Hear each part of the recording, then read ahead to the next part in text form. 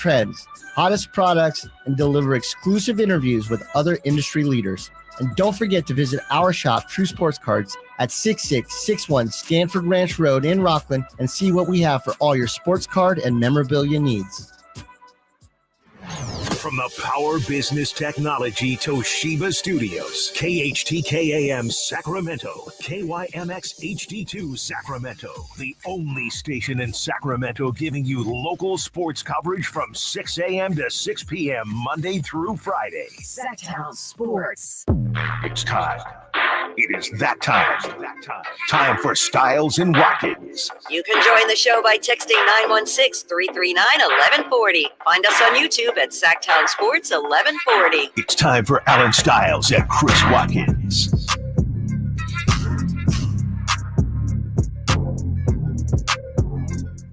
Stiles and Watkins, Sacktown Sports, taking you up to 2 p.m. We have made it to Friday. And we're already getting a little bit of help from the text line here, Chris. And I'm going to need it. Had a bit of a rough morning. We will get into all of that, of course. Nate, Littlefield behind the glass for us today, getting you to your weekend. 73 and sunny, beautiful weather. We'll see how much hotter it gets today. A little bit of a cooler week, so definitely enjoyed that.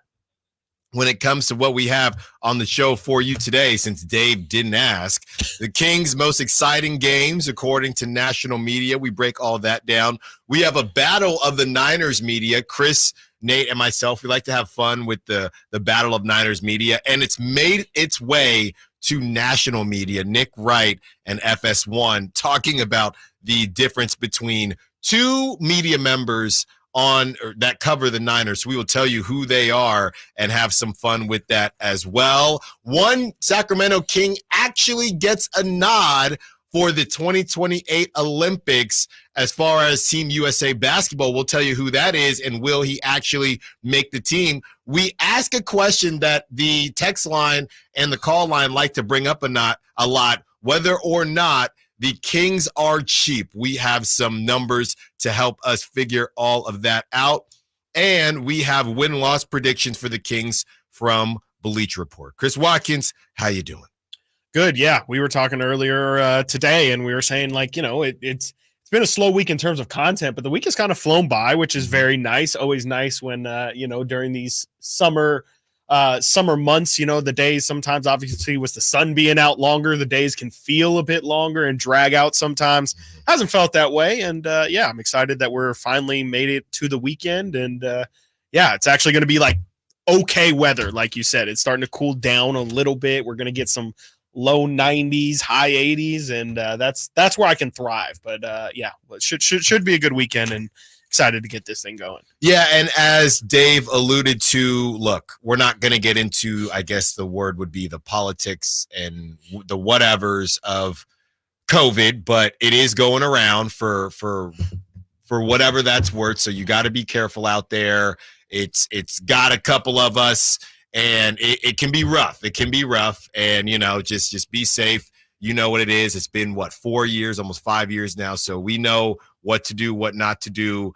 That's all that is. But the numbers are the numbers, and it's going around. So everybody just take heed to that and do what you got to do. But be sure to still enjoy what's left of your summer. Because pretty soon, Chris, the most annoying people are going to come out. The fall Your people. fallers. And that Christopher Laud, because we talked about Christopher Laud being a fall person. And the fall people, they're going to start popping out now. I forgot where I went this weekend. I saw a big old skeleton. A big old blown-up skeleton. It's already Halloween, which to me means the year is over. It's Christmas, it's Thanksgiving, it's Christmas, and it just ticks me off. Can we just enjoy the rest of the summer without me having to walk into a store and see a bunch of Halloween stuff? Yeah. They're already bringing – I saw this yesterday on the news. Pumpkin spice is here. Oh, yeah. September's right around the corner, But now it's right around the corner. Yeah, now it's right around the corner. Now it's right around the corner. The corner is about to be turned. Can I tell you something? Yeah. I'm a fall guy. I'm a fall guy. See, I thought October's it was Christopher Laud. It's you. October's very own. Man, it's just ridiculous. Why do you like the fall? Because it's not blazing hot outside. I can survive. And but summer, there's so much hope. You said this about the airport. There's also hope. And I got a summer trip coming up, the most hopeful trip. It just makes you feel young. It does. No, it just does. makes you feel young. I actually understand what you mean. Thank you. Not the airport. There's just so much. I can't wait to go to the airport in a couple weeks. I can't wait for you to go to the airport and tell me about it. I'm gonna text you, and be like, dude, it's just so hopeful right now. So many people with dreams and aspirations here. It's great. Wow. No, I mean, I get it. Summer, you got, you feel like the world's your oyster. You're like, now I can go anywhere. I can make trips to, I got a friend up in Chicago. That's what I'm saying. like, oh my gosh, like, yeah, I can't go. I am in the middle while we're talking about it. I am in the middle of debating. Like I said, I have a friend up in Chicago. You better go now. That's kind of where. But that's what I'm saying. So the DeMar DeRozan revenge game, January 12th. Yeah, no. You're gonna get stuck there. That's what I'm afraid fly of. to Chicago, through Chicago, stop at Chicago, anywhere after November. Don't do it. That's legitimately what you better take my mic because you're gonna be remote. You're gonna be remote. Probably for a while. You gotta hunker down. I might be able to drive back and I wouldn't do it, time. man. I'm thinking about it, but yeah, if anybody has any tips for how I can make that possibly bearable, I would definitely enjoy it because I feel like I might actually freeze out there if I do go. So before we get into the sports of the day, I have to give you this breakdown on my morning. Okay. So a couple days ago, I get into the car and, I turn on the AC because, it's cranking all day long. Yeah. And I just hear like a whistle. Okay. Which I'm not really used to. Sometimes it's hard to tell when you're cranking it. Yeah. Normally I got my music going unless I'm listening to 11:40 a.m. That's right. And then you have it real low. Right. Yeah, exactly. And I keep turning it up, and it's just not getting cold, right? Yeah. So I diagnose myself because I know cars a little bit for sure. WebMD that thing. Yeah. I mean the AC there's something wrong with the AC. Yeah. And I got the little one, so I can't put her in. We can't get in this car. Right. I get out the car, so I pulled up, and my wife was coming out with baby Stiles just a couple days ago, and she says, "Why are you sweating?" I'm like, "Well, the windows were down, just blowing hot air." Yeah. So, all right, figure out that it's broken. Okay. Then after that, I start making calls. I start calling all around the area. I'm trying to figure out, hey, I got to get this fixed. You probably don't have a mechanic here that you're comfortable with. Not yet. I'm trying to get one. Yeah. You could be a sponsor too. Just shout out to all your mechanics out there. So I'm calling around, and I found a dealership very similar to where we bought the car. Right, it's going to remain unnamed. So the dealership until they sponsor. Until they I don't after what happens here. You don't know. Yeah, that's good. So keep in mind we have the show and I need to get in at a certain time. Yes. You're very early. I wake up in the morning. I'm like, okay, let me whip over. I call them and they say, hey, you can bring the car in. All right, you can bring the car in, drop it off, and we'll look at it at 10:30. We'll diagnose it. Okay. Figure out. I'm like, this is awesome. Yeah. This is great. So I get in today and I say, hey, I talked to, so-and-so on the phone. All right, I talked on the phone. I have a 10:30. The guy's like, okay, who did you talk to? I'm like, oh, I talked to so-and-so. And he says, man, I hate it when people say that. I'm like, why? Yeah. Why do you hate it when people say that? Well, basically that 10:30 appointment is to get you in the queue. So you can get in the queue and the queue is about 5 to 6 days. And I said, okay. But can I just, hey, take it here and then show up when it's time, for me to get worked on. Okay, gotcha. Yeah, no, you can't do that because we don't know how long the queue is going to take. So you got to leave your car here for 5 to 6 days. And I said, did the person that I talked to, are they remote? Yeah, that's why I hate when people say that name. So I had to leave, go to a different place. So I find a different place, and hopefully, as long as they do a good job, I'll start to shout them out on the show. But you just had a last-second audible. I go and do that. While I'm driving over there, I'm at a stoplight. I see this brown SUV pull off into the dirt. 2 dudes jump out the car and run towards the old train tracks, and 4 cop cars pull behind them and start chasing them into the train tracks. All I wanted to do is fix my AC. And somehow Chris, I understand. Busy morning. I understand nothing about Sacramento because somehow I get to where I'm going and I took video, I put it on my social media. I get to where I'm going And I'm thinking, oh, great, I'm going to be late because now I saw all this traffic going, all this traffic going the other way, and I have no clue where I am. You were concerned about having to give testimony. No, I had to keep going. I call the Uber, right, and I look it up. I'm 6 minutes away from the studio. Somehow, I have no idea. Clue. I feel like where I know exactly where you were. No clue where I am. I think you were just Auburn Boulevard. Way. Yeah, I'm pretty sure you're just. And I don't know if those guys got away. I know one guy got caught, but that was my morning. And then they still have to diagnose it, and then I got to bring the car back in to get it fixed next week. So you still don't have your car? No, like your car is still in the shop. Right. But will you? Are we hoping that this place will allow you to pick it up until it's ready to be served? They said I can. They're going to diagnose it. Yeah. They're going to call me. Right. And then I'm probably going to pick it up to have it over the weekend. Okay. And then I got to take it back next week. Sounds great. That's more. Sounds great. Sounds simple. Sounds like that's how it should be. Is that not? I mean, clearly it's not for your outsourced mechanic. No, that one didn't work. That one didn't work. You know, so that was my morning. That sounds at least. I mean, the whole. Witnessing a whole episode of Cops aside, it was crazy. It sounds like a successful morning, at least. Like the fact you did all that before 8:30 in the morning. That's right. You know, that's pretty impressive. Lesser men, me, would have given up immediately. I mean, it was hot, brother. I was sweating like a dog. When it's your AC too, there's no that's no joke. And I put on max AC and it just whistled louder. Yeah, no, you can't. Like you the can't Yin Yang that. Twins. I'm like, I gotta be done here, man.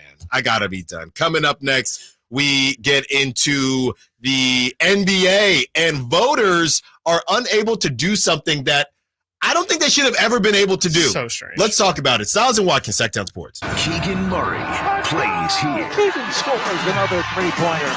Keegan Murray knocking it down for 23 points. Match De'Aaron Fox for game scoring honors. Sacktown Sports is your proud home of the Sacramento Kings. What's up? We're talking to Chad Hoblet of Hoblet Dodge, Chrysler, Jeep, Ram, and Woodland. And Chad, I got to admit, there is a buzz going on around the dealership. That's because we have huge savings up to $14,000 off MSRP on hard-to-find new 2024 Ram Heavy Duties. And with over 400 new Ram trucks available, there's no other way to describe it except Hoblet's Ramapalooza. Okay, well, what's this brand new Hoblet certified pre-owned super center I keep hearing about? We are super excited to celebrate the grand opening of the Hoblet certified pre-owned super center. We have over 200 used cars available and over 80 under 20,000. Whatever type of car you need, Hoblet can help. You've got to see the new Hoblet certified pre-owned super center for yourself. Check out their full inventory at hobletdodge.com. Unbeatable prices, unbeatable selection. Nobody beats Hoblet, period. 14,000 total net savings on select new 2024 Ram 2500 Laramies after 8,000 Hoblet dealer discount and 6,000 factory rebates. Rebates may include 3,000 in Hoblet Select coupons. Hoblet trade-in assistance up to $2,000. Rebate for eligible trade-ins. All coupons available while supplies last. 5 of this net savings. See dealer for details.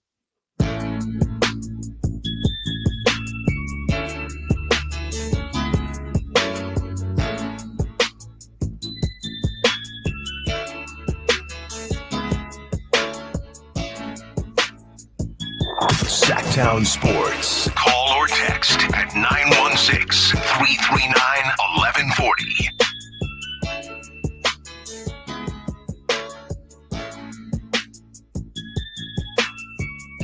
.408 is saying, hey, you can do this yourself tonight. Watch one online YouTube video. It costs about $30. Well, I need to get it diagnosed first. Thank you, 408. I need to get it diagnosed first, and then maybe I'll get a little I'm useless. Get a little handsy. I am so useless. Like Stiles Canic with a Stiles Espresso. Mm-hmm. There you go. From the 831 Scream. That's what this is going to turn into. The show doesn't officially start until somebody texts in Scream. Thank you. The three is just dying. It sounds like he's like down in a well somewhere, and he's just, I'm here too. Three, please, acknowledge me. I mean, I held that for a long time. I really did. You did. You were trying to get the people going. I really was. The veins in my neck, I think, that really showed how much I was trying to get the people going. Okay, well, the NBA is trying to stop the people, as in the voters, from going. This is from Jared Greenberg NBA reporter for TNT, knew, and Chris, you were a bit confused, and we'll talk about why that is. New NBA award voters are now officially prohibited from making wagers on NBA awards categories during any season in which they are voting. This is per NBA PR. And I know you had said Bill Simmons had really, I guess he was kind of joking, maybe morally he would never bet on something, but now legally he can't. And initially I asked the question, how was this ever allowed to begin with? But at the same time, all these betting rules have changed, right, throughout the course of these years. So NBA is just trying to keep up with it. But if you had any moral compass, like even the smallest.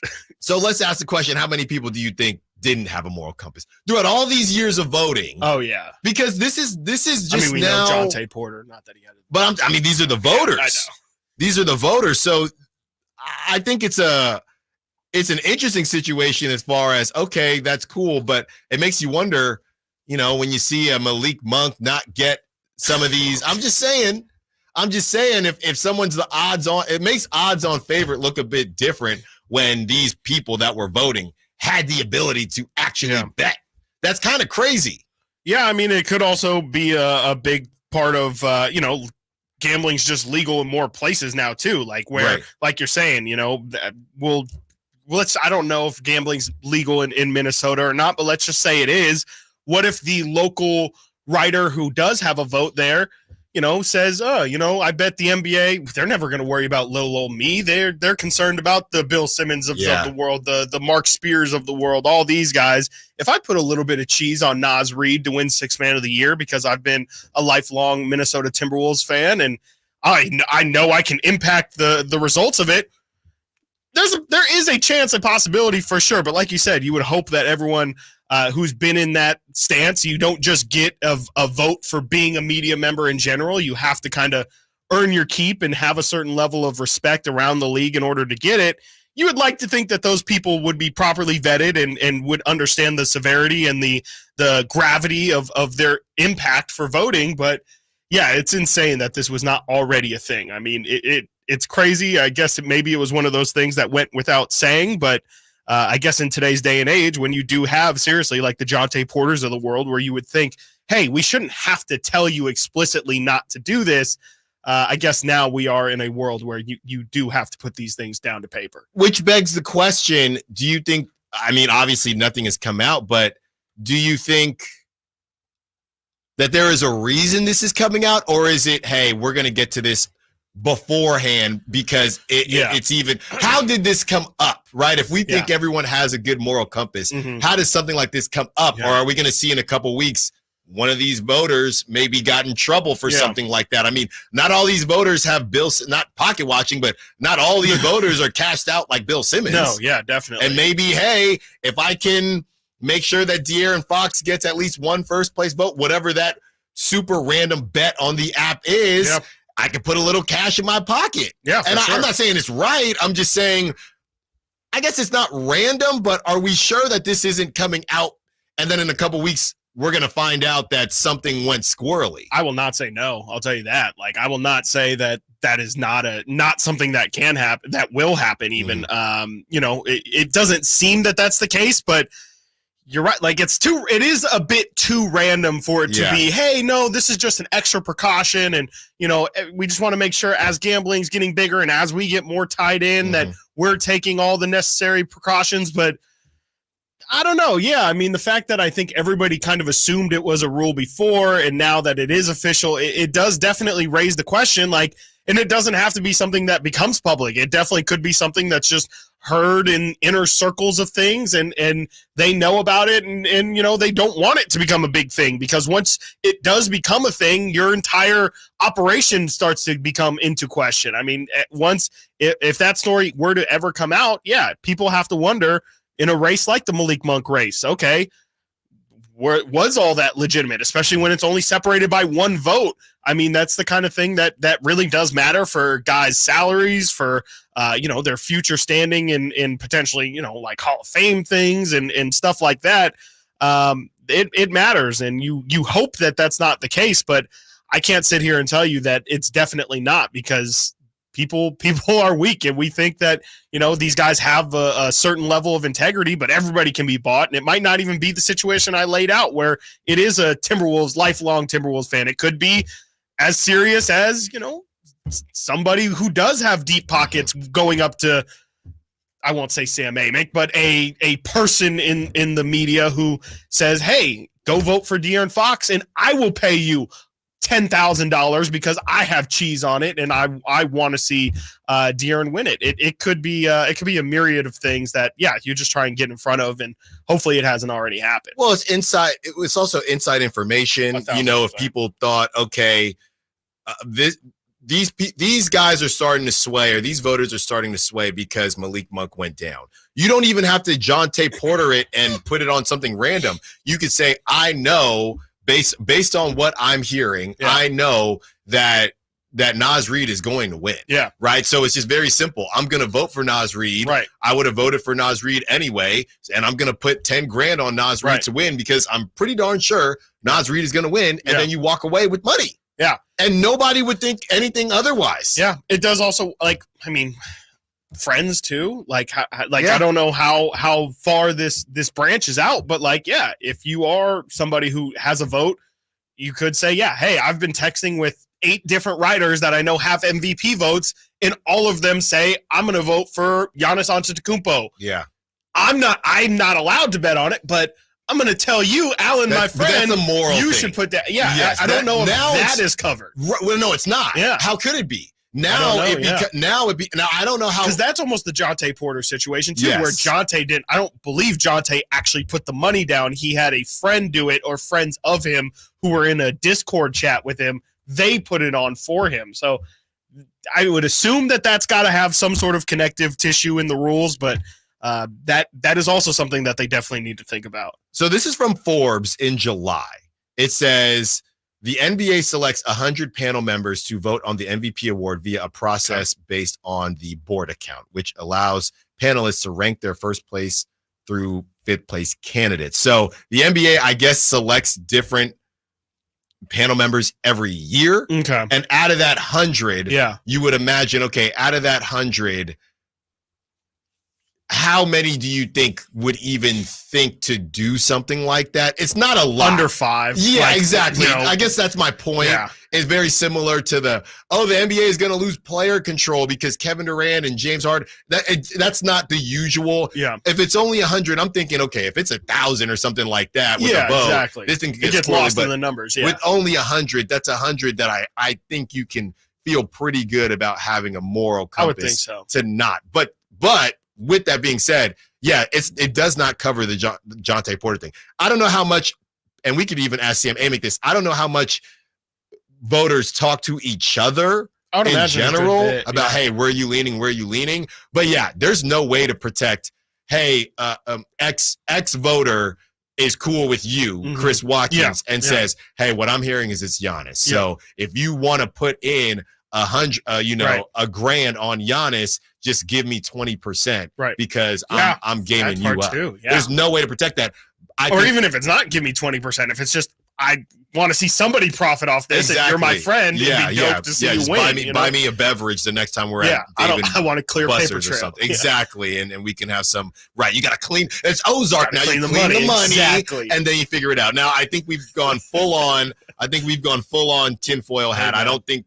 It will be an issue. It will be an issue, and it won't be because of them preemptively blocking it. But it is a little bit interesting why it's just randomly come up. Maybe it's just maybe somebody just thought, hey, this could be a problem, and people, that's why they get paid the big bucks to make sure they think ahead. Coming up next, the Kings' most exciting games according to national media. We're feeling good on a Friday. What games? You've had a day now to look at the schedule. What games are you most excited for? Let's open up the phone lines, 916-339-1140. And excited could also mean worried.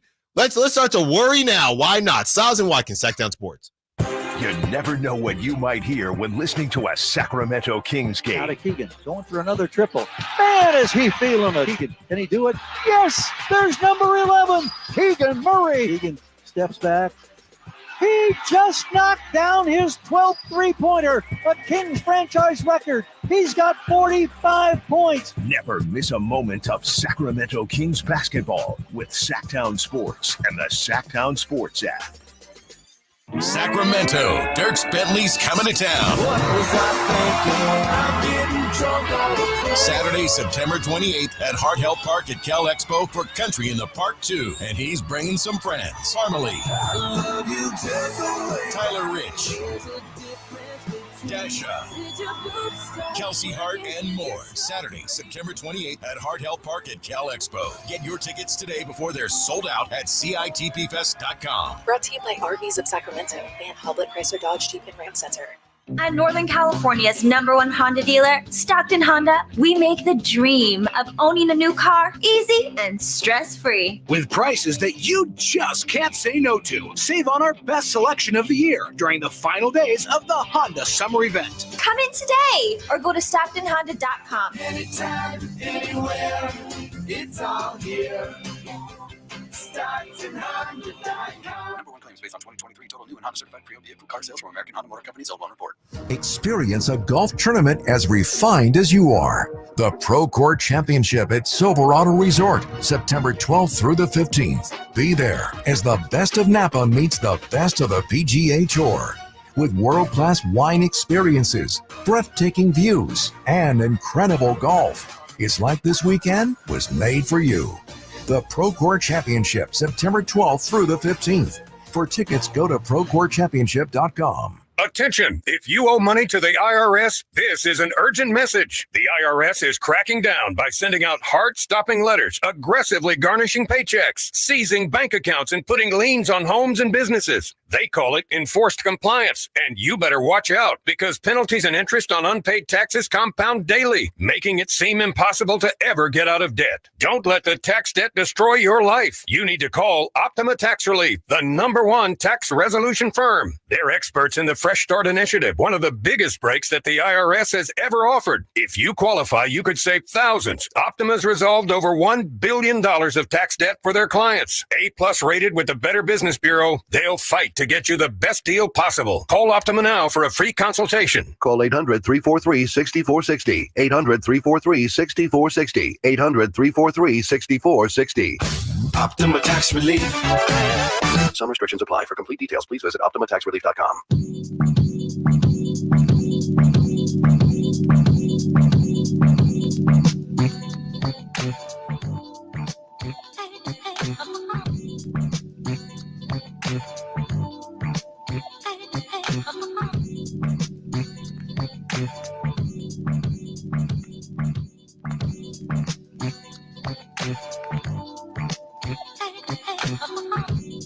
Live and local. Live and local.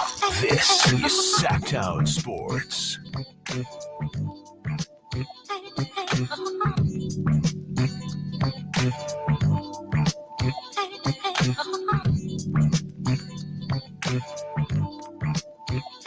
916-339-1140, call line, text line, and the Sack Chat on YouTube, of course. Taking up to 2 p.m. Stiles and Watkins, Nate behind the glass for us today. Kings, most excited games according to national media. Chris, what do you have cooked up for us? This is from The Athletic. They rank the 35 games that they are looking forward to this season. Of course, we're not going to go through all 35. We're only going to go through the ones that involve the Sacramento Kings, and they are some good ones. 3 matchups in particular listed on The Athletic's 35 games to watch for this upcoming season. That I think is a nice thing for the Sacramento Kings to kind of get acknowledged there as a formidable opponent, and they do play a factor in all of these matchups. It's not just hey, I guess I shouldn't say that because 2 of them are Warriors and Laker games, but it is for a specific reason, and we will get into those in a second. The first one listed is DeMar DeRozan returning to Chicago, the game that I potentially might go to, but probably not.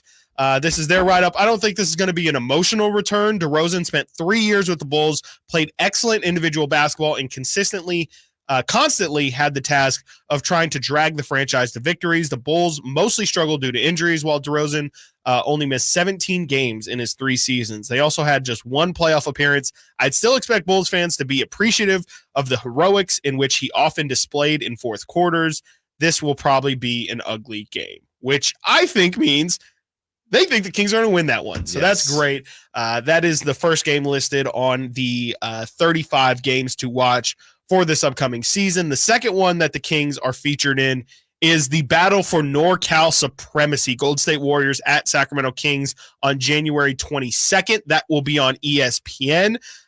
This is Zach Harper of The Athletic writing this one, saying, is this still a thing? I kind of feel like it's a thing. I chose the Kings for the home run, for the home team in this one, because I love a road opponent trying to prevent the team getting lit. But note that the Kings visit Golden State 2 weeks before on January 5th.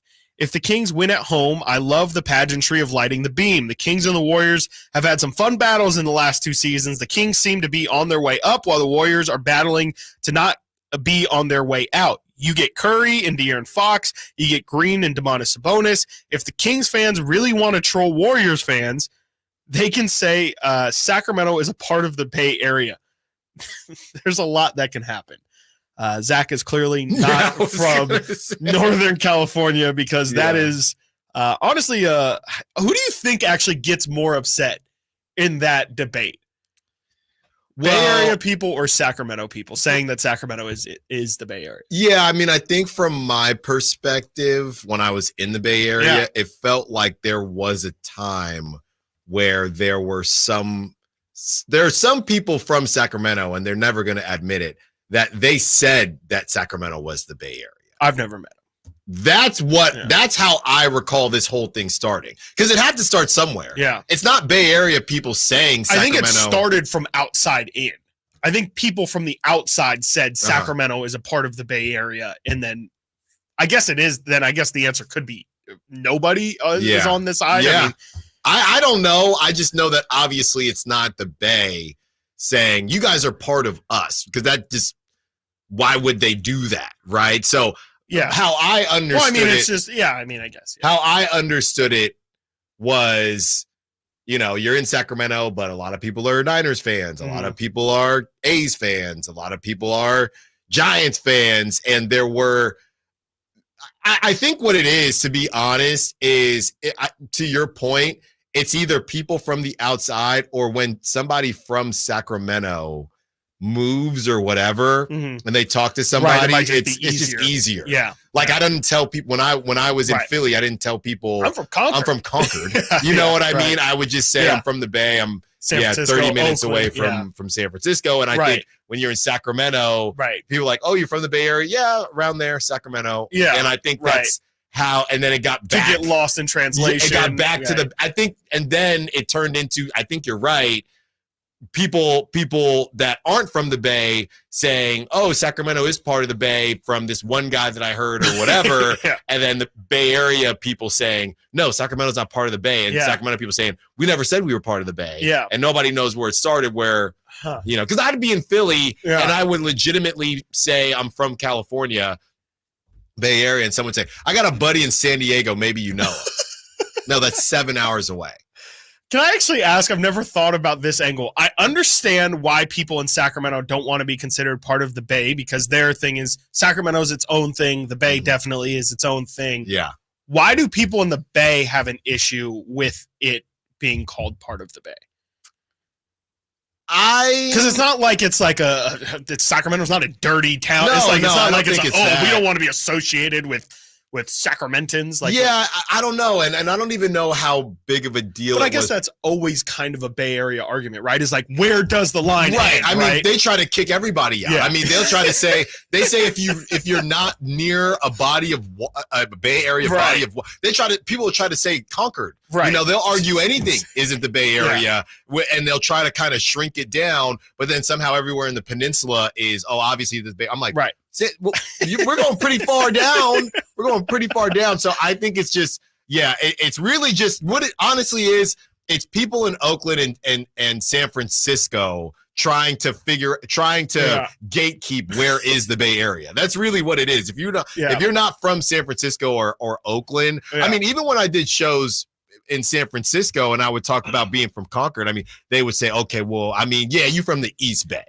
Yeah, which it is called the East Bay, but okay, Bay. Yeah. we gotta be something. Somewhere. Yeah, exactly. We have to belong somewhere. Northern California. Yeah, I think a lot of it, again, we've talked about COVID here, but we're still not trying to get political. I do think that, people will say, hey, you don't get the Bay Area claim because when you go to buy property, you don't have to deal with Bay Area prices. Sure. So if you're going to get that anymore, I mean, it's getting close, but I do think that that's part of it as well.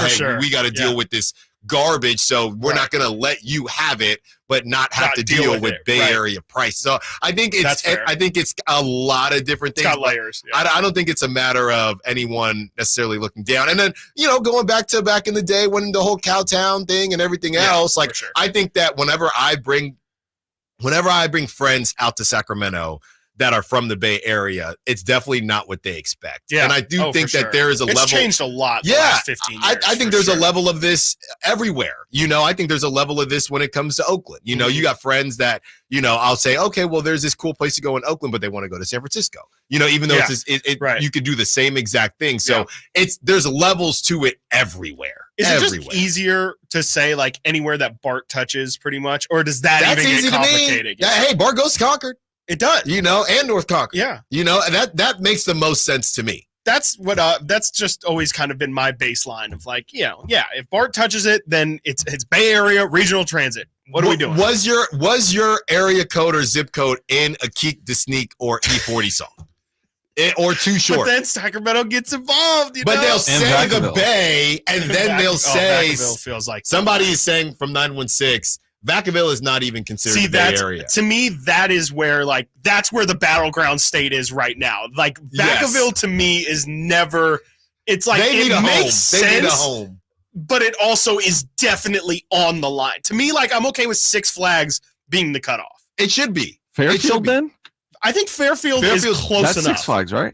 No. It's technically Vallejo. It goes Vallejo, then Fairfield. For instance, they say, for instance, if you have YouTube TV and you put in your Vacaville zip code, you pick up Sacramento news stations, not Bay Area. Yeah, my grandma lives up in Fairfield, and she gets Channel 3, Channel 10. She gets Sacramento. She gets Sacramento News. See? Yeah. Thank you, 916. Yeah. And they get 1140. They definitely get 1140 in the Bay. You go up to Reno, you can get 1140. You go to the middle of the Pacific, and I think you get it. I'm not joking. You might be able to. You can get 11, but here's the thing: you get 1140 in the Bay. Yeah, you do. And we get 680, and I think we sometimes get 95 out here, but I don't know. It's not super strong. Yeah.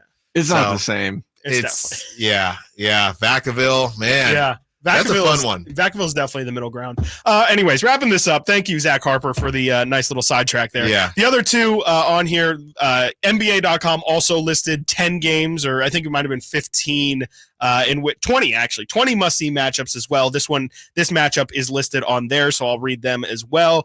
They both list Anthony Davis versus Domantas Sabonis, Sacramento Kings at Lakers on October 26th, my birthday. Love it on NBA TV. Mm-hmm. The Zach Harper athletic write-up is, this is a reminder that Davis has never won an NBA game against Sabonis. That's one of the weirdest streaks out there. Sabonis is 10-0 against Davis, dating back to when Sabonis was on OKC and Davis was still in New Orleans. In 4 of those 10 games, Davis has made fewer than 40% of his shots, including the last 3 matchups. The Kings and Lakers are already battling for positioning in the West, and they have a bit of a history against each other, one could say. This adds a little extra spice to these games. NBA.com's write-up is another ex-Bull. This is a different angle. This is actually interesting.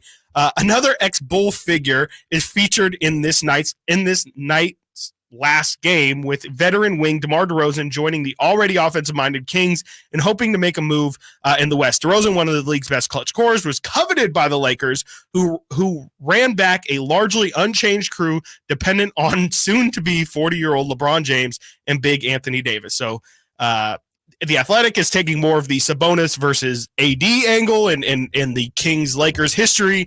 NBA.com is more pointing out the Lakers definitely tried to get DeMar DeRozan this offseason and actually bring DeMar home, and the Kings were the team that actually ended up getting him. And so that could definitely lead to a lot of frustration from Laker fans, especially if DeRozan gives them a nice 30-piece. I can't wait, and that will be so great to hear Laker fans get upset about it. Well, he's going to cook, and that's funny that you kind of the piece ended with that, because we heard that the Lakers didn't really go after DeMar DeRozan. Yeah. So the whole thing is, I think the muddiness and the cloudiness. The fans probably wanted DeMar more than the organization actually approached DeMar. But I do think that but you can't tell me, and I'm not trying to get into Laker talk here, but you can't tell me that some combination for what the Bulls, people were saying that the Bulls lost, and I know you had the Spurs involved, but you can't tell me it's some combination of Rui Hachimura, not even Austin Reeves could have got you DeMar, D'Lo. I mean, the Bulls, they want to be HB and 2031. D'Lo's the perfect guy to just, hey, let's be a little bit respectable while we're tanking. Yeah. We can mask. He's a great mask. He'll win us like 4 games. Exactly. And that's what the Bulls. So it's weird to me, and maybe it was the Spurs because it was a 3-team deal.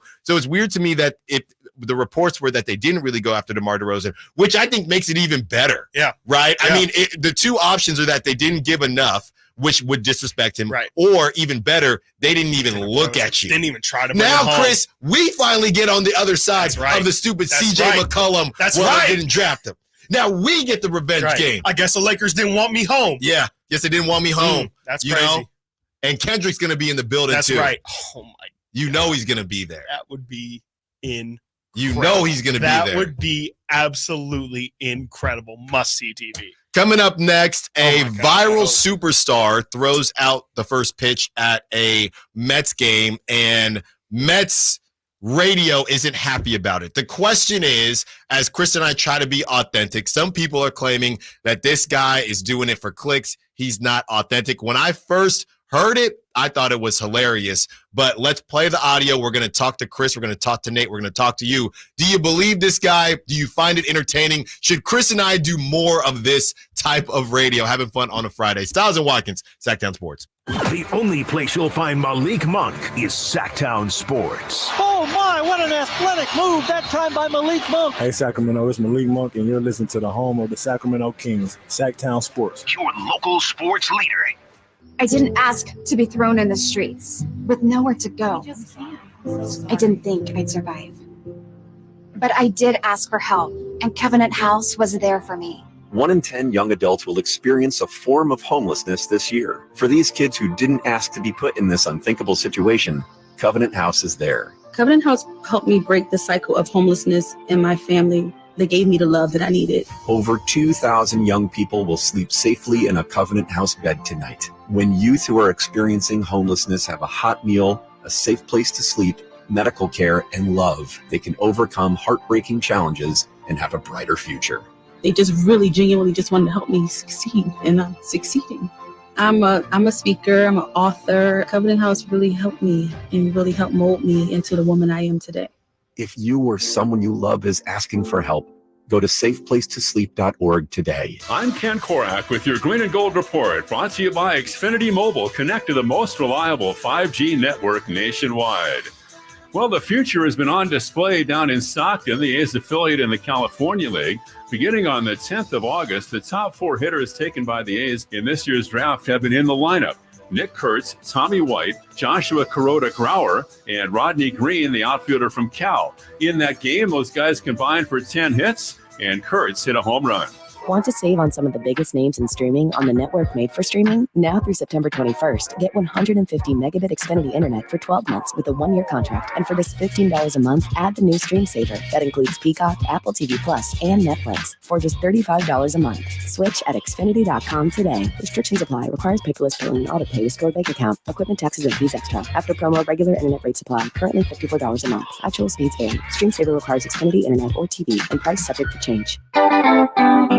Labor Day savings now at Maida Chevy with $12,000 off MSRP on every new Silverado half-ton Turbo Max in stock after rebates. $12,000 off every Silverado LT Turbo Max at Maida Chevy with at least 5 at this price. Labor Day savings up to $12,000 off MSRP exclusively at Maida Chevy at MaidaChevy.com. Sacramento Silverado headquarters. Together, let's drive. Not available with special financing, lease, and some other offers. Must trade in 2010 model year or newer. Ends 9/3/24. Made a great deal at Maida.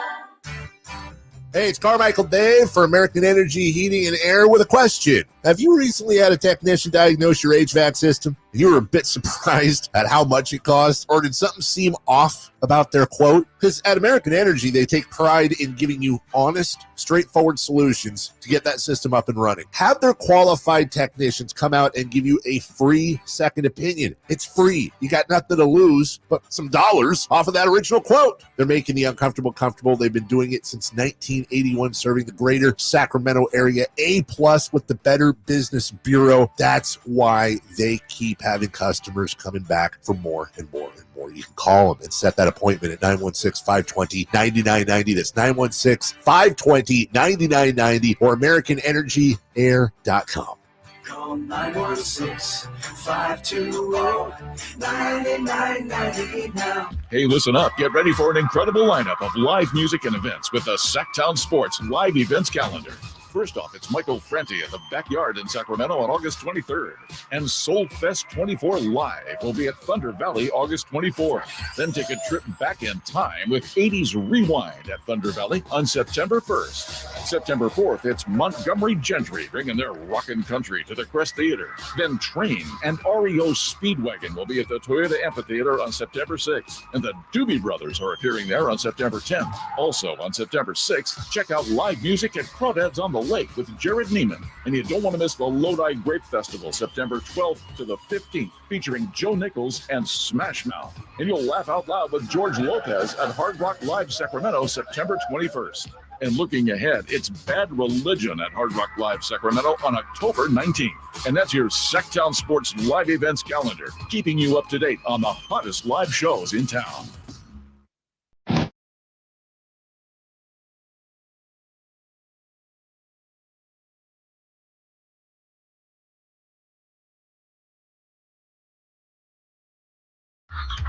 Sacktown Sports. Check us out on YouTube and search Sacktown Sports and subscribe.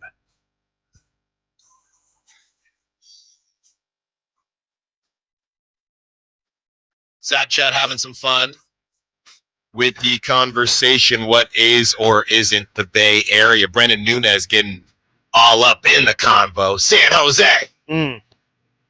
I mean, that's on the water. Yes, Brendan. Nobody's saying San Jose. I think his ears perked up when I said, I mean, you can go pretty far down there. Yeah. But I know Brendan. And I think Bart, they just added Bart to go. To San Jose, I think pretty they did. close. Yeah. If it's not San Jose, it's pretty darn close. You can't take Bart to Santa Clara, can you? I know you can take light rail. That was my next question. No. Santa Clara, I think, is a cutoff. I don't think Santa Clara is part of the Bay. I'm tough. A little too unfamiliar with the actual area. Dude, it's deep. It's deep. Because You I gotta usually get on Caltrain. Yeah. You guys see that new train they're putting in from I saw that yesterday. Or is it the San Bernardino one? It's the bullet train. I don't know if it's they've been talking about that for a while. The line will start in the Bay, end in LA, but then they're adding an extension. Sacramento, the Bay? No. Like San Francisco is the top. And then after the extension's done, it'll go from Sac all the way to San Diego, which is crazy. How long is it supposed to take? I believe right now the Bay Area to LA is about 3 hours, which is that's great. It depends price-wise because that flight is still so short. And if you buy it in enough time, it's like $100, $200. Consider this, though. If it's like Amtrak where you just walk on, right, and it's pretty quick. Right, yeah. All things considered, it's probably about the same. Going to the airport, having to figure out. Yes, yeah. So, I don't know. And the train's kind of cool. It is. No, it's a different vibe completely. It's a little bit more relaxed. You can walk around. You're not as claustrophobic as what you might be on a train and on a plane. And obviously people have a lot of plane issues as well, just in terms of anxiety. So I definitely, it's a great alternative. It's much better than driving. I mean, that's not even a question. Yeah. I'm on board. I'm definitely on board. And much better than Elon's tunnels. I mean, we've been waiting for this stuff for over a decade now. It might even be long. Yeah, I was going to say it's been a long time since I remember first hearing about that. Car companies want you to drive. That is true. Yeah. All right. Well, there was a viral superstar who threw out the first pitch at yesterday's Mets game. The Hawk Tua girl. She threw out the pitch, and a lot of people were upset, including one Sal from WFAN. And basically, he's just not happy. He's just not happy, and He wants to know why her name is Haley Welsh, by the way, Haley Welsh, and she actually does nice to actually know her name. And and she came out and said basically, hey, I was actually there to. She said, so I guess some of the baseball community wasn't too happy seeing me yesterday. The main reason I went to the game was to spread awareness and donate to America's Vet Dogs, which pairs dogs with war veterans for a forever home. Join me in donating to this amazing charity. And it's a video of her coming out and, hey, this is what we did. Now, Sal, this is after what Sal had to say. And Sal on WFAN was not happy. And we want to know whether or not he sounds legit. Some people are saying, and obviously we don't listen to WFAN a lot, but, or ever, but it's one of the most historic sports radio stations out there. Sure. And people are saying this is kind of his shtick. Do we know, you know what I mean? Do we know if he's doing it for clicks, right? As Oregon would say about Colorado. So here's the sound. Nate, Chris wants you to weigh in. Also, the listeners as well. Are you entertained by what he's talking about, or does it feel a little shtick-ish? The Yankees have Aaron Judge and Juan Soto breaking records. Ruth, Mantle, Gehrig, and the Mets have Grimace, and now Hot Tua. Come on, bro, I can't take it. I cannot take it anymore. It's ridiculous. And then you wonder why fans get so ticked off and upset. It's embarrassing. Is it the biggest deal in the world? No, absolutely. Does it mean anything on the field? No. But that's the problem. The product on the field isn't good enough, and you come up with these silly gimmicks that are laughing stock. It's a joke. Hot Tua.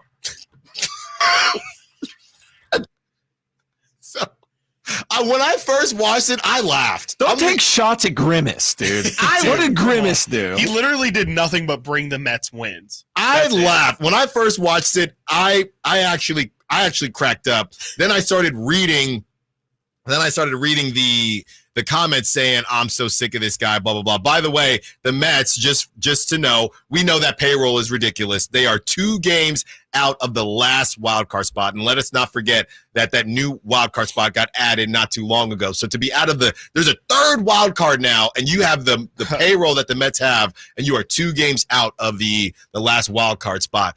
I thought it was funny, guys. I got to be honest. It made me laugh. It's funny that a grown man gets that upset about, somebody throwing out the first pitch, that's for sure. I mean, I can understand, especially like in a market like New York, like how that would seriously not be cool, though. Where it's or not where it's not cool, but where it is a little bit frustrating. It's especially, like he says, like the Yankees are out there. You know what brings the fans to the games for the Yankee games is Aaron Judge and Juan Soto. You know what is the attraction for the Mets right now is the Grimace, if I'm not mistaken, too. I know it was way further back, but like 50 Cent threw the first pitch. That was terrible. That was at a Mets game. Yes. And, it's not great in general when you're known payroll, more. Chris. Yeah. The highest payroll. Yes. Yankees are number 2. Yeah. But the Mets have the highest payroll. Yeah. Absolutely. I think it's just the frustration of the fact that they are not living up to expectations. And instead of, I get it, because when the Kings were, Verlaud talked about it yesterday, the Kings, when they were the worst team in the NBA, they were popping on social media. They were the ones who were trolling everybody, making funny memes and all that. And I can understand where it's like, but you know what's even better than making headlines for having the funniest Instagram account or having the funniest meme of the season is winning the actual season on the field that we're playing in. And I can understand where the frustration would happen, but definitely shouldn't happen like that. Nate, what did you think? Is that your type of your dad? Is that your type of sports talk? I mean, nope, not at all. It's annoying. I'm not into it whatsoever. It seems passionless. It seems fake. I'm not buying it. Seems like they don't have anything else to talk about. Disingenuous. I thought it was funny. I don't think it's funny. If you think it's funny, it's because you're kind of laughing at it. It's old media, baby. They're trying to drag you in over something stupid. And listen, don't get me wrong. I agree. I think it's stupid, whatever. But you're not taking away from like legends. Dude, it's a silly thing to get people. When he said, Gehrig, Mantle, he starts listing. That we got Grimace. It's dramatic. Yeah. Aaron Judge, Juan Soto, Aaron Judge in a Grimace costume. At bat. Yeah, And we got I'm good, to. bro. I thought it was. That's not my forte. Okay. All right. Well, hopefully he can and dial it back a bit, but it seems like this is his thing to get all riled up, and we want to get Chris Watkins riled up a bit as we have a somewhat of an update on Brandon Aiyuk, but we will also get to ranking. Brett Huff on Twitter put out a poll to rank the Kings players. Any surprises there? We'll talk about it. But we also have a small Brandon Aiyuk update that I know Chris just can't wait to get to. Stiles Watkins, Sacktown Sports.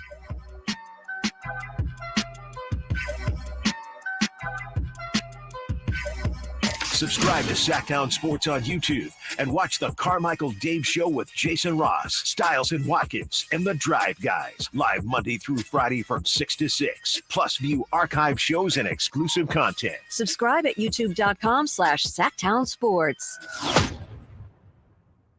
Sacramento Dodge Chrysler Jeep Ram. They believe it's all about people and choices. Their goal is to find the car that fits your lifestyle. With their huge inventory of models, they've got the right car and more importantly, at the right price every time. Experience for yourself why their customers drive away smiling. Discover the difference because it's not just about the car, it's also about the people. Experience the Sacramento Dodge Jeep and Chrysler difference off Business 80 next to Hagen Oaks, or you can find them online, sacksuperstore.com. Sacramento, Dirks Bentley's coming to town. Saturday, September 28th at Hart Health Park at Cal Expo for Country in the Park 2. And he's bringing some friends. Harmony, Tyler Rich, Dasha, Kelsey Hart, and more. Saturday, September 28th at Hart Health Park at Cal Expo. Get your tickets today before they're sold out at CITPFest.com. Brought to you by RVs of Sacramento and Hoblet Chrysler Dodge Jeep and Ram Center. Back to school season is here, and the only thing more stressful than keeping track of what my kids need is keeping track of how much I'm spending. Luckily, the back to school deals at Kohl's made it easy as ABC. I found backpacks and lunch bags for 25% off and bands for 40% off. Also, with their buy more, save more offer, I saved $10 when I spent $50. Plus, I earned Kohl's cash. So when it comes to back to school, you gotta go back to Kohl's. Select styles. Offers end August 18th. Coupons do not apply to vans. See store or Kohl's.com for details. Hey everyone, it's Ted from Consumer Cellular, the guy in the orange sweater, and this is your wake-up call. If you're paying too much for wireless service, you don't have to keep having that nightmare. Consumer Cellular has the same fast, reliable coverage as the leading carriers for up to half the cost. So why keep spending more than you have to? Seriously, wake up and call 1-888-FREEDOM or visit consumercellular.com. Savings based on cost of Consumer Cellular single line 1, 5, and 10 gig data plans with unlimited talk and text compared to lowest cost single line postpaid unlimited talk, text, and data plans offered by T-Mobile and Verizon January 2024. Carmichael Dave here for Capital Casino. Sacramento's summertime heat is back. And of course, Cap Casino, Sacramento's #1 poker room, wants to invite everyone to soak up some air conditioning, still with the most variety of table games in the region. And as always, the best food, best service, and the best action, conveniently located in downtown Sacramento. Capital Casino, of course, reminding everyone to please make sure you gamble responsibly. 1-800-GAMBLER. I would end the day with sore feet, sore legs. The drugstore inserts that I was purchasing were really not very useful at all. I walked into the Good Feet store and the guy kind of grinned at me and said, I hear that a lot. I was living with chronic pain before going to the Good Feet store. Now I don't really have that problem. I'm able to do the things that I expect to be able to do, even at my advanced stage. I feel pretty good about what's going on. Come to the Good Feet store now for a free fitting and test walk. It's a myth to think you don't play golf well enough to get fitted for golf clubs. The professionals at the Hagen Oaks Player Performance Studio would argue that playing the game with golf clubs properly fitted to your body and swing characteristics is the best way to improve your game and have more fun on the golf course. With a professional staff of fitters, all the major brands of equipment, and cutting-edge technology featuring TrackMan, the indoor-outdoor Hagen Oaks Player Performance Studio is worth a look. See for yourself, Fulton Avenue at the Cap City Freeway. Schedule your fitting at 916-808-2531, 808-2531. Texting enrolls you in a recurring automated marketing text messages. Consent not required to purchase. Message or data rates may apply. The team's looking good this season. I think so. Man, I miss playing football. Being young with unlimited energy to burn. Ever since I turned 40, I just can't find that fire I used to have. Think you could be lower testosterone? What do you mean? All guys lose their edge when they turn 40. The body has less testosterone. That's why I take Nugenix Total T. I've heard about Nugenix. That really works? Since I started taking Nugenix, I'm lifting like when we played for Coach Carter. I feel more energized at work. It's even spiced up things between me and the missus. Are they still giving out complimentary bottles for people to try? Yep, send a text. It's that easy. Text radio to 321-321 right now for your complimentary bottle of Nugenix Total T. It's the #1 selling testosterone boosting brand at GNC and Walmart. Do it now and they'll also send you a bottle of Nugenix Thermo X, their newest, most powerful fat burner ever, absolutely free. Text RADIO to 321-321. That's radio to 321-321. These statements have not been evaluated by the FDA. This product is not intended to diagnose, treat, cure, or prevent any disease. Advanced Infusion Center, where we prioritize your comfort and well-being. Whether you're managing a chronic condition or seeking specialized IM or IV therapy, our state-of-the-art center offers tailored solutions to meet your needs. Advanced Infusion Center's dedicated healthcare professionals are here to ensure your safety and provide personalized care at every step. Conveniently located in Sacramento and Yuba with flexible scheduling options. Experience a new standard in infusion therapy. Visit Advanced Infusion Center today at advancedinfusion.com for compassionate care and advanced technology. Increase leads and get more customers. We create tailored digital marketing strategies that deliver results. On your next campaign, aim higher. Go to aimyourdigital.com and get started today. aimyourdigital.com. From the Power Business Technology Toshiba Studios. Your home for Kings basketball for over 25 seasons. No look, Bibby to Weber, down the lane, flying jam. There's your play of the night right there. It's inside is Sabonis, a two-hand rip, a brilliant pass from De'Aaron Fox. KHTKAM Sacramento, KYMX HD2 Sacramento. Sacktown Sports.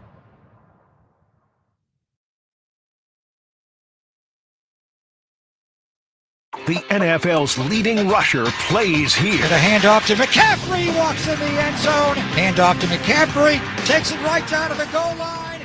He does his thing again. McCaffrey goes in motion right, backwards pass led by Juszczyk, a block there. Hurdles a man, 10-5, touchdown! CMC! You can hear all of Christian McCaffrey's touchdowns on your home for 49ers football. Sacktown Sports.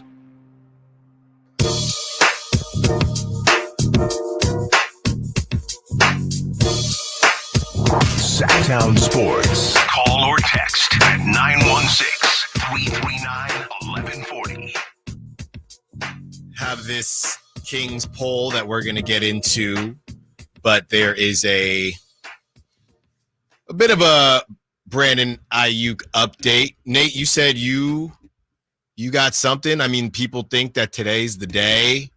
I mean, the Friday news dump.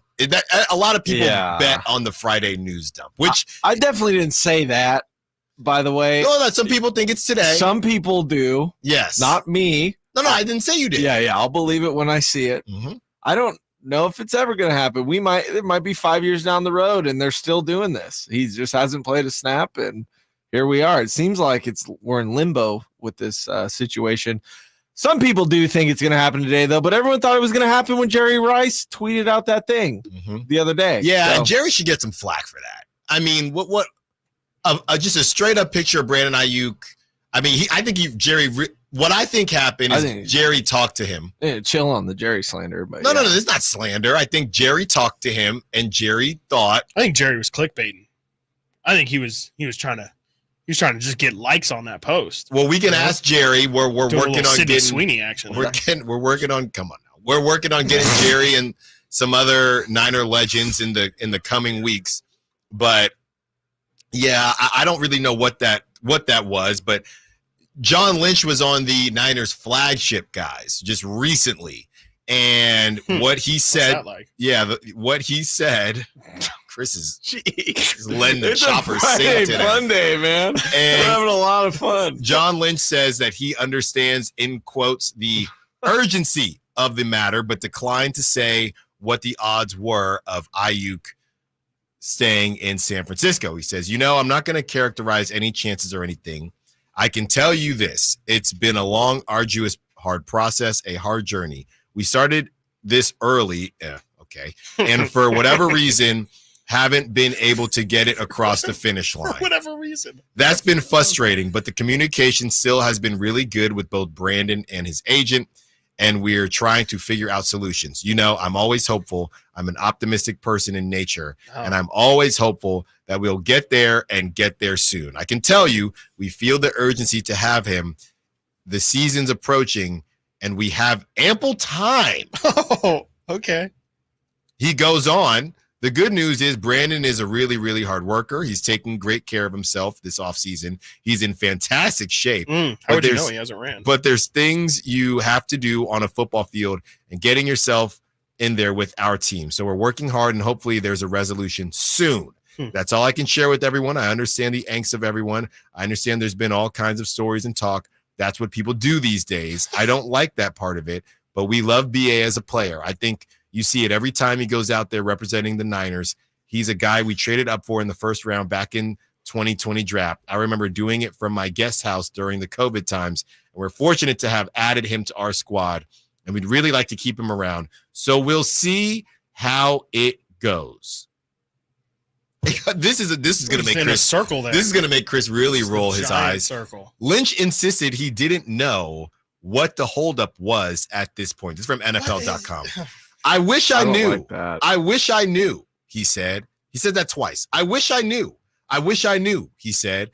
As I said, we started early, and it's consumed a lot of our time, my time. I don't like that it's taken this long, but it has. And you deal with the challenges that you're faced with. I wish I knew. I wish I knew too. You know, why didn't he accept that below market offer? I can't figure it out. I don't get it. Yeah. I mean, I wish I knew. I can't. This entire situation. I mean, I know I've been very vocal against just the roundabout nature of everything. And this to me seems more like we are just going around in a circle, and I still don't know which way we're leaning. Again, I will say the longer this thing goes on, the more it feels like Aiyuk is going to stay with the Niners. But it's I mean, you know, it's if I'm the Aiyuk side, I'm hearing that, and that kind of does start to get me a little bit upset. Yeah, I wish I knew. I wish I knew. You do know. You do know. You're heavily involved. You are the one involved in those conversations. You should know all the ins and outs of it. And you know, yeah, again, if I'm Aiyuk's side of the representation, not that I'm sure they're listening super closely to these things, but I would say, I mean, why are you trying to paint this like this is us being the difficult ones when, frankly, you were the one who was paying below or trying to pay below market value for my client when we're not just going to play ball. I am not on the team. The Aiyuk's agent is not on the 49er side. He is on team Aiyuk, and Aiyuk is going to try and get the most money possible. So, you know, it's a little bit disingenuous there for John Lynch to say he doesn't know why. Nate, you said there as Alan was reading it out, you don't agree, and that's, I think you said I don't like that. You don't like that. What about that? Don't you specifically like? I didn't like that he said I don't know what the holdup is. Yeah, because it's like I wish I knew. I wish I knew. Yeah, so it's honestly kind of reminiscent of they've kind of done this a couple times, but after the Super Bowl, we didn't know the kickoff rules. You know, I know that wasn't John Lynch, but still, it's a little ignorance is not an excuse. Well, for that I don't believe John Lynch in this scenario. I think he does know, and I think he's lying, and that's his job, and that's fine. I just don't like it. You know, it's like what they're supposed to do. Yeah. That whole thing Alan read too was, you're right. It's a big circle. He's just walking in circles, and it's I guess this is a political show now. It's just politics, like just deflect. Yeah. Take a little bit of what you said, turn it, and now I'm on to something else. Alan, was there any accountability in there either? I'm actually like legitimately asking, not trying to lead, but like it doesn't sound like John Lynch takes sort of like, hey, yeah, we understand, you know, Brandon wants even like sympathizing with the other side. It doesn't sound like there's any sort of concession. No, I mean, he's saying he's literally saying we got to this early, right? Yeah, actually, we don't know why. We don't know why it's an issue. It's your fault. It's pretty much what he's saying, right? Do you guys think John Lynch is doing a good job? Not with this. I think I'm not really sure where Kyle Lynch or literally, I mean, it could. Yeah, I mean, honestly, where Kyle Shanahan ends and John Lynch begins. John Shanahan. There you go. I don't know where a lot of people. I don't know if a lot of people know that. I don't think so either. I mean, I think I saw a report the other day that that and then there's Parag. People say, well, Parag is actually the one right? in charge of the money. So I'm not saying John Lynch. I would never say that John Lynch doesn't do anything, but I do think it can get a little convoluted between. Okay, what's John Lynch doing? What's Kyle doing? On the Kyle is very active in the draft. Parag's got the money. Yep. So John Lynch is John Lynch is Nick Sirianni.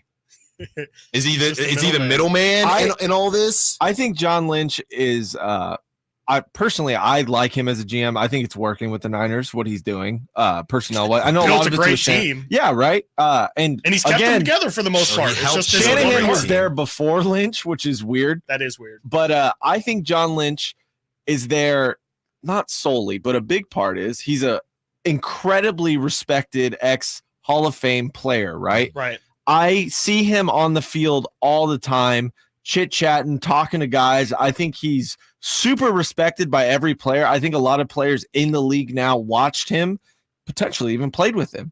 So having him there is incredibly important and relatable for these guys to go and talk to. You know what I mean? I think that's a huge part of his job. Well, they always describe him as the CEO, right? Like he's not really the GM or anything like that. He is more there to oversee things and to kind of make sure that everything from a business standpoint is in line and straight edge. And, I think he's done a good job. I don't agree with his practices. I definitely think year after year after year of bringing these guys along and these contract disputes that go into training camp, I don't think that's good practice, but it's worked out for him. And that's the part that makes it undeniable to argue is that, this strategy has worked for him not once, not twice, but like 4 to 5 times already. And I think that's the tough thing when you are going to try and be a contrarian to this. But I think that this is just potentially, and even then, we don't know what the result of this. The Niners could still, I think if Aiyuk stays, that is a win for the Niners and John Lynch 100%. I just think this is the one situation that maybe has gotten a little bit more out of hand than they could have anticipated, where the other ones kind of at some point were willing to play ball. I think it's easy to forget too. Trent Williams. He's still still under the radar. Yep. It's so silly that that's under the radar, but it's positional. And it's obviously overblown by the Aiyuk situation, but that's probably having them sweating a bit. I don't know how they just can't pay him. I guess they need to figure out Aiyuk first. I truly don't understand the cap. It doesn't make any sense. I don't understand paying people at certain times affects the cap. I'm not going to sit here and pretend I do. The Niners have the most cap space of any team in the league, believe it or not. Yeah, and does that even matter? I don't know. Yeah. They probably, probably a big part of it is because Brock Purdy is. Yeah. By the way, this is from Sacktown Sports 49ers insider Emil Fergoso. Emil says that Kyle Shanahan is set to take the podium in about an hour. So I don't know that they would announce it within this hour and then they would talk about it. It's possible, right? But yeah, that was 2 minutes ago. No. So if they were, in my opinion, if they're going to do it today, it would be after the podium, so they don't have to deal with the media today. Yeah. So in an hour, we will hear from Kyle Shanahan, and of course, if there's anything noteworthy, we will bring it up. Yeah, and this is the thing, right? The 408, which I believe is San Jose, if I'm not mistaken. The 408 is saying that, Chris, what they're offering Aiyuk isn't below market. It was at one point. It is market. It wasn't. If it wasn't, he'd already be somewhere else. He's asking too much. They should let him sit all season, then franchise tag him and make him do it again. Say, hey, show up or stay home. We don't give a bleep. They go on to say, really, it's a very much a we don't need. And this is where I think 408, your take is fine. But the reason your take has kind of, and they go on to say Lynch is doing a great job, you can find another receiver. If that were the case, this would already be over. This is what you and I talked about, Chris, either yesterday or earlier this week. It got flipped on its head where something went, I don't know about wrong at training camp, but if Ricky Pearsall was cooking dudes and if he's not even playing. Kyle Shanahan said they really don't want him to re-injure that shoulder again. If Juwan Jennings was doing his thing, they would have said, you know what?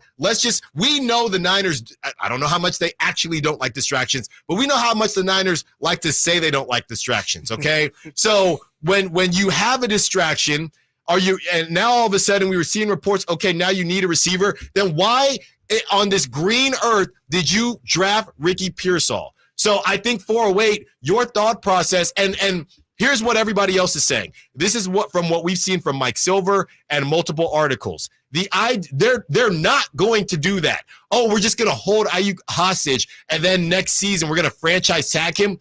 Yes, in theory, they have that leverage, but everybody watches everybody, and the Niners know that they cannot treat a player like that. Literally, they can. Technically, they can, but they won't do it. Mm-hmm. They will not do it.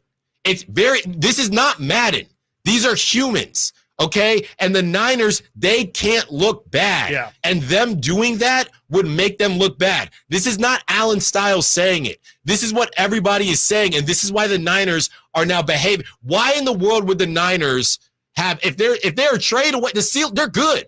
They're good. Why did the Niners if what they offered Aiyuk was so perfect, why did they re-engage? We talked about it earlier this week. The DJ Moore up the value. The DJ Moore deal screwed up everything for the Niners. 27.5. Yep. You cannot give Aiyuk 26 a year.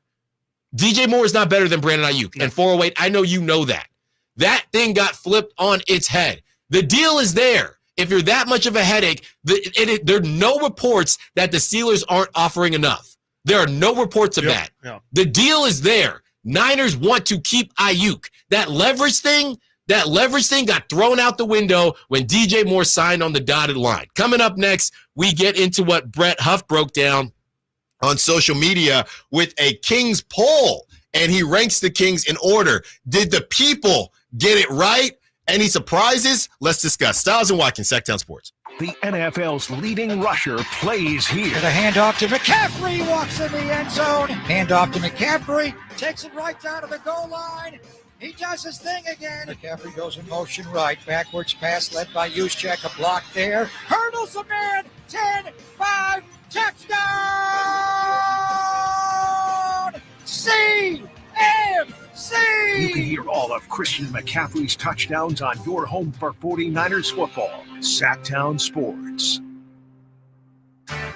Hey, it's Carmichael Dave inviting you to make the switch to electric this spring and save big with American Energy. Stay ahead of those spiking energy bills this summer with up to $9,000 in rebates on a new ultra-high efficiency comfort system. American Energy is providing huge rebates from SMUD as well as spring specials by installing one of many incredibly efficient AC options available to you right now. Get rid of those fluctuating gas bills in the winter and switch to year-round all-electric with American Energy. Let them perform a free in-home energy efficiency analysis and see where they can help you save for the warmer months ahead. These guys are the best. Been serving the greater Sacramento area since 1981. A+ from the Better Business Bureau. Learn more by calling 916-520-9990. That's 916-520-9990. Call 916-520-9990 now.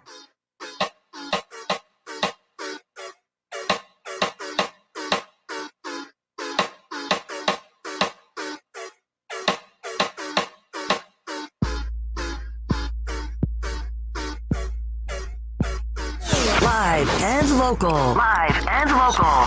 This is Sacktown Sports.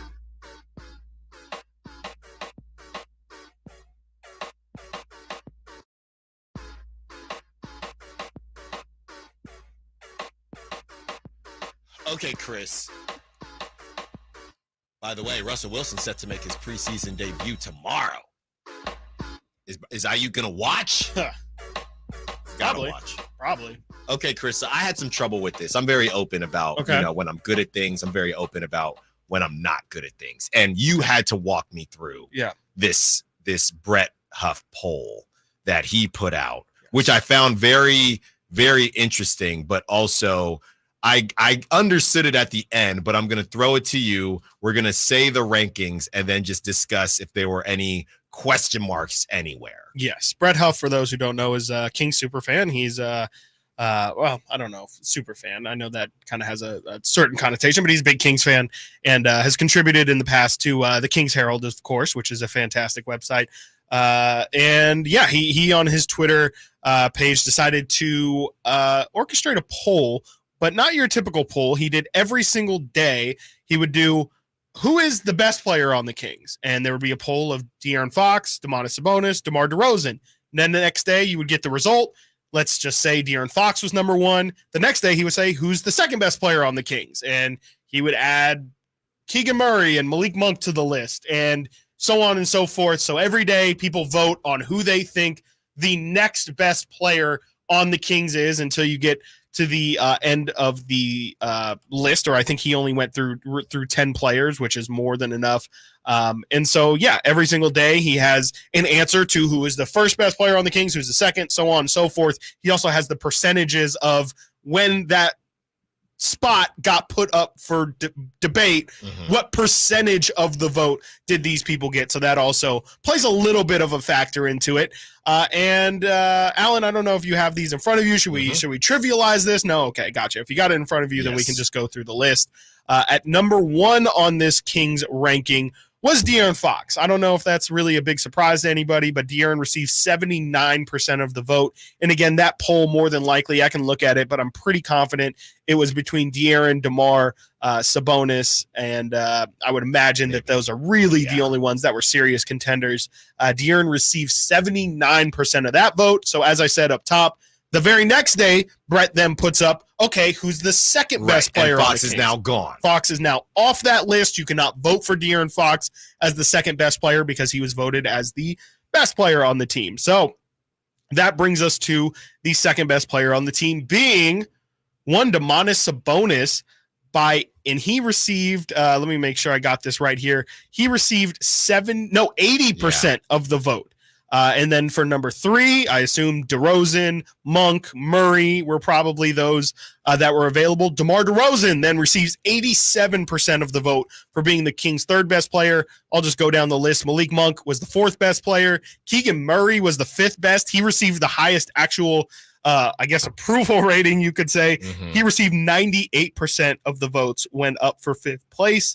And it kind of makes sense when you look at the players under him who are probably up for poll with him. Keon Ellis got voted 6th. Kevin Huerter got voted 7th. Trey Lyles at 8. Devin Carter received 50% of the vote at number 9.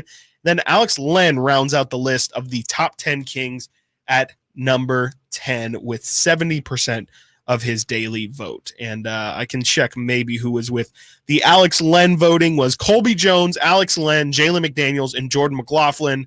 Alex Len received 70%. Jordan McLaughlin received 22% of the vote. I would assume that the fact that Malik Monk only had 50, and I'm looking at it now. Yeah, so Malik Monk, when it got the fourth best player, Malik was at 58 and Keegan was at 39. Yep. So that's where it kind of got to, it's Malik, but it's not overwhelmingly Malik. And then once he got eliminated, obviously. Keegan 97% with Trey Lyles, Huerter, and Ellis. So where the heck did Trey Lyles?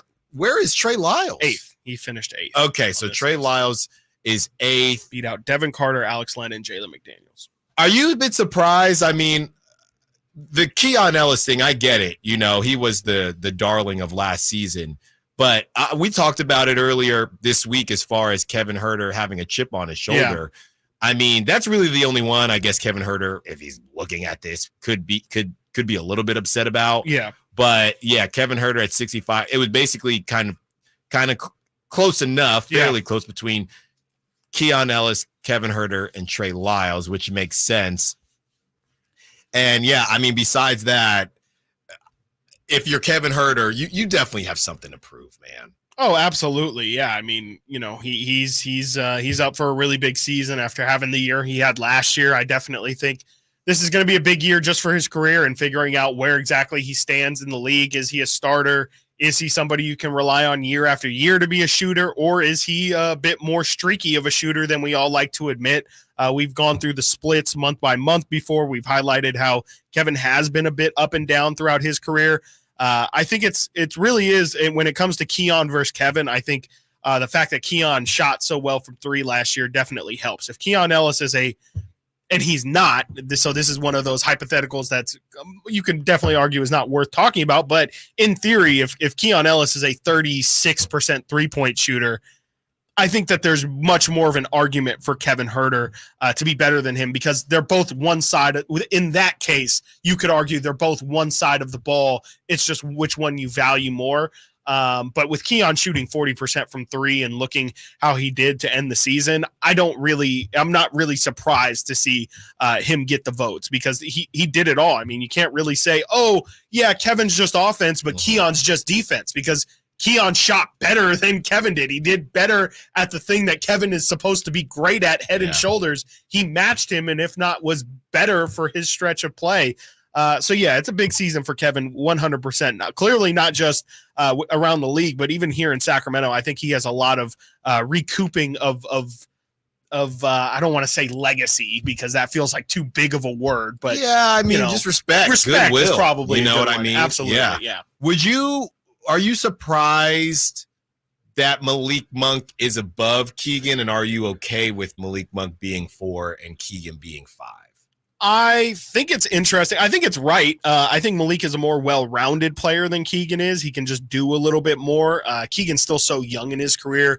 I would say the thing that Keegan is better at an individual thing than, like, the one, obviously we know Keegan is a dynamite shooter.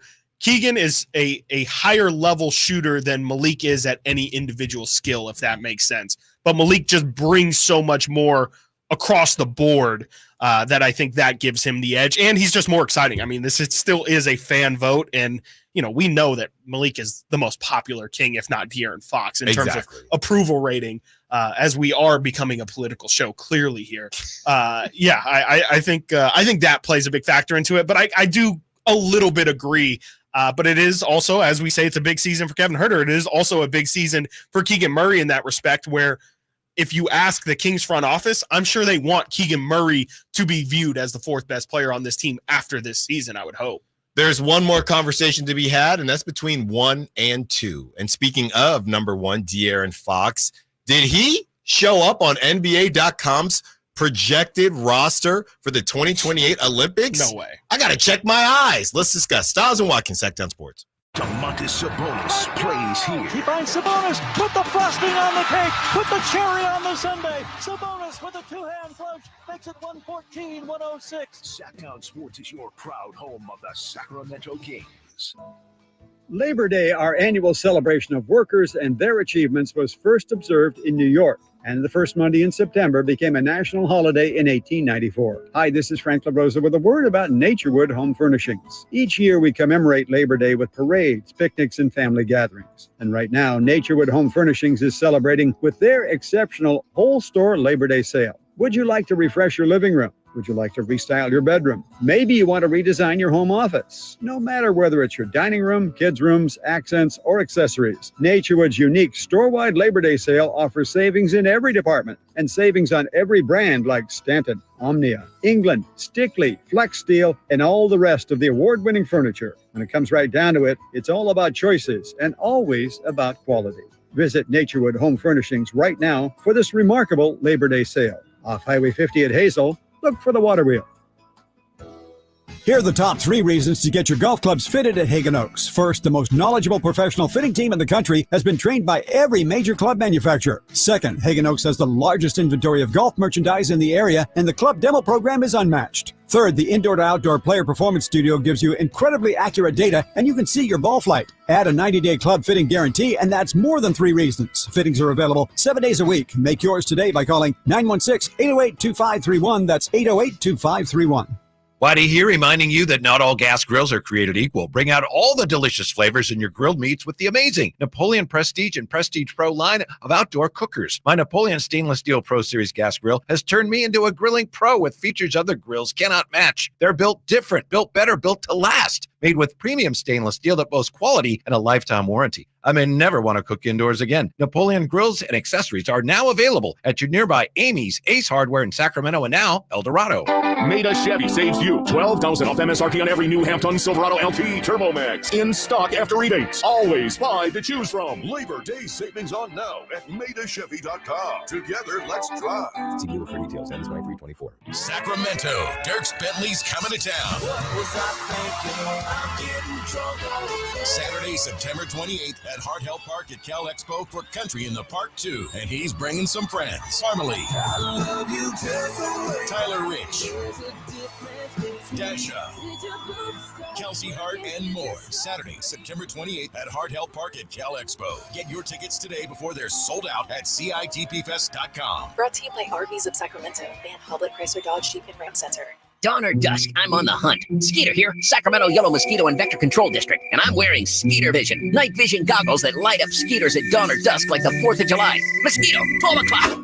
Got him. So fight the bite by wearing long sleeves and pants at dawn or dusk when they're most active. Apply insect repellent and drain stagnant water. It's a breeding ground. Dawn or dusk, the Sacramento Yellow Mosquito and Vector Control District reminds you to fight the bite. For more information or to report problems, go to fightthebite.net. The feet have a really big impact on how the rest of the body moves. The knees, the hips, the lower back especially. If the foot isn't properly aligned, all of these joints are going to function incorrectly. That results in a lot of muscle tension and chronic pain. What I really like about the Good Feet system is that the right arch supports can put the foot in its proper alignment. So all the joints of the rest of the body will be aligned properly as well. And when the body's aligned, we can reduce the risk of injury and chronic pain. Come to the Good Feet store now for a free fitting and test walk. Celebrate Sacramento Rivercats baseball during our 25th anniversary season and join the fun at Sutter Health Park. For a full promotion schedule and to buy tickets, visit rivercats.com. We'll see you there.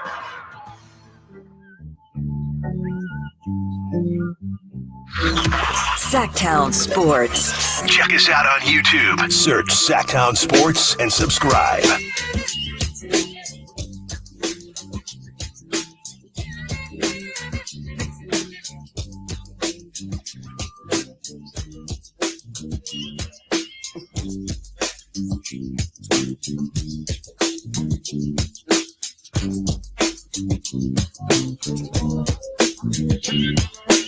The last conversation we want to have with this Brett Huff poll. Brett Huff, great fan for the Sacramento Kings, also did work with the Kings Herald. He put out a poll for the fans to see who they think are the best players on the Kings in order.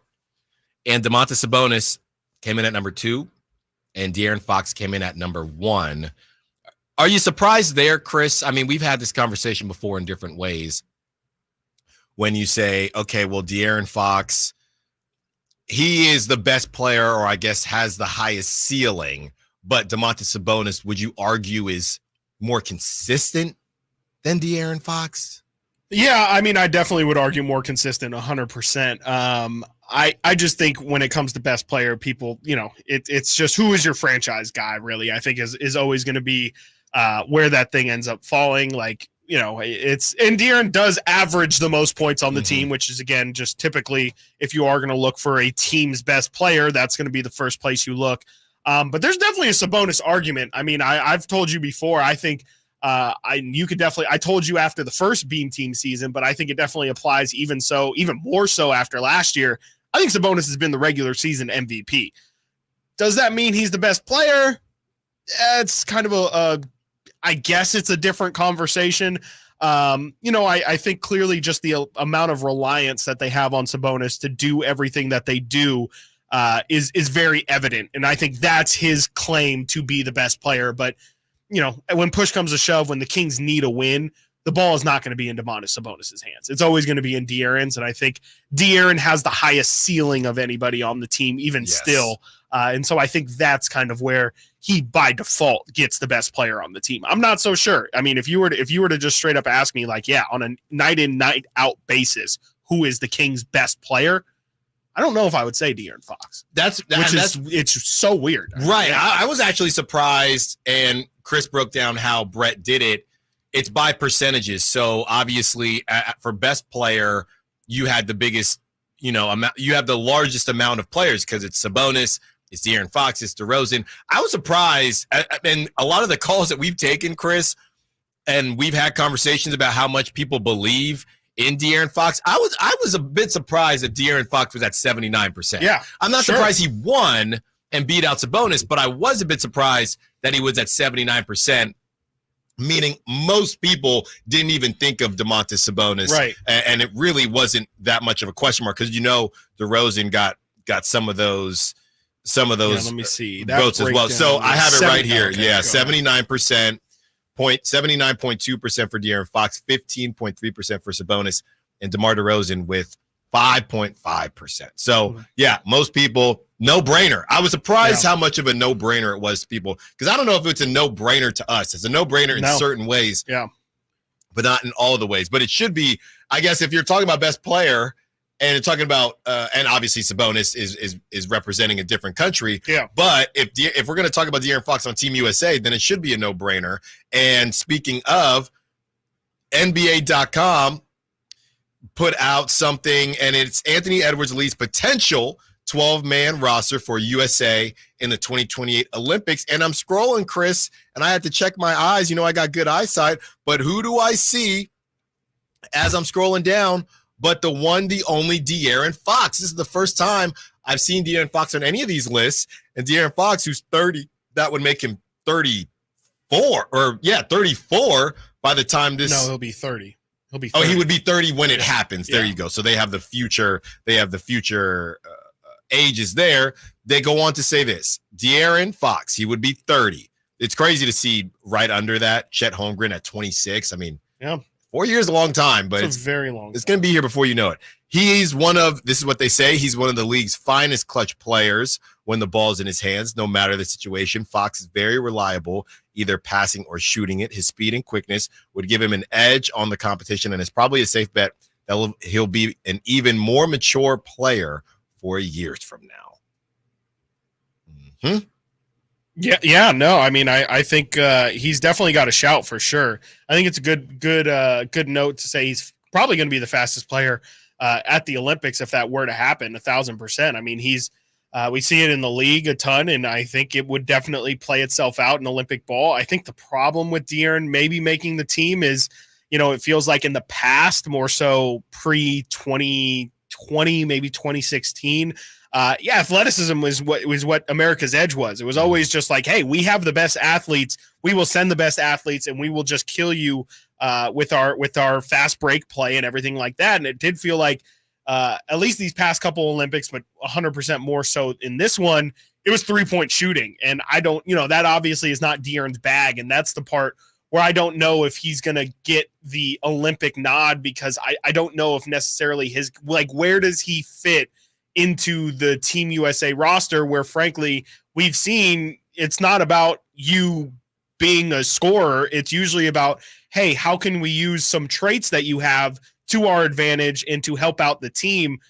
I just don't know where De'Aaron Fox's skill set necessarily lends itself to playing with that amount of superstars, especially if he's not going to be the focal point.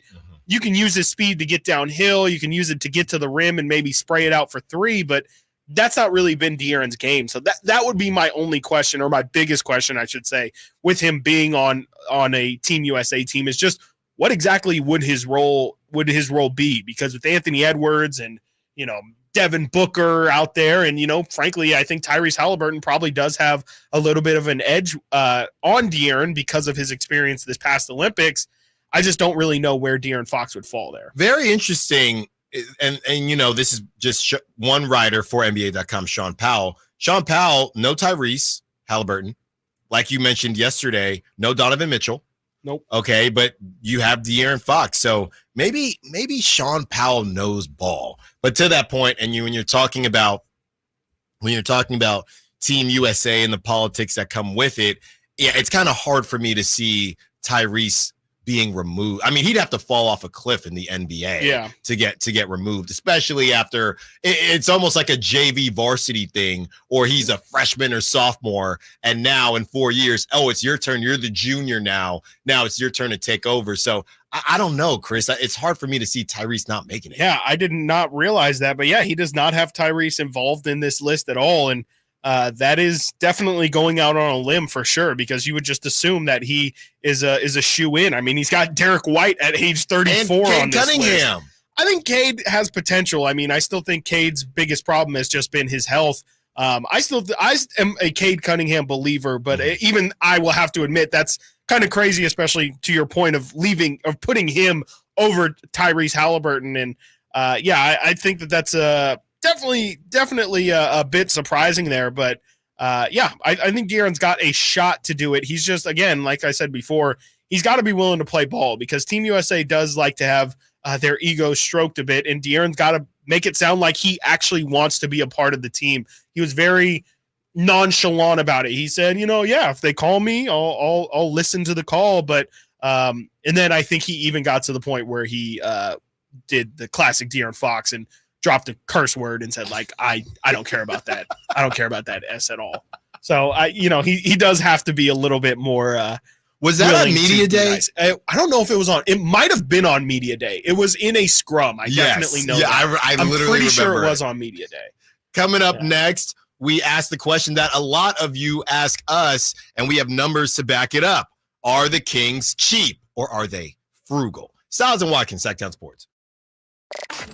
Did you miss any part of our live local shows? Don't worry, you never have to miss them again. Check out sacktownsports.com and search our podcast page and play our shows when you want. The Carmichael Dave Show with Jason Ross, Stiles and Watkins, and the Drive Guys. Plus, other podcasts like Return of the Empire, Return of the Roar, the Stingers Up podcast, and Golf to Go with Frank LaRosa. They're all available right now on sacktownsports.com. Only one radio program captures the excitement of hunting and fishing as it happens. The award-winning California Sportsman with Sep Hendrickson. Only California Sportsman takes you where the action is, live on the water, live in the blind, and live with the top pros and experts in outdoor sports. California Sportsman with Fishing Hall of Famer Sep Hendrickson is your premier destination for all things outdoors. Sep's Saturday Morning Outdoors. Ultimate Bass and California Sportsman, 5 a.m. to 8 a.m. Saturdays on Sacktown Sports 1140. Thunder, feel the thunder. It ignites something inside of you. Lightning and the thunder. Sets alight an elevated state of being. Days are pure exhilaration. And the nights, they're simply electric. See it, hear it, feel it. Thunder, feel the thunder. Lightning and the thunder. Thunder Valley Casino Resort. Feel the thunder. The best things in life, they come in twos. 2 scoops of ice cream, 2 tacos. And now for a limited time, get our best deal of the year. Buy any phone when you switch to Consumer Cellular and get 2 months of service free. That's right, the same fast, reliable nationwide coverage as Big Wireless, now with 2 months free. Proof the best things in life really do come in twos. Visit consumercellular.com or call 1-888-FREEDOM. Second and third month of monthly base service fee waived for new customers with a purchase of a phone and activation by September 2nd, 2024. Taxes, fees, and third-party charges will apply. See website for additional details. Wesley Financial Group is not a law firm. Are you a victim of the timeshare trap and think there's no way out? I'm Chuck McDowell, founder of Wesley Financial Group, the original timeshare cancellation expert. And I'm here to tell you that there is a way out. All you need to do is give my office a call. I will send you a timeshare exit information kit absolutely free, explaining how the timeshare industry works and your options for cancellation. Call Wesley now for your free info kit. Call 800-881-4242. 800-881-4242. It's your boy Drapes, Kyle Draper from Mercedes-Benz of Stockton. I just love my new Mercedes-Benz EQS SUV. You know, I used to have a Tesla for a number of years, but it felt like I was sitting at the kids' table. When I got my Mercedes-Benz EQS SUV, I finally felt like I had made it. I was sitting at the adult table. If you don't believe me, go test drive one for yourself. As soon as you hop in, you'll notice the comfort, the luxury, just the overall feel. Make the short drive down I-5 to Mercedes-Benz of Stockton or go online anytime at mbofstockton.com. Lead generation is one of the most important aspects of any marketing campaign. Let us help you identify your target audience and market your products or services to them. Go to aimyourdigital.com today. aimyourdigital.com.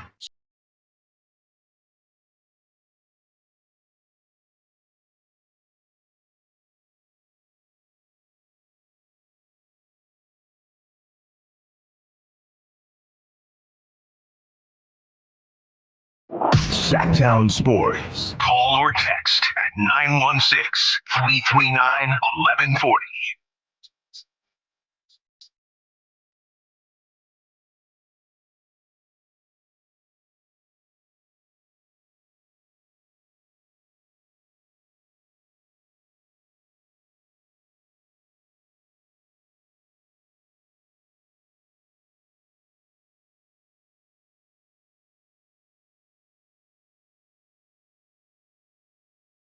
Just had to let that be ride a little bit. Chris, you remember that? What was that back in the day? Was that during COVID when the guy with he was drinking, what was it, like orange juice? Or he had and he was skateboarding or longboarding everywhere. Yes. I wonder whatever happened to him. I met him. Yeah, wasn't he like Vegas on the Strip. semi-local too? I think he was like kind of local. He was drinking Rod says was it Idaho. Ocean Spray? Oh, it was Idaho. Yeah, Oh, was it okay. cranberry Fleetwood juice Mac. or something? It was cranberry juice, and he was listening to Fleetwood Mac. Mhm. And he was just vibing out on his skateboard. No idea, but if I know random people who were popping on the internet at one point, he's probably not doing too well. You know, it feels like every time it's either like, hey, great or not. yeah, hey, what He's happened to throwing a pitch Backpack out Kid? for the Yankees. Well, yeah, don't let Sal find out. Yeah, no, it's something tells me that he probably had a nice little 10 minutes of fame, and now he's probably just chilling, or he's like stolen $10,000 of chicken wings, hamburgers, or something. Yeah. Well, let's hope whether or not he made that money, he is being frugal with it, and people could say that about the Sacramento Kings, or another word for frugal, cheap. Chris, you have a breakdown here of some of the numbers that will help us figure out whether or not the Kings are the C word. Yeah, Bleacher Report had an article here ranking every NBA franchise. Again, Bleacher Report is getting young. I don't know what's going on with their writers, but they're really trying to be what's popping, in the words of Jack Harlow. Ranking every NBA franchise from cheapest to YOLO. That is legitimately the headline of. But that's not even. Are we sure they're not they're millennials not trying to be young? That's millennial I think so. writing. I think 1,000,000% that is. Hey, what's up? What's up, my fellow young people? We're still saying this? I guess so. Yeah. I don't know how many people are actually out there saying YOLO, but this is the write up, and it says how to think about this. For example, 8 teams were above the threshold in 2023-24, paying a total of $526 million in taxes. Half that amount went back to 22 teams. If a franchise doesn't go into the tax even once, dating back to the start of 2017, which was the previous collective bargaining agreement through the first year, that team's total kickback was $46.5 million. Essentially, they're just doing this based off of how has your financial spending been since 2017 through 2024, essentially tracking how did you attack the previous CBA, ranked in dead last in terms of, I guess this would be the cheapest franchise, and there is a write-up at the end of all of these saying cheap or no. And the Hornets rank number 30th in terms of spending. They are not labeled cheap, number 30 for a reason, but will new ownership follow the same path? Number 29 is the Detroit Pistons. Number 28 is the Chicago Bulls, in which for their cheaper no, it says the results speak volumes. So in that, I list those teams because at number 27 is the Sacramento Kings. The amount of luxury tax paid since 2017 for the Sacramento Kings, $0. The Kings have not once entered the luxury tax in the new CBA. You could make that argument, as people have, like you said, to tease this segment. A lot of people have called and said, why aren't the Kings willing to go out there and pay player X, player Y, player Z, and just bring them in? You're never going to be good if you don't bring in the talent. It is a bit of a chicken or the egg situation. Do you bring in the talent first and then you get good, or do you not pay the talent until you're good? Because if you're not good, that talent might not be up to par to ever get you there. Right. The net spending since 2017, the Kings are down $46.5 million. They have obviously not won a title. They have not been to the NBA Finals. They've only made one playoff appearance since 2017. They've been in the lottery 6 times since 2017 as well. And their projected tax for this coming season is as well $0. They're right up on if the Kings are cheap or not. The Kings floundered for a long time. Whether it was poor leadership, bad luck, or an unwillingness to pay at a high level, the playoff drought started from 2006 to 2007 season and finally ended in 22-23. Last year's squad barely missed out, but not because the team was cheap. The team has had a healthy investment in De'Aaron Fox, Domantas Sabonis, and Malik Monk. If healthy, Sacramento should be among the top 8 teams in the West. Now, here comes the question. Cheap or no? The Kings have turned a corner, but only recently. So I guess that's saying they've been very cheap in the past. However, as you can see with them willingly just throwing Domantas Sabonis about $10 million more on last year's salary, again, being willing to potentially pay De'Aaron Fox moving forward, and shelling out all the cash to just make Malik Monk's contract negotiations not something that is open to the market, leads them to say the Kings are no longer cheap, but definitely have had cheap tendencies in the past, which I would say I agree with. But ultimately, I don't know if the Kings have ever, at least, and when I say ever, I more so mean this is since 2017. So we'll just go back to there. That's really like the Buddy Hield era, I think. And they were willing to spend on Buddy Hield. They paid him when a lot of people weren't sure that they should. And, part of that was because they weren't willing to pay Bogdanović too. And I think that's part of where the conflict of, yes, we want to not be cheap, but at the same time, we're not just going to invest all of our money in this team that isn't a playoff team right now. And so I think it's been a little bit tough, but I think overall they have been willing to spend money to keep players. They haven't necessarily gone out there and spent money in free agency and just thrown the bag out at people, which I think could be potentially the next step for this team, is they do have to be willing to go into that luxury tax and spend more money than a lot of the teams out there. And we talked about a bit about that last season when it came to what the Kings were, I think, in the 20s when it came to total payroll in the NBA. They do at some point here need to reach at least top 15, I think preferably top 10 in payroll for this team to actually get to every single season they are legitimate threats to be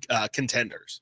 Yeah, this is here from Esteban Chris, and obviously we can look this up. How many teams have never paid luxury tax since 2017, like the Kings? And basically, did any of them have a decent amount of playoff success? So let's go down the list. This is going to be long, but I do think it's a good enough question. Luxury tax paid. The Hornets, first on this list, have not. They have made the playoffs 0 times since 2017. The Pistons have not paid a single dollar of tax. They've made the playoffs once since 2017. The Bulls have paid $0 in tax. They have made the playoffs once since 2017. The Kings not paid tax. They have made the playoffs once since 2017. Spurs, $0 twice. They have made the playoffs since 2017. And that might be the most damning one for people who are out there saying, again, you've got to pay to play here. San Antonio Spurs had one of the greatest runs of longevity for success of any franchise that anyone can think of, especially in this modern era. They've only made the playoffs twice since 2017, and they have not paid luxury tax since then as well. That should tell you that could be the enemy of consistency is not being willing to pay. I will say Houston Rockets haven't paid the luxury tax, which is interesting. Because they definitely had some pretty crazy years there with James Harden, but it says tax paid since 2017, $0. They have made the playoffs 3 times. The Orlando Magic, $0 3 times. Memphis, $0 3 times. Atlanta, $0 3 times. So it seems like there is a cap. Pacers as well, 4 times. Pelicans 4 times. Pelicans 3 times. Knicks 3 times. So this is actually really interesting. And then that's pretty much the end of the non-taxpayer team. So it's really about half the league hasn't paid luxury tax since 2017. And the most that a team has made it since 2017, which is what a span of 7 years, is 4. And there was 2 teams that did it. Just about every other team has at least gone into the luxury tax at least once that I'm seeing. I'm in the top 12 right now. And I've not seen any other teams pay $0 in luxury tax. But I wonder how that changes now with the second apron and how people are trying to avoid all of that as well. Yeah, I mean, I think that's why, it's going to be those days are over. Different. Yeah, those exactly. days are over now. And, as to do the inverse of that exercise, the teams that have paid the most in luxury tax, the Lakers, $92 million in luxury tax, they've made the playoffs 4 times. So I guess it's not a perfect 1-for-1. You have the Celtics, who have paid $117 million in luxury tax. They've made it all 7 seasons. The Suns, however, $121 in luxury tax million, that is. They've made the playoffs 4 times. Brooklyn has paid $171. They've made the playoffs 5 times. Milwaukee has paid $189 million in luxury tax. They've made the playoffs every year. Clippers, $371 million in luxury tax. They've made it 5 times. And, of course, your number one least cheap team, I guess, is none other than the Golden State Warriors, who literally lap the field. They double the Clippers, who are in second in terms of tax paid. The Warriors have paid $663 million just in taxes, luxury tax, that is, since 2017. Funny part is they've only made the playoffs 4 times since 2017. Some high highs and low lows. Yes, yeah. I think, you could definitely read into that it isn't a guarantee. You spend money, and, some of these teams have made the playoffs just as many times as some other teams that have made haven't paid a single dollar. For example, again, the Pacers haven't paid a single dollar in luxury tax, have made the playoffs 4 times. Pelicans have not paid a single dollar and have made it 3 times. So, it's not a perfect science, and I think, it can be a bit frustrating for GMs to try and figure that angle out. But I do think, just in general, as a practice, you will have some level of success. Yes, because anyone that you're willing to pay, it seems like it's at some level, even if you're slightly overpaying them, unless they're injured. Yeah, you can't forget some of those years with the Warriors. One of the guys they were paying that big money to, Clay, wasn't even playing. Yeah, that's true. So, right. Yeah. So you're going to take some swings, but it seems like as long as your guys stay healthy, you're going to have a chance to do some things. Coming up next, the win-loss prediction for the Kings. Has it gone up or down since the schedule has come out? Stiles and Watkins, Sacktown Sports. What's the missing piece for the 49ers? Which names will they add during free agency? Whether it's in season or off season, the coverage never stops. Get the latest 49ers news on Sacktown Sports at sacktownsports.com. I didn't ask to be thrown in the streets with nowhere to go. I didn't think I'd survive. But I did ask for help, and Covenant House was there for me. 1 in 10 young adults will experience a form of homelessness this year. For these kids who didn't ask to be put in this unthinkable situation, Covenant House is there. Covenant House helped me break the cycle of homelessness in my family. They gave me the love that I needed. Over 2,000 young people will sleep safely in a Covenant House bed tonight. When youth who are experiencing homelessness have a hot meal, a safe place to sleep, medical care, and love, they can overcome heartbreaking challenges and have a brighter future. They just really genuinely just wanted to help me succeed, and I'm succeeding. I'm a speaker, I'm an author. Covenant House really helped me and really helped mold me into the woman I am today.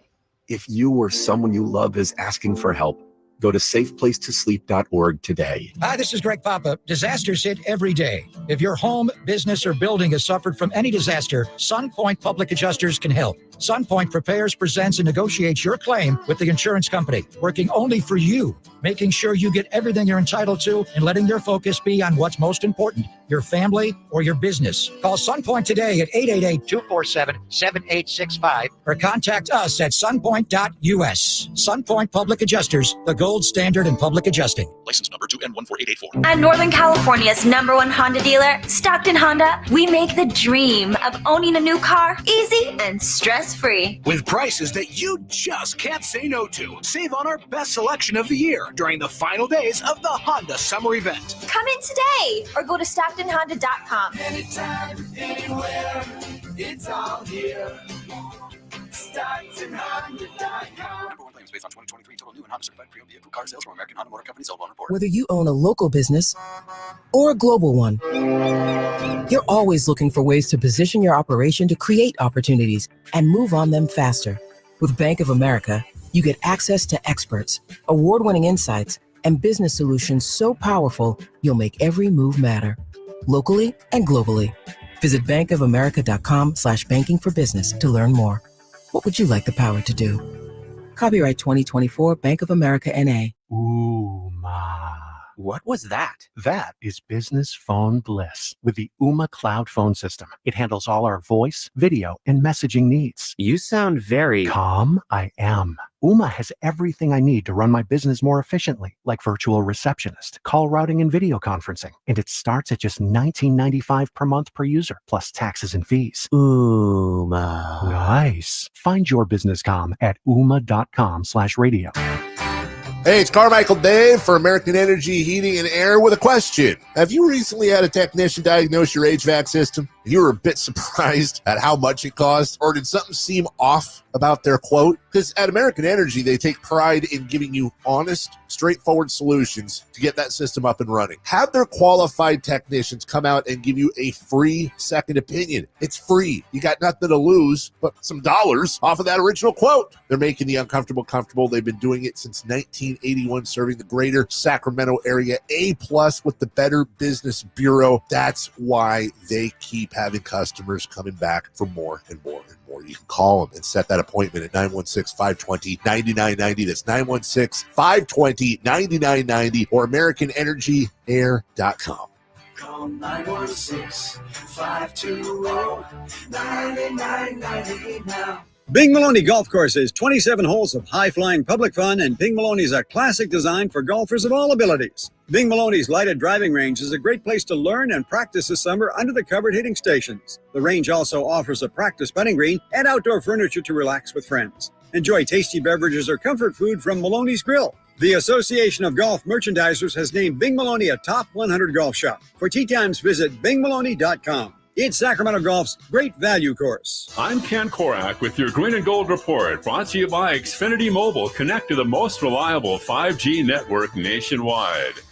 Well, the future has been on display down in Stockton, the A's affiliate in the California League. Beginning on the 10th of August, the top 4 hitters taken by the A's in this year's draft have been in the lineup. Nick Kurtz, Tommy White, Joshua Kuroda-Grauer, and Rodney Green, the outfielder from Cal. In that game, those guys combined for 10 hits, and Kurtz hit a home run.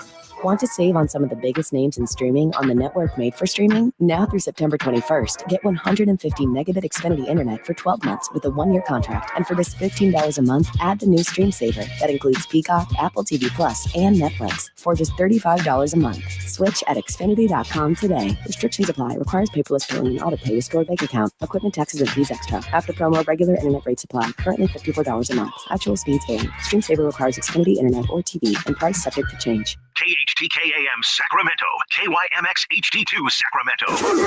From the Power Business Technology Toshiba Studios, your new home for 49ers football in the 916. Sacktown Sports.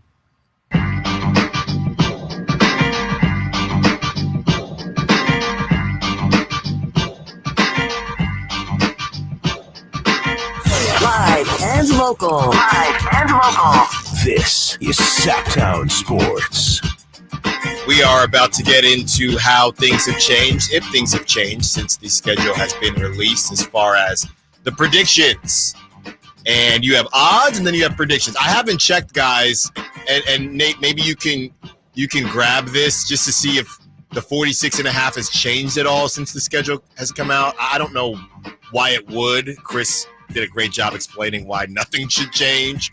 But, their strength of schedule is a thing. And I think things will change more once the season gets started. If it turns out, the Jazz are actually good and the Kings have to play them X amount of times, or, the Grizzlies are actually not good anymore. So for now, nothing should change. But once we get into the season, that's where things will, and obviously that wouldn't be the 46.5, but that's when things may or may not change. What you got, Nate? Yeah, so Vegas Insider website I use a lot is like a conglomerate of all these different, It'll say you got yes. Caesars, MGM, yes, FanDuel, DraftKings.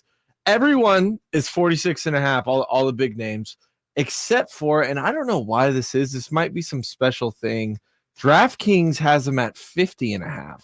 I don't know That what can't that's be, about. yeah. Oh, you know what? There's a plus 255 on that. So I think that must be some sort of promo. Something silly. It's basically a demon.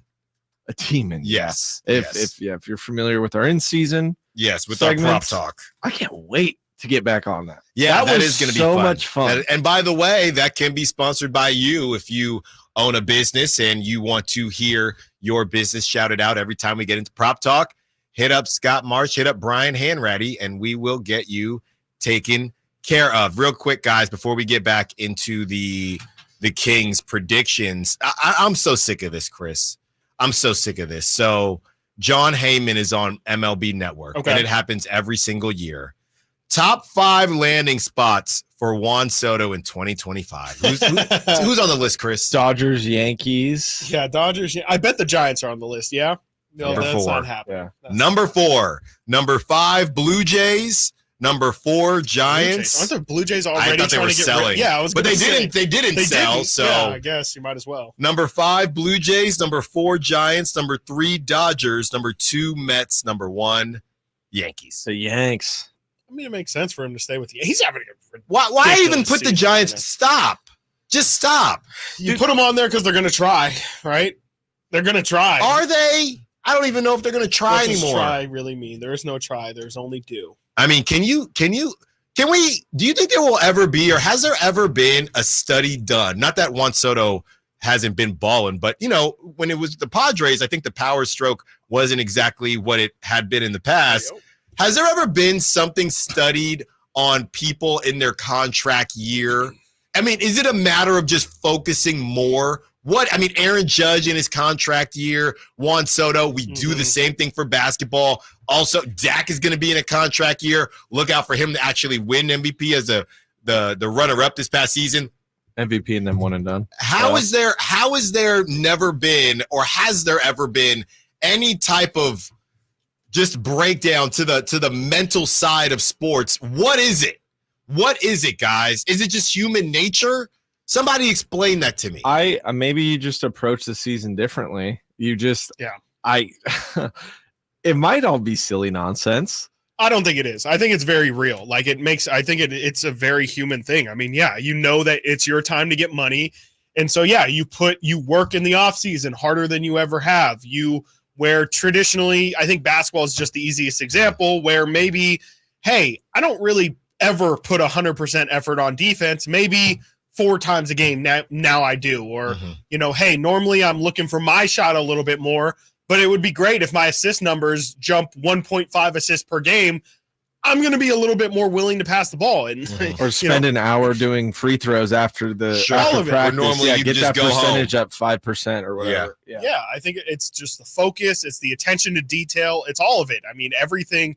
Your career for that season is riding on your performance, and I think these guys, every single one of these people are world-class athletes, and they know, okay, I need to give my actual 100% effort this season or in certain moments. Whereas, you get lost in the day-to-day of life. I mean, it's almost, like anything where you just kind of, if you get caught in the minutia of just getting in a routine, getting into a plan, sometimes, things slip by the cracks. But in a contract year, you just don't let those things slip through the cracks. You do your 100% to maximize your earning potential because it could set you up for literally the rest of your life. With that being said,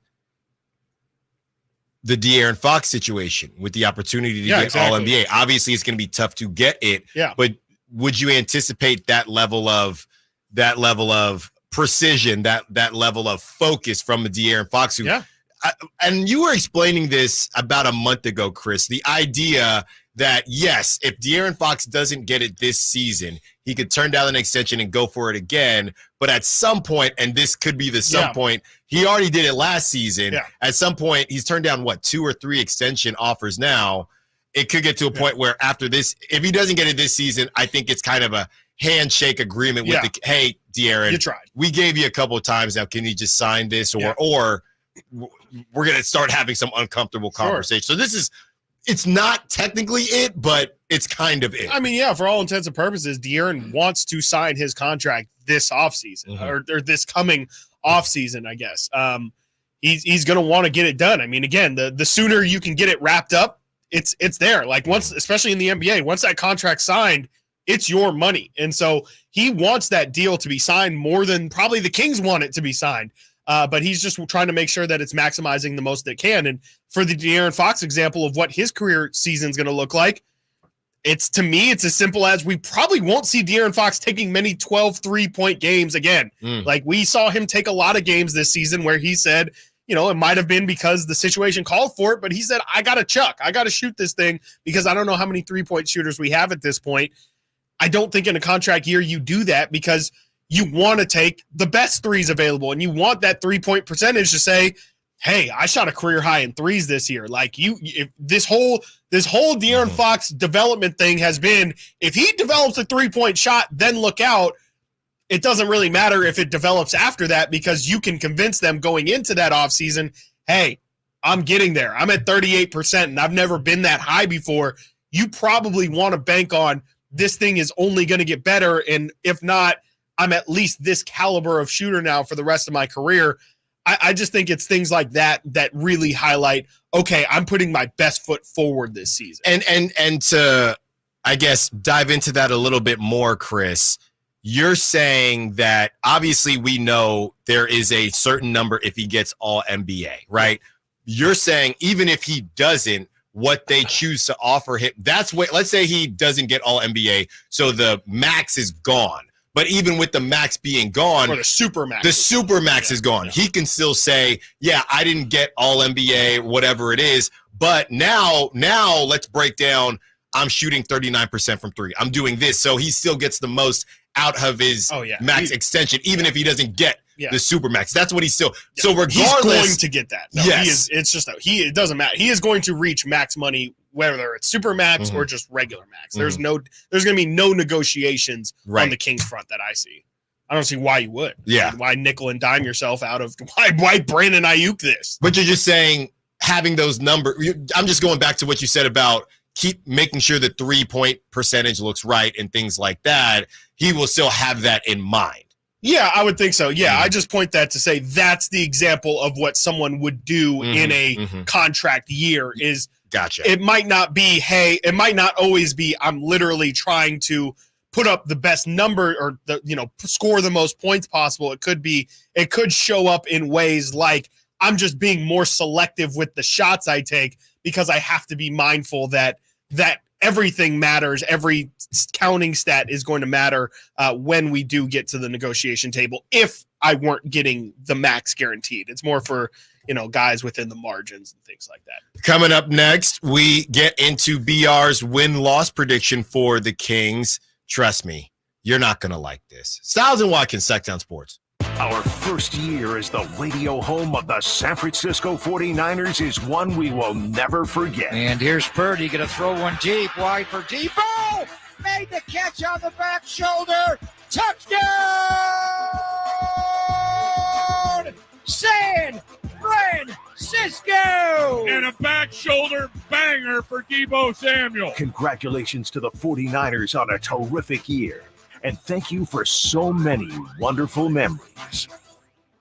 Welcome to the Tap House Restaurant at Bartley Kavanaugh Golf Course. With an array of local craft brews from a selection of 20 taps, the Tap House menu boasts freshly made sandwiches, crisp salads, and a variety of specialty entrees. The Tap House is the perfect place for a round after your round at Bartley Kavanaugh Golf Course, especially during happy hour from 3 to 6 daily. Drop by the Tap House Restaurant for scenic views, exquisite food, and a hearty welcome. The Tap House at Bartley Kavanaugh Golf Course. Hey, what's up, everybody? It's your boy, Kyle Draper. Equip your staff with top-notch uniforms, professionally cleaned and delivered weekly to your workplace by Alsco Uniforms, proud sponsors of the Sacramento Kings Mop Crew. Our services include uniforms, towels, floor mats, mops, first aid supplies, and restroom essentials to uphold cleanliness and safety standards in your business. Discover why it pays to keep clean with Alsco Uniforms. Visit alsco.com to learn more. Again, visit alsco.com.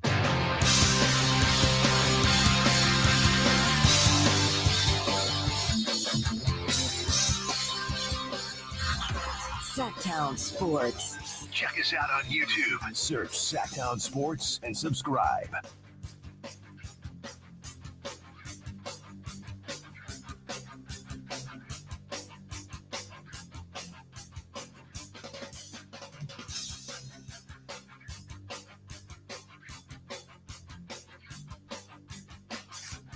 From the 916, when we were talking about whether or not the Kings are cheap, Vivek want to be like the Warriors, ...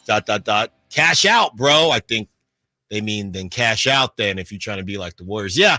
Well, then you go back, Chris, and you think about, and you talk about the Sacramento tax and do you have to pay guys more? When you look at the free agents that even were available, things are so convoluted now with sign-in trades and things like that. I mean, the cap is very, very confusing. You have teams that aren't that high on the list when it comes to the money they spend yearly, but then they also don't have that much money when it comes to the cap and getting into the luxury tax. We take a guy like Paul George, for example. What would have been the path? Okay, so Paul George becomes a free agent. If they wanted to say, you know what, screw it, we're going to go after Paul George. We're going to go into the luxury tax second apron type deal, which nobody is doing now. That's why you got Tyus Jones in Phoenix on a vet deal. But if they wanted to do that, would they be at the first apron, or would they been, let's say whatever Paul George signed for, we can look it up, in the essence of let's just go out and get a deal done, and then you got to possibly pay a Sacramento tax, if you will. Paul George, 4-year deal with the Sixers, $211 million, right? So I don't even know, to be completely frank with you, I'm not even quite sure how that would work. I mean, does that just send you right into the second apron, and now you got to deal with all that drama? And then somebody would ask, I don't know what, I know the Celtics had some money to play with, the Sixers, but the Celtics just don't care. They're in the second apron because they don't plan on moving people around or going after anybody anyway. But you could have gone after Paul George and pay him that money. But you're in the second apron and you're stuck. That's your team. Yeah, it gets a little complicated with sign-in trades and things like that, because you do have to still match a certain percentage of salary if you are going to make a trade. So, but he opted out. Yes, so signing him just straight up in free agency is a little bit different, which is what the Sixers were, I believe, able to do. I know the Sixers had tons of cap space, and that allows you to sign them to pretty much however much space you have. You can obviously sign them into it. Reaching the second apron is more so done by re-signing people you already have. Like, you get that from if the Kings were to, when they re-sign Keegan Murray. So currently Keegan Murray is getting paid, I don't know exactly what it is, but we'll just say under $10 million for what it's worth. Keegan Murray on his next rookie scale, or his rookie second contract, is going to be making, just for ease of number, we'll say $30 million. He will. That's a $20 million increase, not from adding a player, but from retaining a player you already have. That still reflects on your cap. That's how you get that extra $20 million where you were previously underneath a certain luxury tax. Now you go over it. So I don't know if signing Paul George would have necessarily, because it would have had to be a sign-in trade. I don't think that puts them into the luxury tax, because like we saw with DeMar DeRozan, they had to package HB and Chris Duarte to reach the number to bring in a DeMar DeRozan. You can still have trade exceptions. That's another way of potentially onboarding some salary, is if you, for example, the Kings traded Rashawn Holmes. You can say, okay, we're going to trade you Rashawn Holmes for, I don't know, a random player, and I don't know exactly how it happens, but essentially you get a 4 to 8, it can be 6. You get a trade exception, which is essentially just saying, instead of having a player match that, this is essentially it's not really an IOU, it's just a slip that, a theoretical slip that says, here's an extra $3 million of salary to help this thing become more even. That is another way in which you can onboard salary. But it is actually, from my understanding, and it could be wrong, but from my understanding, it is a little bit tough to reach those tax aprons and things like that without actually having it be from an internal signing or if you are on the edge and then using a mid-level exception or something like that, that is given to you through the CBA. Let's just say you were $2 million underneath the first tax apron, but you get a $5.3 million mid-tax level exception. That then could take you into a different caliber as well. But it gets kind of confusing talking about numbers. And but I do think it's interesting just because people sit there and say, okay, let's go ahead and let's just spend. Let's just spend, right? And it's clearly not that simple. But in certain ways, it is if you're willing to deal with the consequences. And the Kings haven't been willing to deal with the consequences. Then now the consequences are worse than they used to be.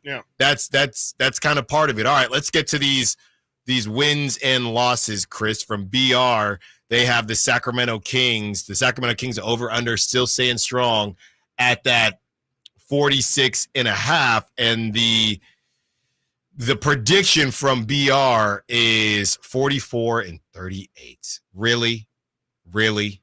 Not great. Really? Yeah, that's definitely low from my side of things. I definitely think that's a bit underrating the Kings there. Right up, and their reason is considering this is, again, Bleacher Report, considering there's another casualty of the West. We shouldn't necessarily expect the Sacramento Kings to be any worse than they were last season when they went 46-36, but they still could wind up with a couple fewer wins. So that's a very contradictory paragraph right there in itself. Their division in particular, which includes the Warriors, Clippers, Lakers, and Suns, have 5 teams that can reasonably expect to be in the playoffs. You could throw the Kings in there, or at least in the hunt for a spot. 50 win seasons are going to be hard to come by. Still, the Kings figure to be a tough out every single night. De'Aaron Fox and Domantas Sabonis have become one of the league's most dynamic offensive duos. Keegan Murray still on the way up. Malik getting to re-sign as part of the crew. The biggest chance, of course, is signing DeMar DeRozan. His lack of defense and outside shooting could be a bit of a problem, but DeMar's playmaking, passing, and mid-range game will have an attack. Will give the attack an element that it hasn't had before. The two-man game with Fox and Sabonis may have gotten a little bit predictive, and DeRozan is exactly the kind of wrinkle that can give Sacramento some life. So that is a very positively written paragraphs there, but doesn't reflect the win total. So that's a bit confusing there. That even in the first paragraph, they say we shouldn't necessarily expect the Kings to be any worse, but they still could wind up with a few less wins. So I don't necessarily agree with that. I think they are better than they were last season. I expect them in last season also, the nuances of it, we probably would all say 46 wins was kind of the basement for what that team should have gotten. Like they blew just about every opportunity that they had. Very rarely did they play up to competition and win games that they shouldn't. I think that, I expect 50 wins as kind of, that would be my number. 49.5, if I were Vegas, would be the one that would really, really make me think. To me, 46.5 is an easy over for the Kings. And I would honestly be shocked if they only have 44 wins. I can't imagine this season's team, injuries barring, that's what I'm saying, to be worse than last season. Well, I'm wondering what Vegas is thinking, because every outlet has them at 46.5 with other ones like, let's just say, the Pacers. There's some variety. There's 46.5 and 47.5 from different bookmakers. So I wonder why every major bookie, whatever it's called, is offering the exact same over under. I think it just has. I think it has to do with there the could West. also be minimal motion on those numbers. Yeah, like nobody's putting cheese on it. Yeah, I think that's completely understandable. Yeah, I think that they're looking at the West, but just as far as the number is concerned, I think they're looking at the West and they're just saying, why them? This is a mess. Yeah. And when you do look at the teams, and you can basically rank the teams, and when you rank the teams, that kind of coincides with the number of wins in a way. So if you have OKC, Minnesota, they're still going to have Denver, whether it's right or wrong. Dallas. They're going to have Dallas has now become one of those names. So that's 4 right there. Pelicans, that's 5. People will have the Lakers. Golden State, I think they're at 43. Yeah, I think I saw Golden State at 43. But then you have the Grizzlies returning. I think the Grizzlies are right around there. And I didn't even say the Suns. So the Suns, all those teams are just, it's just too. I think they just think they're going to beat each other up. Everyone's going to beat each other up all season long. Memphis is, for the record, about the same. Interesting. Yeah. And it's also, I mean, we are talking about betting. And like the reality is, it doesn't have to actually have lines or anything like that. Who's willing to make the bet that the Kings are going to be better than any of those teams? Yeah. Not anyone who doesn't have ties to the Sacramento Kings. Nobody is going to say, you know what's a good bet? Is betting on the team that literally always finishes last amongst these groups. Like I mean, it's not, it's real. Like they've always been in last place. They've always been the ones that haven't met the challenge, even when they were, especially when they were bad. Mm-hmm. Why bet on the Sacramento Kings when you can bet on Kevin Durant? You can bet on Steph Curry. You can bet on LeBron James.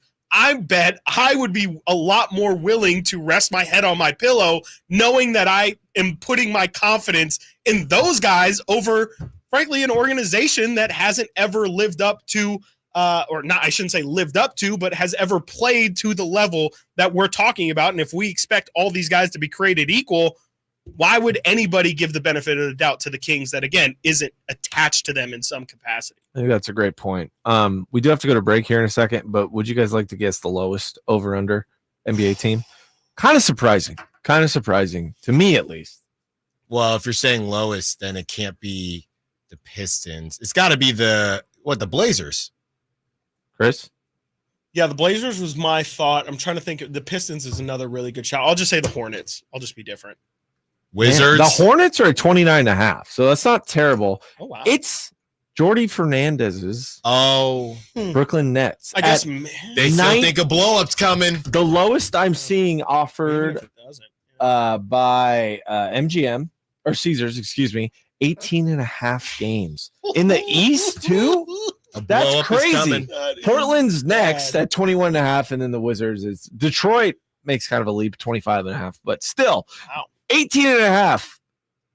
I might be, smashing that over. Yeah. Good. Well, hopefully the Kings aren't one of those wins because that's what they would do last season. Oh, yeah. Coming up next, we have some fun with Niners media the same way Nick Wright did on his show today. He compared the angel and the devil when it comes to Niners media, and we are going to break all that down and have some fun with this. Stiles Watkins, Sacktown Sports. On the move? Got somewhere to be? Take Sacramento Kings basketball with you. The Sacktown Sports app will let you stay connected to your passion. Never miss a moment of Sacramento Kings basketball with the Sacktown Sports app. Lowe's knows our great paint savings mean you can get the colors you want at prices you'll love. Right now, get 20% off 1-gallon cans and 5-gallon pails of Valspar Defense paint or Cabot Stain. Shop now because it's the perfect time to maintain your deck and paint your outdoor spaces. Visit us in-store or online today because Lowe's knows home improvement. Valid through 8/21. Selection varies by location. See store at Lowe's.com for details. This is the story of the one. As a warehouse manager, her job is to transform chaos into clarity and to see patterns where others see problems. Luckily, she's got a partner who shares her perspective. Grainger offers over 1 million industrial-grade products, backed by real-person support and in-depth online resources, so she can tackle every task with precision and turn potential setbacks into streamlined success. Call clickgrainger.com or just stop by. Grainger, for the ones who get it done. Labor Day savings now at Maida Chevy with $12,000 off MSRP on every new Silverado half-ton Turbo Max in stock after rebates. $12,000 off every Silverado LT Turbo Max at Maida Chevy with at least 5 at this price. Labor Day savings up to $12,000 off MSRP exclusively at Maida Chevy at MaidaChevy.com. Sacramento Silverado headquarters. Together, let's drive. Not available with special financing, lease, and some other offers. Must trade in 2010 model year or newer. Ends 9/3/24. Made a great deal at Maida. Everyone loves to be outside, and so do mosquitoes. Protect yourself against mosquitoes and West Nile virus by following these simple tips. At least once a week, look around your yard and drain stagnant water from any containers where mosquitoes can breed. Remember to use an effective mosquito repellent, especially at dawn and dusk when mosquitoes are most active. Close all doors and be sure screens are in good working condition. At the Mosquito and Vector Control District, we're here to help. Visit us at Carmichael Dave here for Capital Casino. Sacramento Summertime Heat is back. And, of course, Cap Casino, Sacramento's #1 poker room, wants to invite everyone to soak up some air conditioning, still with the most variety of table games in the region. And, as always, the best food, best service, and the best action, conveniently located in downtown Sacramento. Capital Casino, of course, reminding everyone to please make sure you gamble responsibly. 1-800-GAMBLER. Sacramento, Dierks Bentley's coming to town. Saturday, September 28th at Hart Health Park at Cal Expo for Country in the Park 2. And he's bringing some friends. Parmalee, Tyler Rich, Dasha, Kelsey Hart, and more. Saturday, September 28th at Hart Health Park at Cal Expo. Get your tickets today before they're sold out at CITPFest.com. Brought to you by RVs of Sacramento and Hoblet Chrysler Dodge Jeep and Ram Center. As a mom, I'd do anything to keep my child out of physical pain. Dr. Pamela Maida is a board-certified orthopedic surgeon. As a doctor, I know that growth spurts can cause pain in my child's feet, and that can affect their legs and back too. Good Feet Youth Arch supports are designed to alleviate, even eliminate common pain. Investing in youth arch supports for your child or teen is one of the best decisions you can make. Come to the Good Feet store now for a free fitting and test walk. Are you tired of your tee shots ending up in the adjoining fairway while the rest of your foursome is hitting it down the middle? Well, experts will tell you that being properly fitted for golf clubs will help you strike your drive center cut. The Hagen Oaks Player Performance Studio and its team of trained PGA professionals are ready to help you get rid of your banana balls and duck hooks. Hagen Oaks Indoor-Outdoor Player Performance Studio fittings are available 7 days a week. Make yours today by calling 916-808-2531. That's 808-2531.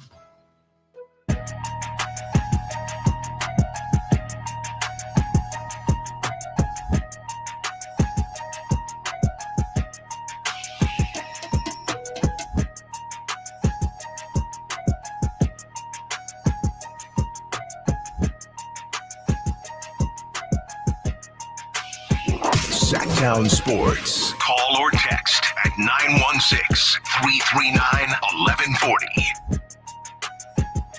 As we talk about Niners media, well, Nick Wright does, and we go over it on First Things First. But first, Brandon Aiyuk, guys. Brandon Aiyuk update.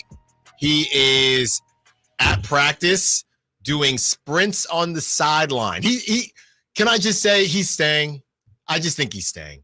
The last time somebody was working out on the sidelines, they played for the Niners that season. You know who that was? One Jimmy Garoppolo. Different circumstances, but yeah.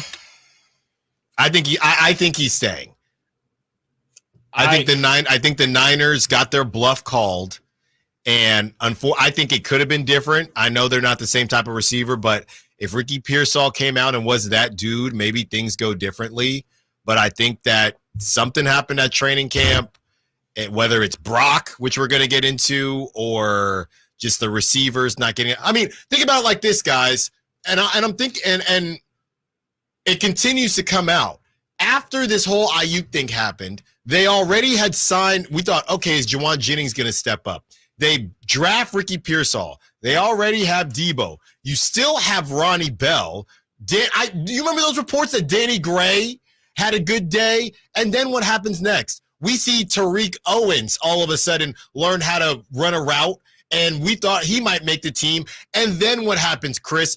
31-year-old Robbie Chosen Anderson from T for Temple U, who we have not seen since Cam Newton's second stint with the Panthers. They signed him, and now I got to look at people saying, Robbie Chosen looks smooth out there. So it's very clear what happened. This receiver core without Brandon Aiyuk is not believed to be good enough. It's that simple.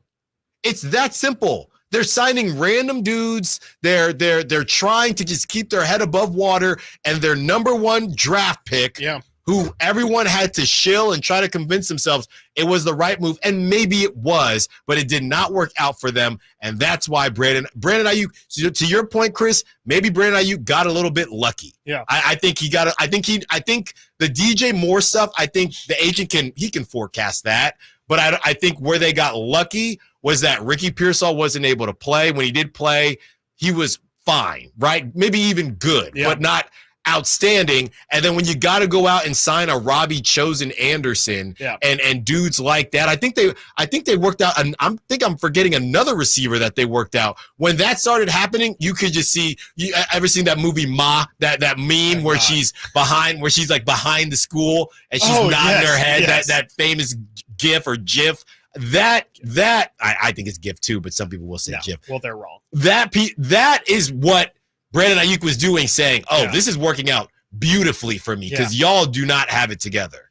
Yeah, I am actually curious about something you said there. Like, do the Niners really need Brandon Aiyuk? Like 100% need it. Like, obviously they are a much better team with him, but and this has nothing to do with the negotiations or how they're doing, but literally just the exercise of, do the Niners have enough talent to do it if need be without Brandon Aiyuk? Because I will still contest that they have more talent than anybody else, even without Brandon Aiyuk. And so I still feel like, yes, obviously he makes everybody's life a million times easier. He is Brock's favorite target. Undeniably, he's the most receiver of the two between him and Deebo, 1,000,000%. But shouldn't the Niners have enough talent just in general around their team to be able to get it done without him? Of course, it might not look how they want it to look, but I don't know if they absolutely 100% cannot play this season without him. Isn't that a little bit like spitting in the face of everything that the Niners have built? Like, that's what I thought. The point that they have an excess of talent. That's why they didn't want to pay him. Exactly, in the first place. And so even if things don't look right, and I think you are honestly 100% spot on with why things have shifted.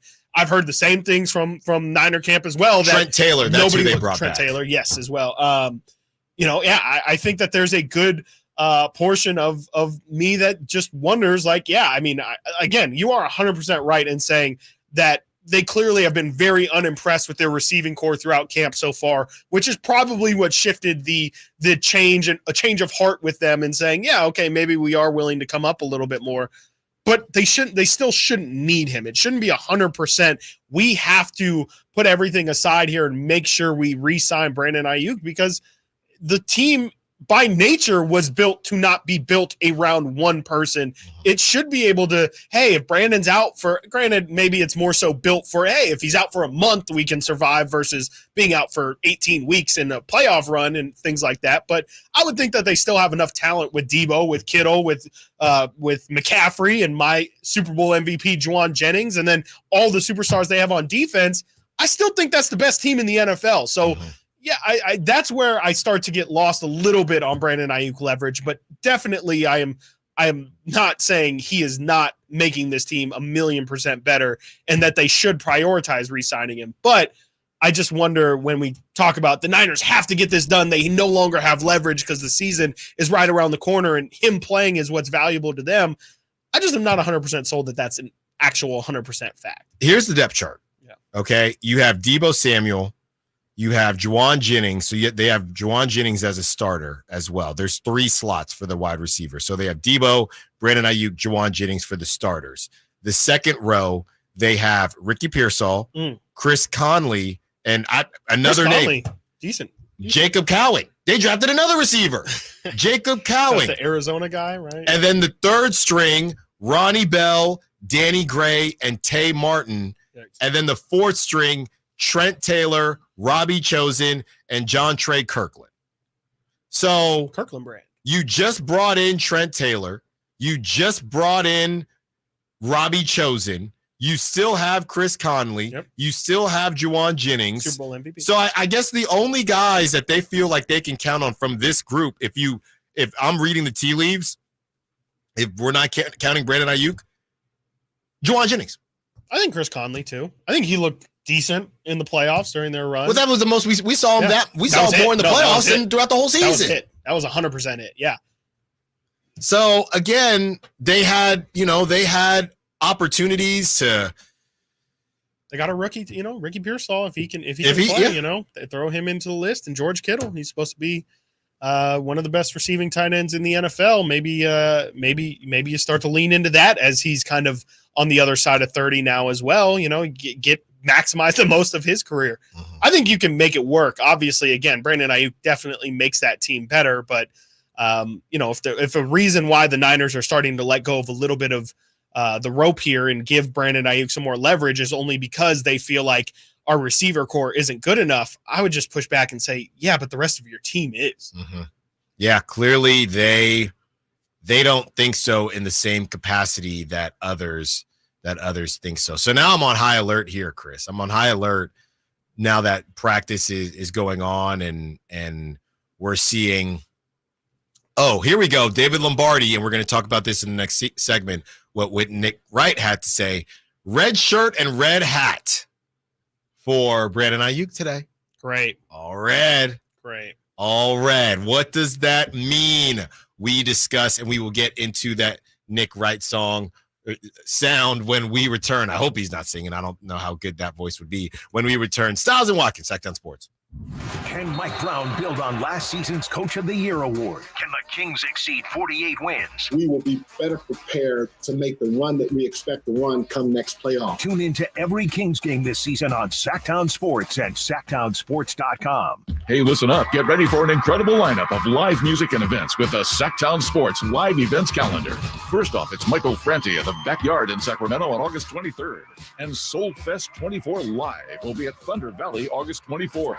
Then take a trip back in time with 80s Rewind at Thunder Valley on September 1st. September 4th, it's Montgomery Gentry bringing their rockin' country to the Crest Theater. Then Train and REO Speedwagon will be at the Toyota Amphitheater on September 6th. And the Doobie Brothers are appearing there on September 10th. Also on September 6th, check out live music at Crawdads on the Lake with Jared Neiman. And you don't want to miss the Lodi Grape Festival, September 12th to the 15th, featuring Joe Nichols and Smash Mouth. And you'll laugh out loud with George Lopez at Hard Rock Live Sacramento, September 21st. And looking ahead, it's Bad Religion at Hard Rock Live Sacramento on October 19th. And that's your Sacktown Sports live events calendar, keeping you up to date on the hottest live shows in town.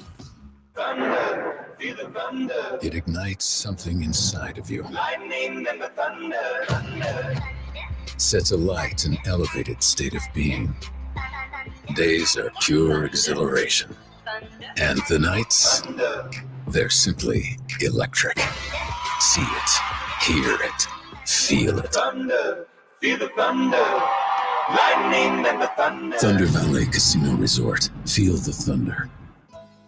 Labor Day, our annual celebration of workers and their achievements, was first observed in New York, and the first Monday in September became a national holiday in 1894. Hi, this is Frank LaRosa with a word about Naturewood Home Furnishings. Each year we commemorate Labor Day with parades, picnics, and family gatherings. And right now, Naturewood Home Furnishings is celebrating with their exceptional whole store Labor Day sale. Would you like to refresh your living room? Would you like to restyle your bedroom? Maybe you want to redesign your home office. No matter whether it's your dining room, kids' rooms, accents, or accessories, Naturewood's unique store-wide Labor Day sale offers savings in every department and savings on every brand like Stanton, Omnia, England, Stickley, Flex Steel, and all the rest of the award-winning furniture. When it comes right down to it, it's all about choices and always about quality. Visit Naturewood Home Furnishings right now for this remarkable Labor Day sale. Off Highway 50 at Hazel, look for the water wheel.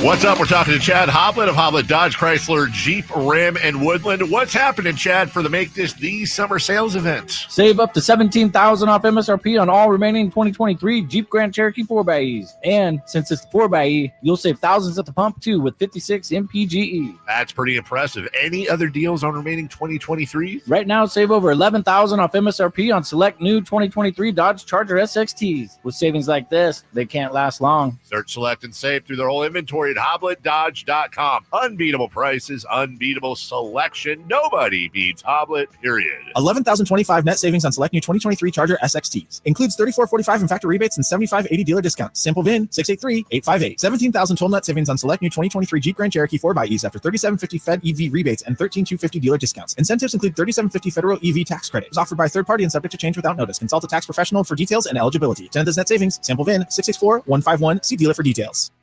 Celebrate Sacramento Rivercats baseball during our 25th anniversary season and join the fun at Sutter Health Park. For a full promotion schedule and to buy tickets, visit rivercats.com.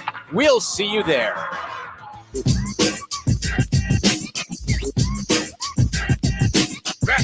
what you want to do for me. Live and local. Live and local. This is Sacktown Sports.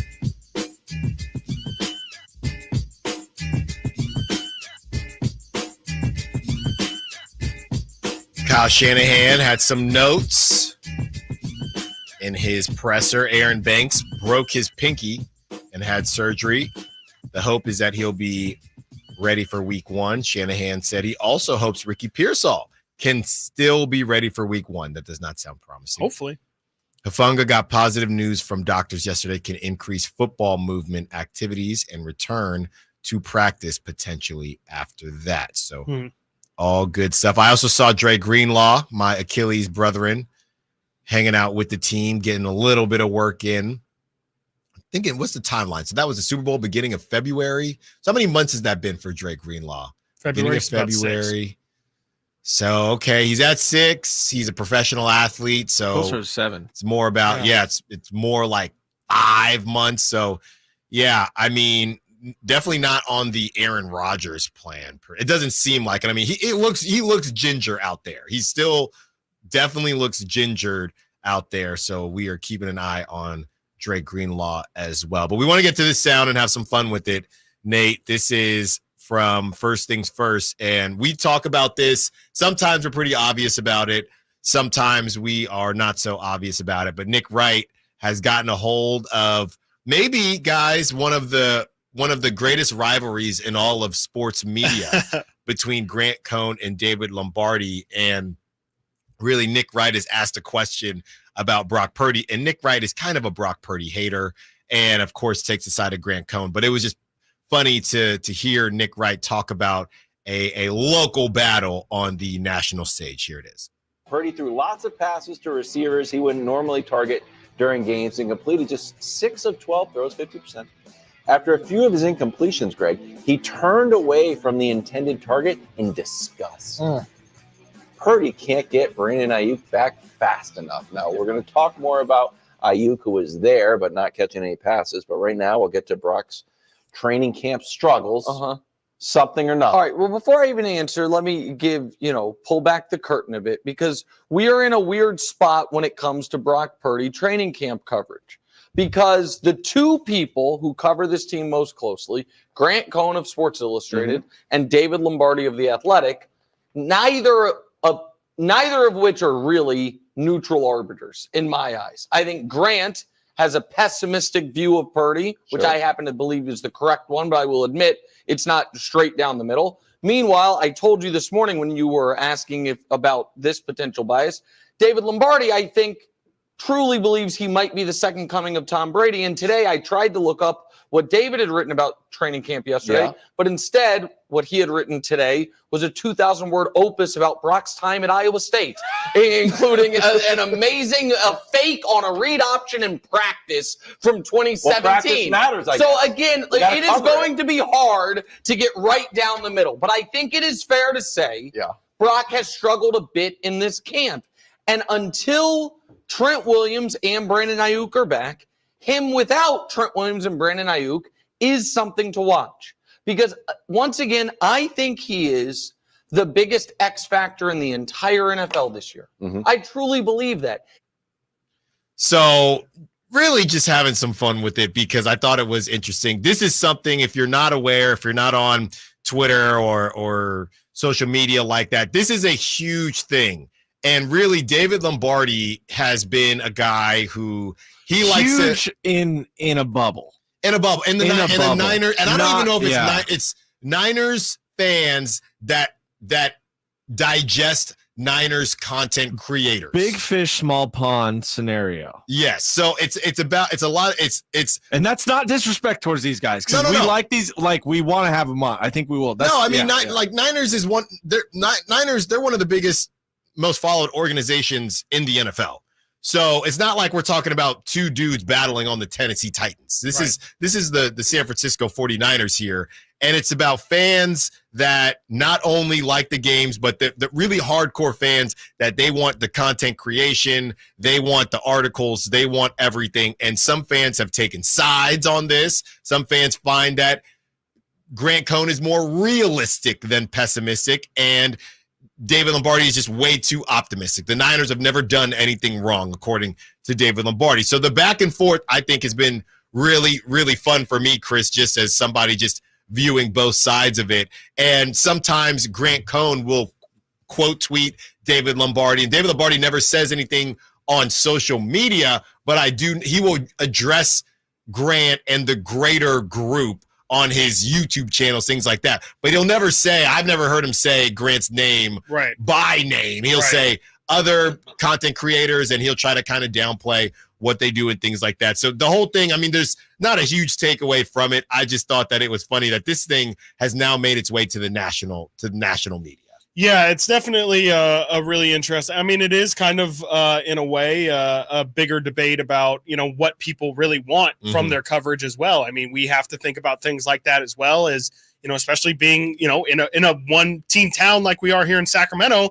There's definitely a portion of coverage even here that we can admit is very Kings-sided and very Kings-friendly. And then there'll be, I don't know if we necessarily have somebody who goes to the extreme that Grant does. And when I say extreme that Grant does, I don't necessarily mean that he is just hyper negative all the time, but I more just mean very unafraid of repercussion. I think to me, that's the key for when I try and relate it back to Sacramento, because frankly, I don't think anybody has that just absolute freedom. And I think some of that is tied into the fact that the Niners are a much bigger organization. It's a much bigger pond to swim in, to use Nate's example.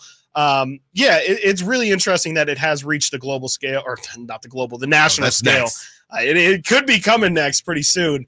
It is interesting, though, for sure. And for what it's worth, Brock Purdy today, 8 of 9, and this is Grant Cohn sourcing. I was just playing a video of him recapping today's training camp. Brock Purdy today, 8 of 19, a pick, and 2 almost interceptions. So it's been, and you know what Grant Cohn had to say? As I said, I was watching his video. He said, pretty much, hey, if this guy's worth $60 million, it'd just be nice for him to have 2 good practices in a row. Is that too much to ask? Well, he had a really good practice yesterday. He had a great practice yesterday. And even then, Grant Cohn is he is funny. I will say that. For everyone who's unfamiliar, he definitely does bash the team, frequently, but he does do it in a very satirical way sometimes. And it's just fun coverage. I mean, I will say I enjoy watching a lot of Grant's stuff, especially as somebody who doesn't have a horse in the race at all. I'm not a Niner fan.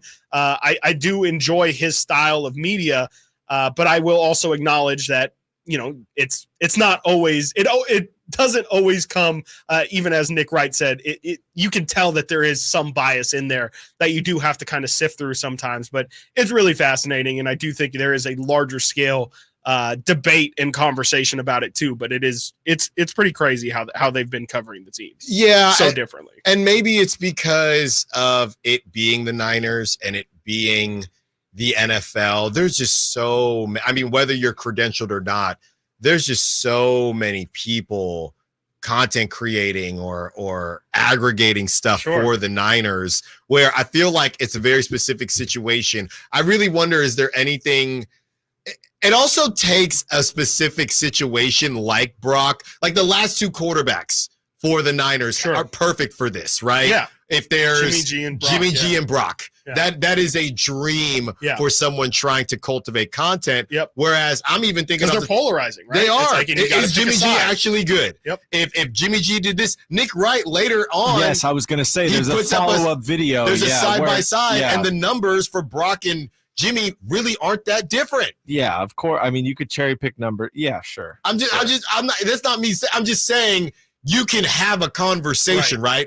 I'm curious because you talk about polarizing, and I have no clue, but you talk about, big organizations. There has to be something similar to this. And really, all of the teams could have these question marks, because I'm thinking there could be a Grant and David Lombardi for the Cowboys. Yeah. Right? I mean, Dak Prescott putting up all those numbers, but he hasn't won anything. I think there could be a Grant and David Lombardi for the Eagles. Jalen Hurts really one good year. I have a hard time seeing a Grant in Dallas. Jerry Jones, I think, would shut that down. Just get him out. I'm serious. I'm not joking. I'm dead serious. I mean, that is where I will say I think Grant is allegedly a little bit unique, is that he really is unafraid to go in on these guys. Yeah. And there's just a natural, I mean, we talk about it with our media friends, and I think we've even talked about it on air with some people in the Sacramento media. Like, we are still, it is a business relationship, and not necessarily that we want to shill for them or anything, but we are humans, and there's a human element to,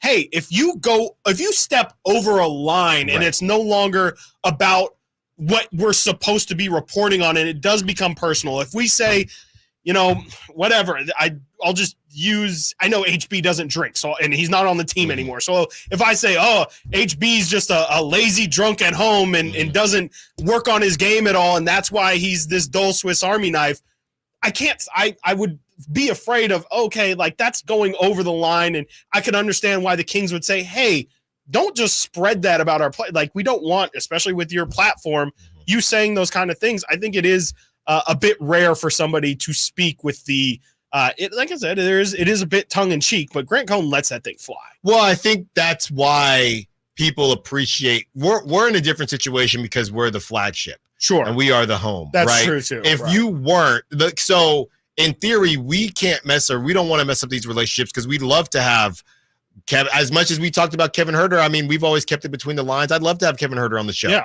You know what I mean? And it is what it is. You get stuck, and out in the Bay, in the Bay, Bonte Hill got caught up with this. Yeah, he did. With the Draymond Green thing, where I didn't think Bonte said anything wrong, but Draymond took it some type of way. Right. 95.7 is the flagship for the Warriors. Yeah. Right. The difference is Grant can do what he wants. Grant, unless he crosses a line which he has not crossed, he's going to get his credential, and he can do whatever he wants within that credential. But that's where the fear sets in for me, and that's where I'm saying people are afraid to lose that credential, especially when, like David Lombardi, he could probably be a lot more critical because he's with the Athletic. They're not going to take away the Athletic subscription or the Athletics credential. Grant Cohn works for like a fan-sided SI site.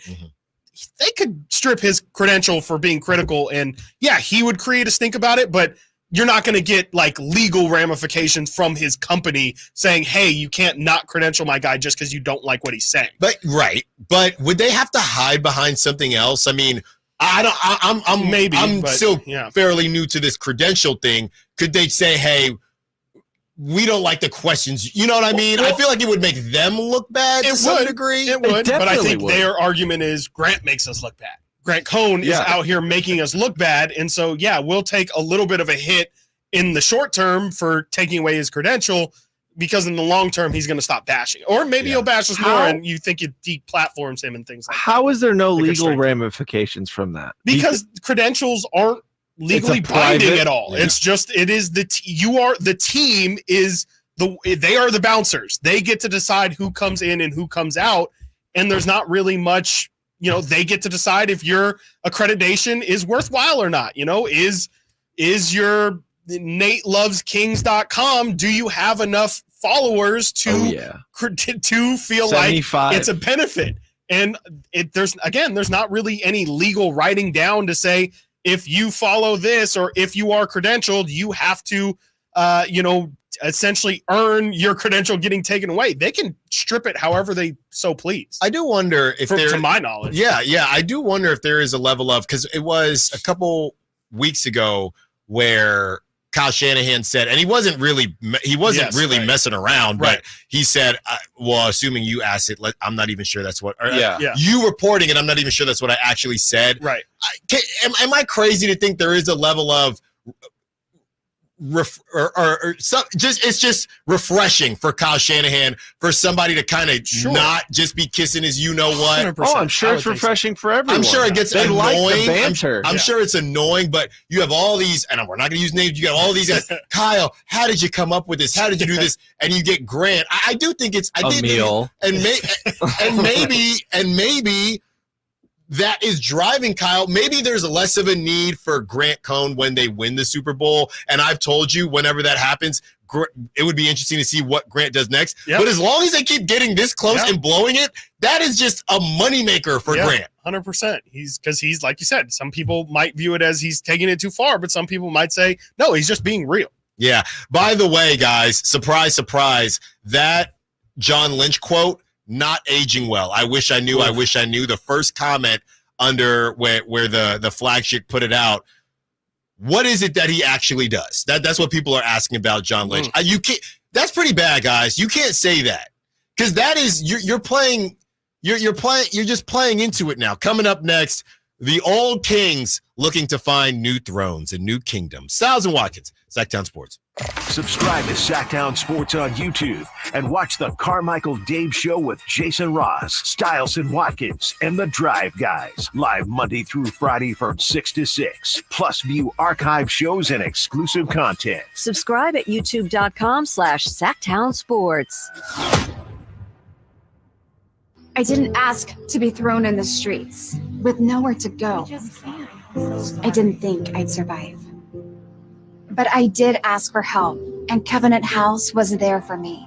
1 in 10 young adults will experience a form of homelessness this year. For these kids who didn't ask to be put in this unthinkable situation, Covenant House is there. Covenant House helped me break the cycle of homelessness in my family. They gave me the love that I needed. Over 2,000 young people will sleep safely in a Covenant House bed tonight. When youth who are experiencing homelessness have a hot meal, a safe place to sleep, medical care, and love, they can overcome heartbreaking challenges and have a brighter future. They just really genuinely just wanted to help me succeed, and I'm succeeding. I'm a speaker, I'm an author. Covenant House really helped me and really helped mold me into the woman I am today.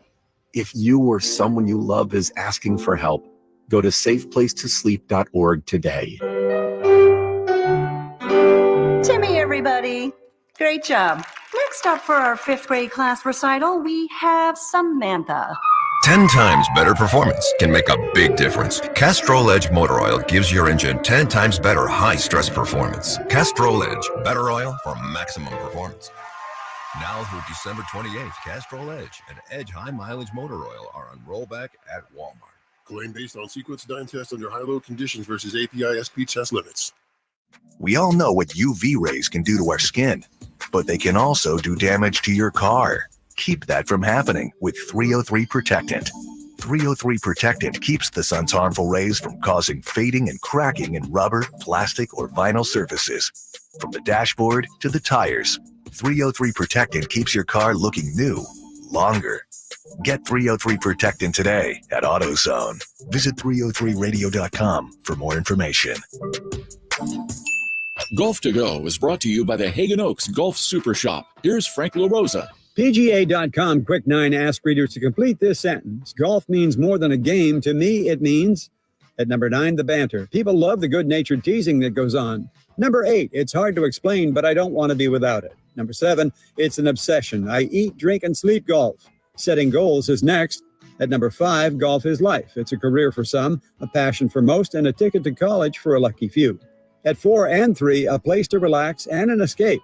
A place to feed my soul and find a peaceful solace. At number 2, a place to learn about ourselves and others. You'll learn more in 4 hours on a golf course than almost anywhere else. Number 1, a few priceless hours to spend with friends and loved ones. Responses included time with my dad, time with my husband or wife, time with my closest friends. It's hard to beat the company you share around with. So what do you think? Why is golf more than just a game to you? Finish this sentence. To me, golf means, I'll let you think about that. That's your Golf to Go. I'm Frank LaRosa. For most of the people that walk in our store, it's been an ongoing, nonstop issue, and they're finally walking into the Good Feet store. Okay, the guy that came into my store last year that has had plantar fasciitis for 30 years. I looked at him, I said, "Are you kidding me? I've been here for 14. Where have you been?" I helped relieve a problem that's plagued him for 30 years. I mean, how do you not go home and talk about that? Come to the Good Feet store now for a free fitting and test walk. KHTKAM HD1 Sacramento, KYMX HD2 Sacramento. From the Power Business Technology Toshiba Studios. This is Sacktown Sports.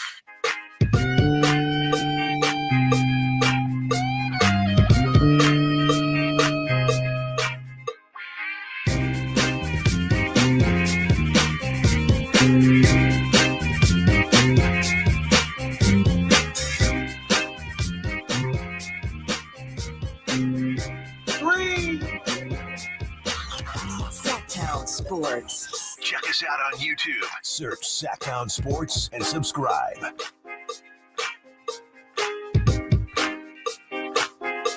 Very similar to the free agent situation, but more specific to the Sacramento Kings. Chris has some names. And we are curious if you Sacramento Kings fans would like any of these former Kings to return to their kingdom and return to their thrones. Chris, who's still out there looking for a home? Well, this first one has already found a home here in Sacramento, and that's Skal Labissiere. We haven't mentioned it yet, but he will be rejoining the Sacramento Kings organization this season. He earlier this week, I think it was on Monday actually, so it's been a while, signed a Exhibit 10 contract with the Sacramento Kings. And that essentially gets him a training camp deal, and more than likely Skal will once again end up on the Sacramento Kings G League squad in Stockton, where he was great last year. He did end up being a G League All-Star, not an MVP, made it to the All-Star game out there, which is, I believe, the same weekend as All-Star Weekend. And yeah, it's just good to have Skal back in the building. A lot of Kings fans will remember him from his first stint with Sacramento, where he was a pretty heralded young player. He at one point, way back in high school when he was probably a sophomore or a junior, a lot of people thought he was going to be a future #1 pick. He then ends up going to Kentucky, has a pretty lackluster year after being the #1 recruit out of high school, gets drafted in the 20s by the Kings, and just never really panned out. He had a 30-point game pretty infamously against the Phoenix Suns his rookie year, which had me especially believing that he could be a real player for this team in the future. Never really panned out, but again, hoping that he can at least get to a serviceable rotation player. Skal, like I said, agreed to an Exhibit 10 contract. He played 40 games for Stockton last year, averaging just under 14 points per game, 6.5 rebounds, and 1.8 blocks per game. So good to have Skal back in the building, and he will be at least there for training camp and for media day. And it's always good to see Skal. He's always got a really big smile on his face, and I think a lot of people are just wishing that he can find some footing here in the NBA, because he is an A1 person, and definitely think a lot of people are rooting for him that have crossed his path. So excited to see Skal in the building again this year. Someone who is not in the Sacramento Kings building, but was in this building that me and Alan are speaking in right now. One JaVale McGee is still looking for a home. I saw an article written earlier today and was asking you, why do you think this was written? Pretty strange, but yeah, JaVale is coming off a season where he appeared in 46 games for the Kings over his last 16 years, for what it's worth, which is a much longer career than I think anybody would have anticipated JaVale McGee to have. He has spent time with the Lakers, the Warriors, the Nuggets, the Mavericks, the Suns, the Cavs, the Sixers, the Wizards, again, and the Sacramento Kings, of course. He averaged 4 points and 2.7 rebounds last season, shot just under 60%. I'm personally, I think my feelings last year during the season were well documented on JaVale. I thought he looked a bit past his prime, to put it lightly. He looked pretty washed. Not the same athlete he used to be. Mike Brown clearly trusted him from his time in Golden State, but he just is not really an NBA player to me at this point. I think if he is on your team, it's more for a veteran leadership. And, I think it's interesting that we felt like JaVale was speaking facts after the season, but it didn't feel like much was being implemented during the season.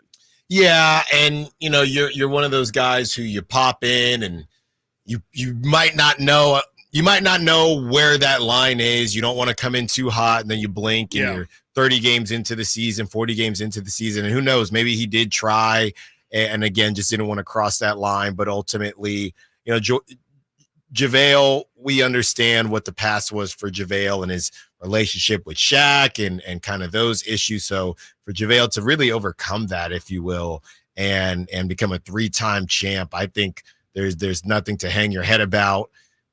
Time is probably set. The sun is probably set on it. I don't think he believes so, but as the saying goes, and we talk about with baseball, make them take your cleats off, or make them take your basketball shoes off.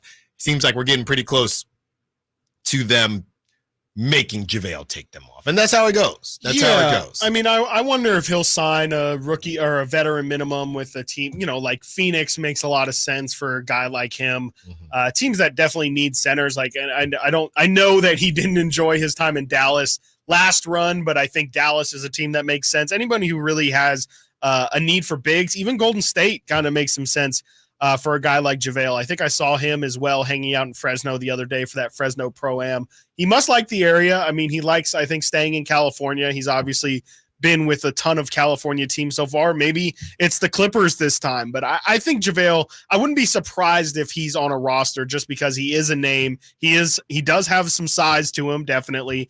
And, I said he's washed, but he still has some hops. We saw a couple times he's able to bring it out, and I think in a very, very limited role, you can find a purpose for JaVale McGee. But, yeah, playing 46 games, over half the season he played for the Kings, that's probably a bit much for a guy at his age. I just don't know if he's that much of a contributor long-term. It feels like, yeah, you can find some spot minutes for him. Maybe if somebody gets hurt, you can survive a week or two with him playing limited minutes. But, yeah, I don't know if JaVale being a massive part of the rotation is in the cards anytime soon. And it'll be interesting to see if Terence Davis can find a team to play for this season. I was actually unaware of what set TD back last year. I'll read that in a second. But Terence Davis, is a name that I think a lot of Kings fans were confused by in terms of why he wasn't brought back with the team. He had a couple 30-point games for the Kings in his past and would come off the bench and kind of be a super sub. He was there when the Kings needed him. He played infamously, I guess at this point, in that Game 6 and Game 7 over Davion Mitchell, and then was not seen from again when it comes to the Kings. He is now a free agent. He recently worked out with the Bucks as recently as this week. Michael Scotto of Hoops Hype reported that. And Terence Davis, who is 27 years old, which is really surprising, began last season with the Rip City Remix, who is the Portland Trailblazers G League team. He appeared in just 3 games before suffering a torn Achilles that ended his season. That's very, very unfortunate for a guy who has shown a lot of potential as an NBA scorer. He played last for the Sacramento Kings in that 22-23 season, averaged 6 points a game and just over 2 rebounds and 1 assist in 64 games, mainly as a backup. And I am a bit surprised that Terence Davis hasn't found a team. I thought he looked really promising in his time with the Kings, and not just on offense. I mentioned the 30-point games, a couple of them that he had, but defensively, I think Mike Brown was starting to believe that he was coming around the corner. And I feel like he is somebody who I wouldn't be surprised if he ends up on a playoff team and is a decent contributor. I mean, he was a pretty decent contributor for the Kings, and if he were to be on a team like the Bucks, I don't see why he couldn't do exactly what a guy like Malik Beasley, frankly, did for them a couple years ago. Just come in, take a ton of threes. If he's hot that day, you could get a 30-point performance. If he's not, you just bench, not necessarily bench him, but you just don't play him extended minutes, and he might be able to hit a couple threes for you and give you some energy. I've always been a fan of TD's game. I know there's definitely some off-the-floor stuff that arose even before his time here in Sacramento that's been brought up. I wonder if that has any impact on why he wasn't able to find a long-term contract. But, yeah, definitely hoping Terence Davis can find his way back into the NBA, because I do think he's a really decent player. Yeah, and it's interesting, Chris. We've had different reports come out, and older players feeling like, or vet players that were maybe fringe or couldn't re-find their footing, and they come out and they say that there are reasons why the league doesn't want to deal with them or would rather take a chance. I mean, there's no real – I think sports is probably the only workplace where ageism is – kind of allowed, yes, in a way. I mean, it is what it is. We're working based on your athletic ability, your physical ability, and age is just a part of that. So I think, to me, when you see some of I think it is interesting, though. You would just never go with the proven commodity versus the commodity that might just have a higher ceiling. Because I think back to Jeremy Lin, and Jeremy Lin for a long time felt like, oh, I'm better than some of these young dudes, but these teams don't want to sign me. And the teams are thinking, yeah, we'd rather just look towards our future, even if you're better than them right now, than rock and roll with you when we know who you are, and it's only going to be a couple years. We saw the same thing with Isaiah Thomas, and I feel like Terence Davis is starting to fall into the same category where, is he better than some of the guys that were drafted this year or last year? Definitely. But it just gets to a point where teams just start thinking, we're always thinking about our future. And unless you are going to greatly help our present, we'd rather just talk about the future and go from there. And I think that's why some of these guys that are definitely good enough to play in the NBA still just don't get that look. Teams are just going to look ahead. That's just what it is. Yeah, maybe. I think in a case like Terence Davis, I feel like he still's got some left in the tank. Like I said, he's only 27 years old. Mm-hmm. I'd be surprised if a team, even like Denver, like I would just think that a contending team would much rather go with a known quality over something, like just kicking the tires on somebody. Of course, you maybe can sell yourself on the ceiling of somebody, but if you're trying to win a title right here, right now, I would much rather go with players that I know can bring something to the table and I know have been there and done that and won't crumble in a situation. I'm not saying it doesn't happen, what you're saying. I just think Terence Davis in particular is somebody I would be surprised falls into something like that. Yeah, Jeremy Lin, Isaiah Thomas, they're in their 30s at that point. Yeah. But are you okay with, is there still any inkling or any part of you that would like to see Terence Davis? You think he could still help this Kings team, or have you moved on? Oh, no, I moved on. Yeah. Okay. I mean, no, he maybe could help. I mean, like I said, I think he's a decent player, but I think that the Kings, they already have a guard log jam as it is. They don't need another one. Coming up next, we have some sound from Kyle Shanahan. He talks about, and I don't know if Grant asked this question, but basically the money versus the window. And Deebo sits down with really his bestie, Kay Adams, and has a very unique take when Kay Adams asks if the Niners can win a Super Bowl without Brandon Aiyuk. Stiles and Watkins, Sacktown Sports. Trying to find out where to catch your favorite team's games? Are you a fan of the Kings, Niners, and the NFL? Well, Sacktown Sports has you covered. Touchdown!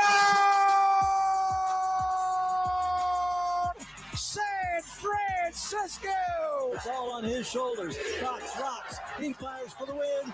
He's got the triple. Catch all your Kings, Niners, and NFL games all year long on Sacktown Sports and SacktownSports.com. Hello, Sacramento. I'm Emran Pilati, owner of True Sports Cards and Collectible Store here in Rockland, California, and the host of the True Sports Cards Show that airs right here on Sacktown Sports 1140 every Saturday from 10 to 11 a.m., where we discuss the latest trends, hottest products, and deliver exclusive interviews with other industry leaders. And don't forget to visit our shop, True Sports Cards, at 6661 Stanford Ranch Road in Rockland and see what we have for all your sports card and memorabilia needs. What sets Ashton & Price apart from other injury law firms? I'll tell you. From beginning to end, all important legal decisions are made directly between our clients and their experienced local attorney. A gate agent flying the plane, the receptionist performing surgery, not a chance. There's simply no substitute for the unique power of the direct attorney-client relationship offered by Ashton & Price. And there's never a fee until we win, and between you and me, we win a lot. Remember, for the best advice, don't think twice. Call Ashton & Price.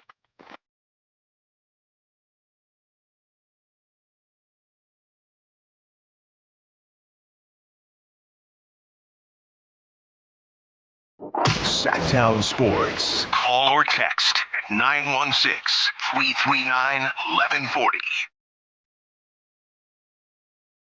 Kyle Shanahan, guys, and we're going to have the top 5 at the middle of the hour. We're going to have some fun with it on a Friday.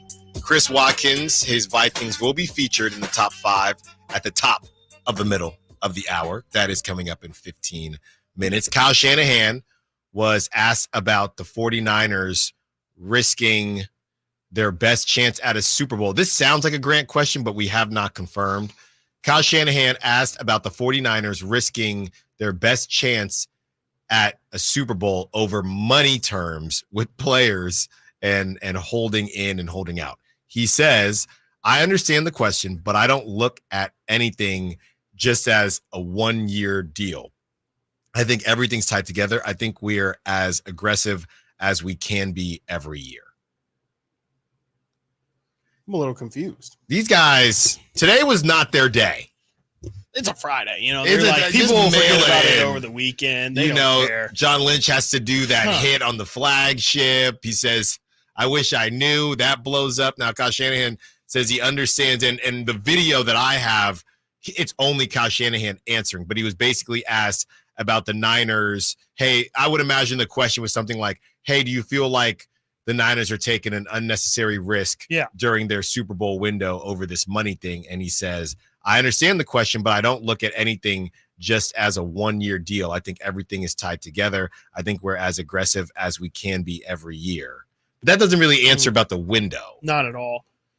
I mean, it is also he just not acknowledging, last year, I would say that the Bosa contract negotiation going as deep as it is, and, even Bosa, they were adamant saying actually the same things and going out even further on a limb to say, we know Bosa is 1,000,000% in shape. We're in contact with him. He's working out with his brother and his dad in Florida. We have no concerns about him being out of shape. And then what happened? To start the season, he was pretty cold. He didn't get a sack for a couple weeks. And, I think, the Deebo negotiations went too long. And, he admits that he was out of shape that season. And, we played audio on this station for like 6 months of Deebo saying, I looked at the film and I'm never going to put anything like that on film again.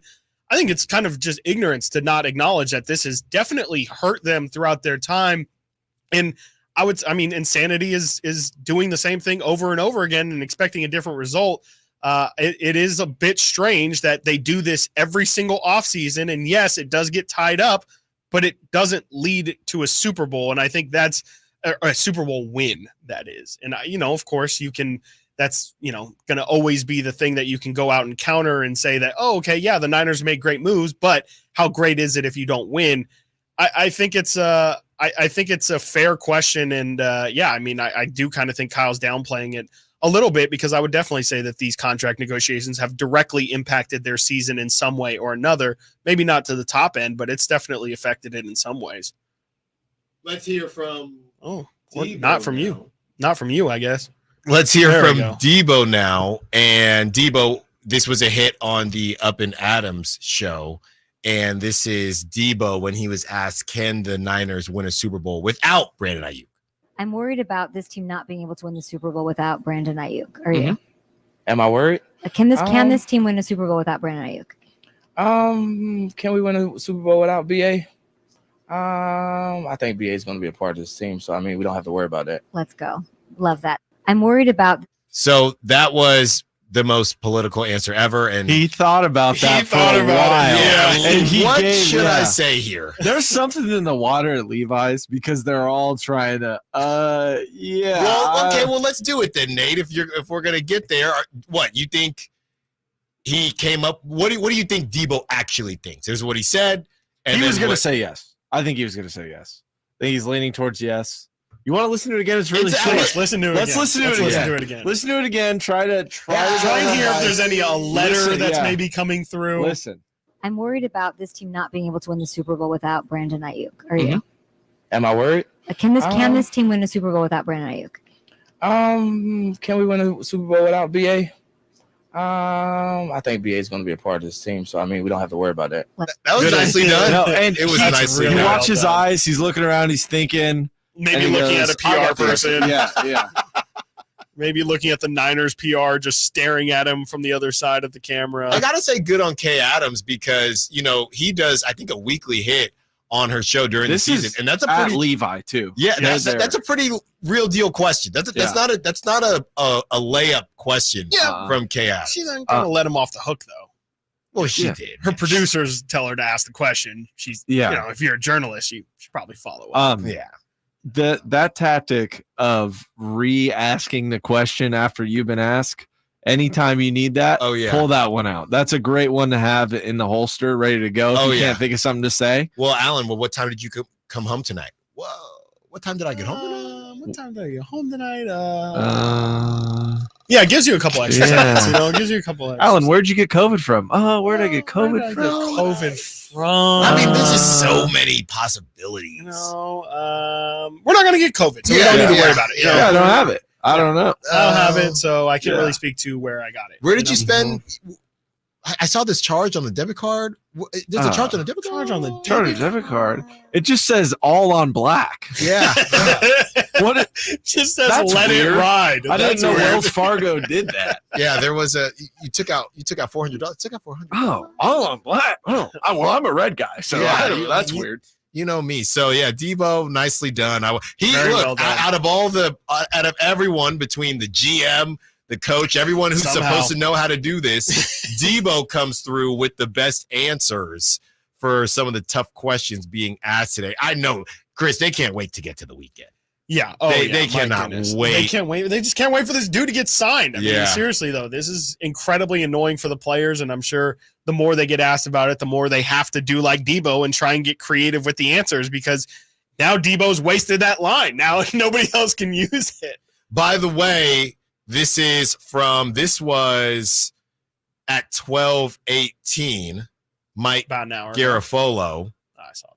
The 49ers feel like they've already caved enough and caved more than they wanted to. They have come up significantly from their offer in the spring.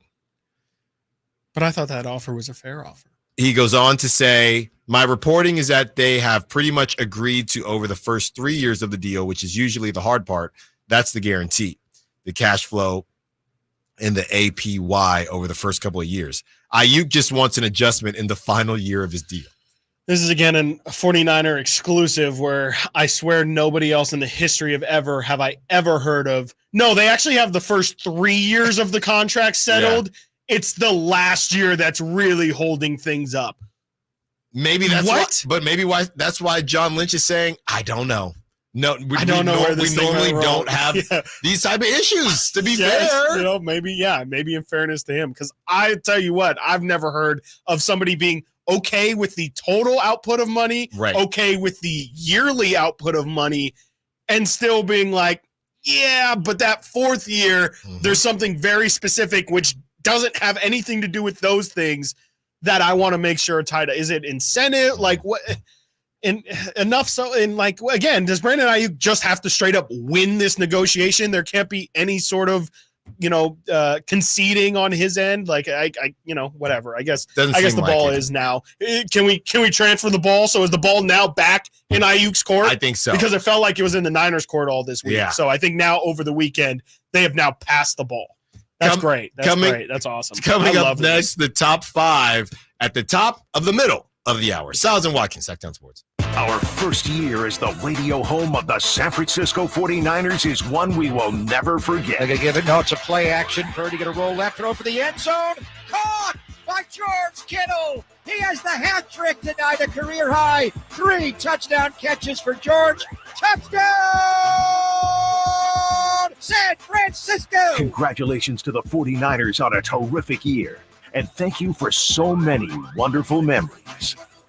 Dan owed an unbelievable amount of money to the IRS. I got behind on my taxes. It's a horrible feeling. He was in denial. And when I got those letters from the IRS, you wanted to act like they didn't exist. Finally, Dan turned to Optima Tax Relief, the leading tax resolution firm. A+ rated by the Better Business Bureau, they've resolved over $1 billion for their clients. Optima got me a settlement with the IRS. These people are really people-friendly. It was every bit of a new lease on life for me. The fast action and the great results made Dan's head spin. I felt like I was in a dream, but it's real. And I have paperwork to prove it. They got the job done, and life is good. For tax help you can trust, call Optima now for a free consultation. If you're worried about what's going to happen with the IRS, stop worrying. Make the call now. Call 800-343-6460. 800-343-6460. 800-343-6460.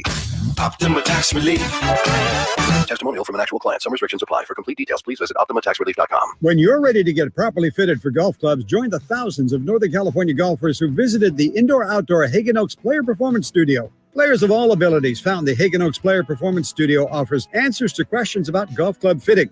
You'll find a professional staff of fitters, major equipment brands, and cutting-edge technology featuring TrackMan. See for yourself at the Hagen Oaks Player Performance Studio, Fulton Avenue at the Cap City Freeway. Call 916-808-2531 to schedule your fitting. 808-2531 for longer, straighter drives. Sacramento, Dirks Bentley's coming to town.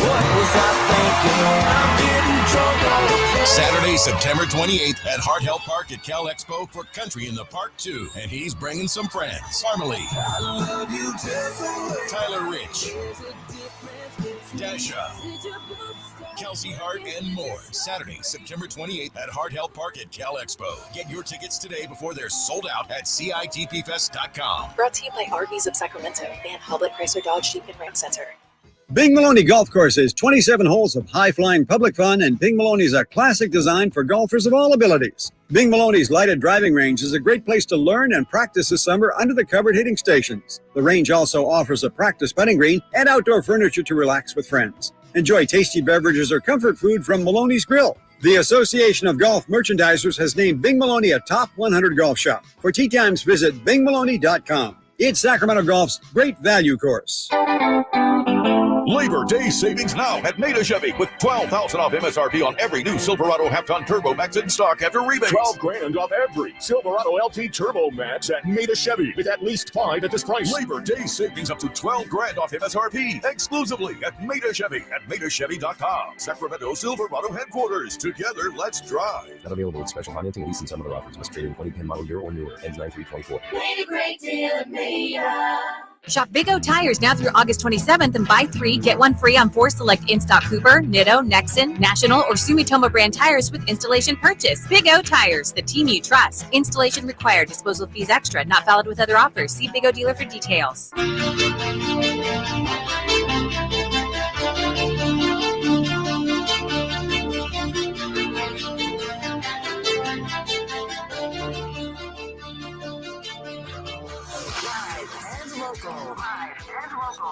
This is Sacktown Sports.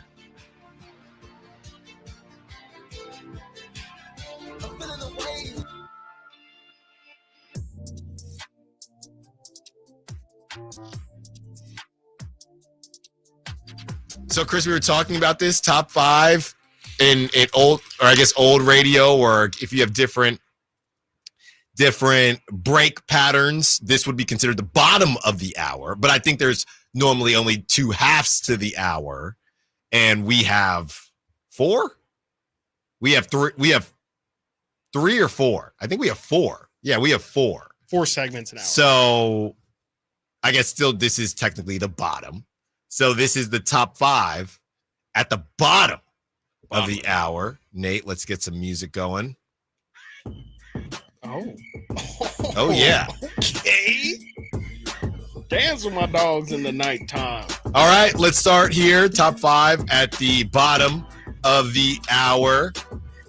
Nicolas Cage will be playing John Madden. Cage has been cast as John Madden in a movie which will show the unlikely path that saw Madden go from coaching into broadcasting and video games. Are we in or out on Nicolas Cage playing John Madden? I'm in. Who thought of this? Yeah. I don't know. Who was the casting director for this? Is he the most confusing actor of all time? No, he's pretty straightforward on what he does. He's very respected, but he's also very memeable. Do you guys know? I mean, we have a pillow that has his face on it. that's true. This man, he I know a lot of people know this, but he's my God, Francis Ford Coppola's nephew There's of the stuff Godfather. falling down. Oh, in here in the really? Yeah, he studio. changed his last name to Nick Cage because his favorite superhero was Luke Cage. Yeah. Marvel Comics Luke Cage. Yeah. Because he didn't want Nick Cage, nepotism to come into play. Oh, so he is a Nepo baby, but he hid it. Yes. But I think didn't he hide stole it because everybody knows it. Right. I think maybe it came out after he was big time. Sure. But yeah.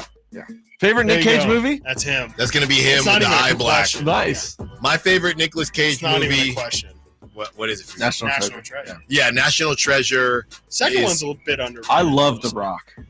The what? The Rock about Alcatraz, where he's trying to I thought break you were it. talking about Dwayne Oh, Johnson. no. Yeah, I was it's like, it's okay. National Treasure for me or Con Air. Con Air's crazy. Yeah. Con Air is a classic. Put the bunny down. I heard that the new movie that's like kind of meta where he is Himself. Yeah, he's himself, and like somebody's trying to protect him on an island or something like that. Interesting It's like premise, his but I think newest it's garbage. movie. Yeah, I had heard that it was at least interesting. Couple years There's ago. another Yeah. one. There's another one where is it Nicolas Cage where he's in people's dreams? Oh no, that's just every. No, dream scenario in 2023. Dream scenario when he is like in people's dreams. This is what we're talking about here. Yeah, and it gets a little squirrely. So shout out Nicolas Cage. I think he'll do a pretty good job. It'll be interesting. Yeah. I'm not so certain, but yeah. Well, you can't mess this. He's bringing the intensity.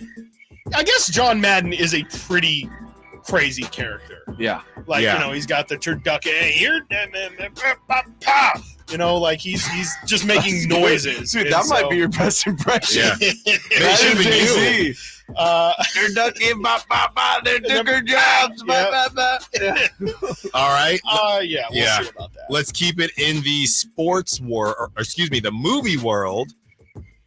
Heard this guys a couple days ago on the morning show, and I had heard rumblings, but wasn't positive it was real or not. And I'm so sick of this. And Adam Sandler is just famous for just ruining this stuff, and I don't know why he continues to do it. I know why, because I guess somebody's gonna watch it. Happy Gilmore 2. Dude. They're coming out with Happy Gilmore 2. I didn't realize Why? the girlfriend in that is the mom from Modern Family. Yeah. That's crazy. Yeah. I didn't know that till like the other day. Happy Gilmore 2 coming out. It is being filmed. I think Verlad was talking about you can be an extra for whatever, a couple $100 out in Jersey. I mean, I'm calling foul on this.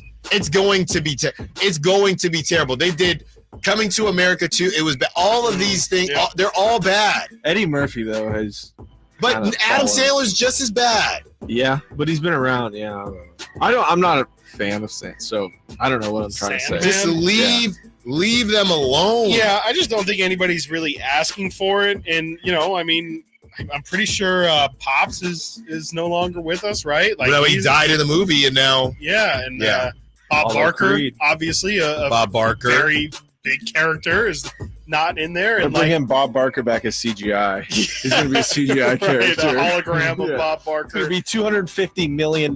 Yeah. Yeah, and then, like, you know, Carl what is it? Weathers, that's who Chubbs Carl was. Weathers, He's no Chubbs, longer yes, with I call us. him Pops. Shoot, like, what's the story gonna I be? don't Like, know. Is it still about Shooter? No, I'll tell you what it's Honestly, gonna be. Shooter was like as much of a main character, And he's as funny on Happy. Twitter, He's too. hilarious. You know what it is? Shooter. Adam Sandler, he is literally, people love Adam Sandler because that's exactly what you would do if you wrote movies. He always gets the girl. Yes. He's always rich or an athlete or extremely successful in every single movie. And he's but he's on still some goofy. Nice. He's in Hawaii. Yeah. He's in Fiji filming the movie. So this is going to be, you know, years later, Happy had a great career, and for some reason he's got to go to Fiji. Yeah. You know what I mean? Or one of these places, Hawaii, to finally beat Shooter one more time. Or it might be their kids. I think it might be Happy's son versus it's like a Shooter's Charlie son. Woods kind of situation. That's exactly what it's going to be. I believe I've asked you, but have you guys seen Jack and Jill? Oh no, that's the one. The we're not Sacramento watching that. Kings are in it. Oh yes, we've talked about that. I think we played with Al that Pacino before. Yes. and Johnny Depp. It might be the worst movie ever. It's awesome. Why don't do Hustle 2, man? Make a remake of Or Uncut Gems, or you know, or a I spin-off. can't do Uncut Gems 2. Spoiler. Well, sure. Do Uncut Gem, the prequel. Yeah, there you go.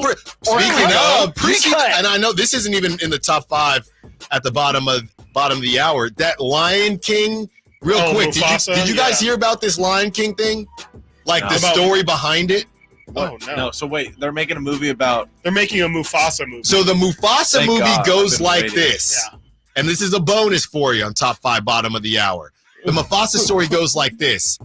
Scar, he was in line to the throne. Yes. Yeah. And they're mobbing around in their kingdom. They see Mufasa by himself. Mufasa was he had no parents. Yeah. You know what I mean? He's an orphan. They take Mufasa in, and I guess my understanding is once they get in there, Scar's dad feels like, hey, Mufasa's really that dude, and you are not. And Mufasa He's built just like that. Yeah, Mufasa just comes up on the throne. So there was a lot of confusion. I got stuck in a black hole not too long ago, and we'll have more for you on whether or not they were blood brothers or not. But this Mufasa movie is Sounds going like to a go Stephen crazy. A. Smith segment. No, yeah. Who wins, Mewtwo or Mufasa? Okay, Mewtwo? Nick, coming up next, Mewtwo, or for sure. not coming up next. Next on the top 5 bottom of the hour, Nate, Noah Lyles. There's some audio. He says he doesn't know who Tyreek Hill is. What's that guy? What's the cheetah guy from football? What I can't remember his name. Where's Mark? Mark. What's the football player who thinks he's fast name? Tyreek Hill. Obviously. Do we believe that he actually doesn't know, or is he trying to do a little trolling back? You don't know he's the cheetah guy without knowing his name. That's a good point. Yeah. There's no way. A That was a million bit. percent. That was Hey, you got to fight back, man. This guy's getting it from all angles. This is not going to help. There you go. This is not going to help. I'll tell you that right now. Coming up, or next on the top 5 bottom of the hour, this one's for Chris. Justin Jefferson impressed with Sam Darnold. This is what he had to say about the way he throws a football. Did that surprise you? Just like how good Sam Darnold's arm is? Oh yes, very surprising. You know, it was my first time really, being around Sam and having him throw to me. So to see the balls that he throws, especially the go balls, the deep balls that he throws, it was right in the hands and it feels like a soft pillow. So he's been doing a great job, just trying to learn and try to build that chemistry with the whole team. Chris, feeling a little bit better, huh? No. I mean, we knew this already. We heard this last year about Sam Darnold. He was the human jugs machine, right? His ball is nicer than anybody Kyle Shanahan has ever seen, right? Like, he is a great practice player, and it's great. That's awesome. But I don't think the problem is Sam Darnold's arm. It's been his mental. And I think, he was seeing ghosts out there, and where was that, New England, or against New England. I just think that's always been the problem for him. I don't really have much question about his arm. He can throw some nice balls. It's just the matter of, I don't know if he'll make a ton of right decisions. The turnovers is really the problem when it comes to Sam Darnold. Last but not least, Major League Baseball, and Farhan is not going to like this. If you have an opener, you're not going to like this. MLB is contemplating a 6-inning requirement for starting pitchers. That would eliminate the ability to have a bullpen game and have openers. Are you in or out on this requirement? It's different. It's definitely different. I think I like it because there is a bit of accountability of, hey man, if you struggle through 2 innings, you gotta fight through it. Like, there's no relief coming for you, quite literally. Mm-hmm. I do like that element of it. It does add a little bit more onus on the athletes, which is what I think more people want in baseball, is to see athletes be athletes. And if you're always gonna kind of have these guys and put them in and out of the garage all the time, you don't get to see them at their full capacity. And I think it's interesting, but I would probably acknowledge it's probably too big of a shakeup. Like, maybe 4 innings, 5, but making everybody go 6, like that's pretty deep into the game. Like, you can really end a game just because somebody has a bad day. No, I think you're 100% correct, and I get it. They want to speed up the process, less pitching changes, things like that. But it feels like a big change for a small issue. I mean, I don't know how often teams are doing openers and bullpen games. I mean, if you're doing that, it's because your starting rotation is lacking. Yeah. So you're going to throw the whole situation, and you said it best. The Giants a couple days ago, when Robbie Ray coming back from injury. Yeah. I mean, does that mean you have to just start him in the bullpen? Right. You know what I mean? Yeah. I mean, I guess. And even then, he only gets 3 innings of work at max. Then, right. And I guess the whole thing is, that's a good point too. And I guess the whole thing is with the major leagues aren't dealing with the tax aprons and things like that. Right. So go out and spend it and make sure you're not in that situation. But it does feel like a bit of an aggressive fix for an issue that's not that big of a deal to me. Yeah. Again, this is not what we're asking for, Major League Baseball. Get rid of the 162 games. Stop doing all these other things that nobody is asking for. Before we go to break, I wanted to ask you guys this earlier. I couldn't find a time, but who's the better or worse GM, John Lynch or Farhan? Oh, Farhan. Farhan's not even close. Okay, I just wanted to check. Not even close. Yeah. And I don't even know what John Lynch does. How long has Farhan been with the Giants? At least 4 years, right? It's been a while because it was before the pandemic. I think I think he's at like 6 years now. Because I think he had 2 years prior to the pandemic, at least 1 year. So I think he's at 5 or 6. Just curious your take on that. He was hired in a little Freudian slip. 2018? 2014. Former teammate. Served as general manager. Oh, I'm sorry. He was the general manager. Hold on here.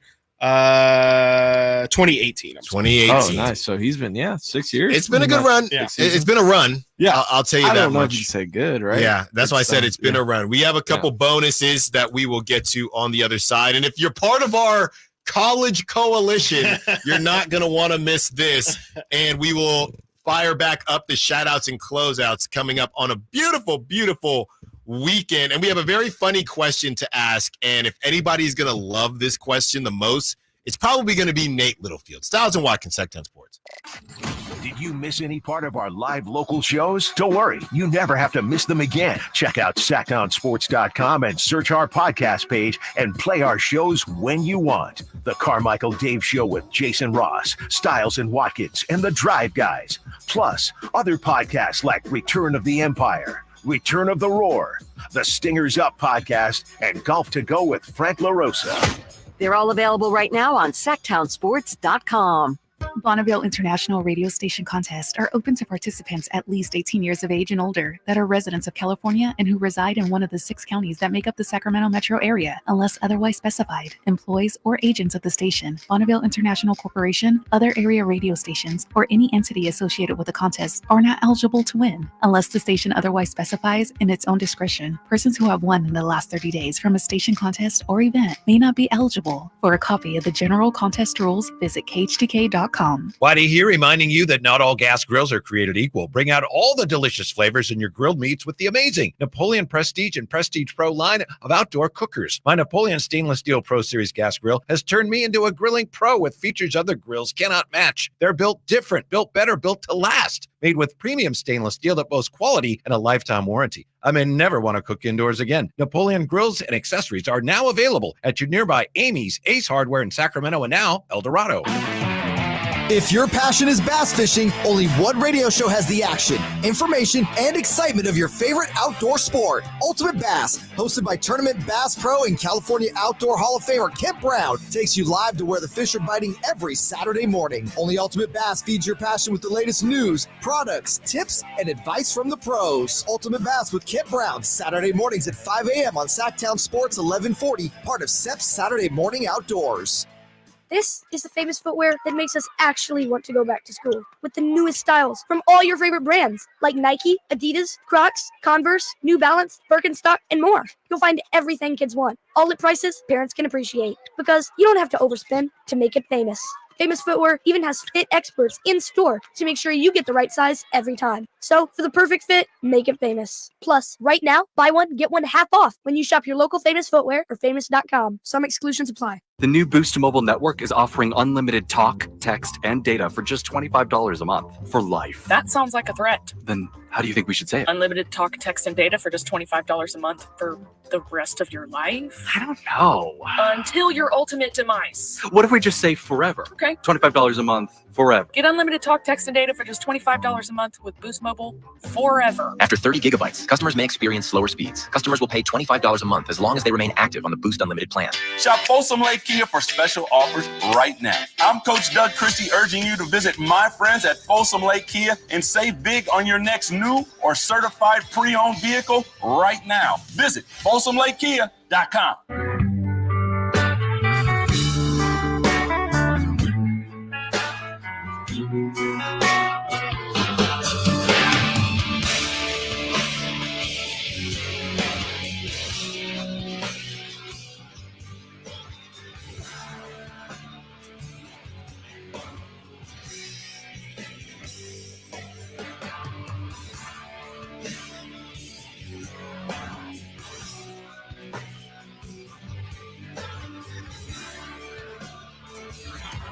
Sacktown Sports. Check us out on YouTube. Search Sacktown Sports and subscribe.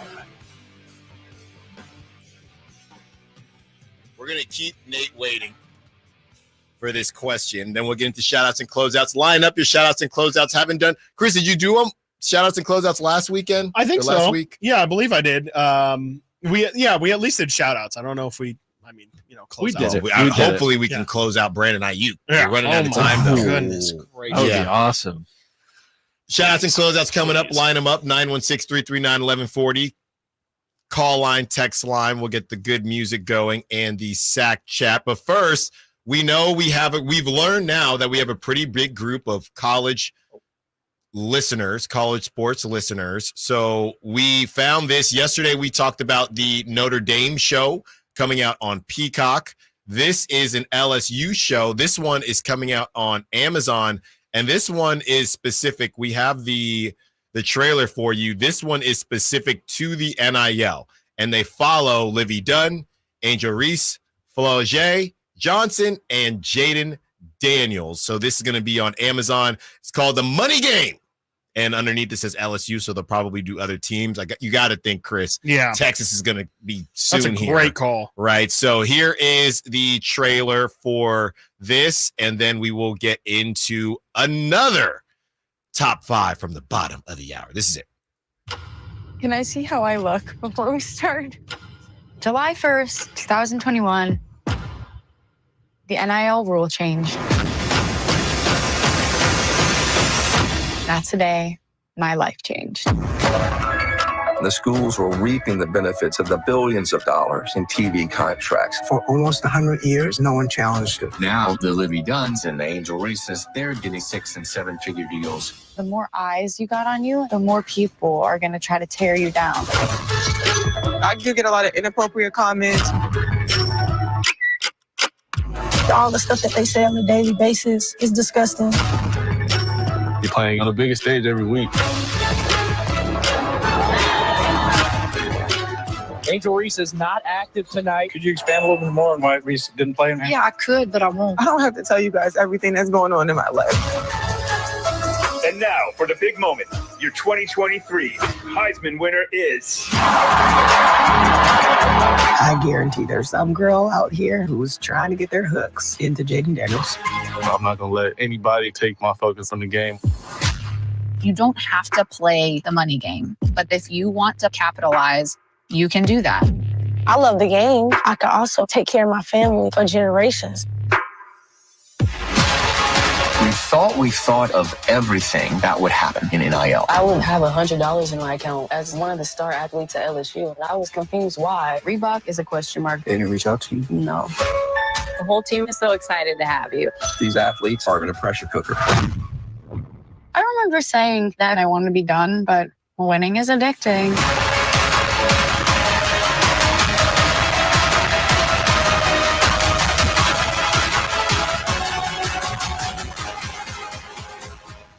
I think this is the beginning of it. It is beautiful. That is money time. That is I'm trying to confirm the name here again. The Money Game. Oh, Money Game. The Money Game with LSU. Amazon is releasing that. It is a docu-series with Livy Dunn, Flau'jae Johnson, Angel Reese, and Jaden Daniels. Guys, are you more likely to watch this or the Notre Dame show? Notre Dame, I think. Really? Was more interesting. I just like football. Yeah, this one to me is more about the business, but I think that's why I'm more intrigued by it. You're a businessman. Businessman style. Businessman. That's right.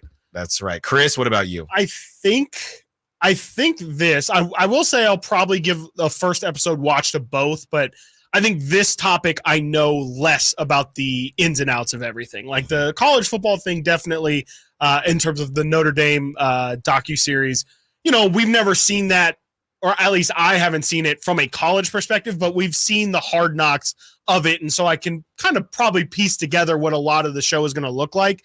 This, we really don't really have any, unless you have a kid that's in college right now or has dealt with any sort of NIL dealings, don't really have any understanding of how these things happen, how they come about, how much involvement the school has with it. That's what I'm really intrigued to see. This is solely based on LSU, and I'm curious how much the school plays a factor into it and how much is it these kids having agents. Maybe these kids directly are approached by these car dealers, by, Angel Reese talks about how she signs with Reebok, and you hear one of the athletes, I think it's a hurdler, someone on the women's track and field team for LSU talking about, Reebok never called me.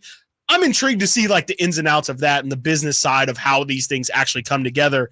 And I do think it's kind of cool that Jaden Daniels kind of is taking a back seat in all this too. Like he obviously had his season, won the Heisman and all that, but it really is more so focused on the ladies side of that. And, you know, with Livy Dunn, especially, there's the whole social media side, which I think is also a whole other thing that we haven't really seen a lot of. As we get into our, how about you? You said you're more likely to watch this one. This one for sure. I think that's what you said.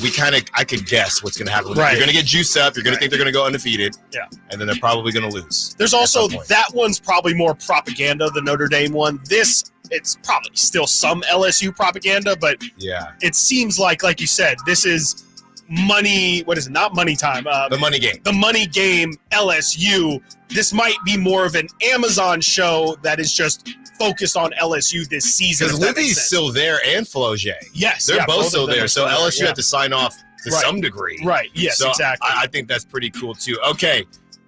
2 bits and then we will get to the shout outs and closeouts. I'm going to give you this one, guys. Bronny James is 68 overall on 2K25. Fair or foul? Foul should be lower. I think it should be lower. 64, 65. Yeah, I think it should be lower. 68. Devin Carter's a 71 for what it's worth. Yeah, that's crazy. Yeah. That's crazy. Yeah, foul. That's crazy. Yeah. A little bit gotta foul use there. Bronny, though, you know? Got to make him playable. Nate, okay, we have the fun one for you as the shout-outs are coming out. Nate, and this is for all of us, but I know Nate will have the most fun. You can only pick 2. Okay. A, never get sick again. B, make $500,000 a year. C, parents live forever. Your parents live forever. Or D, find your soulmate.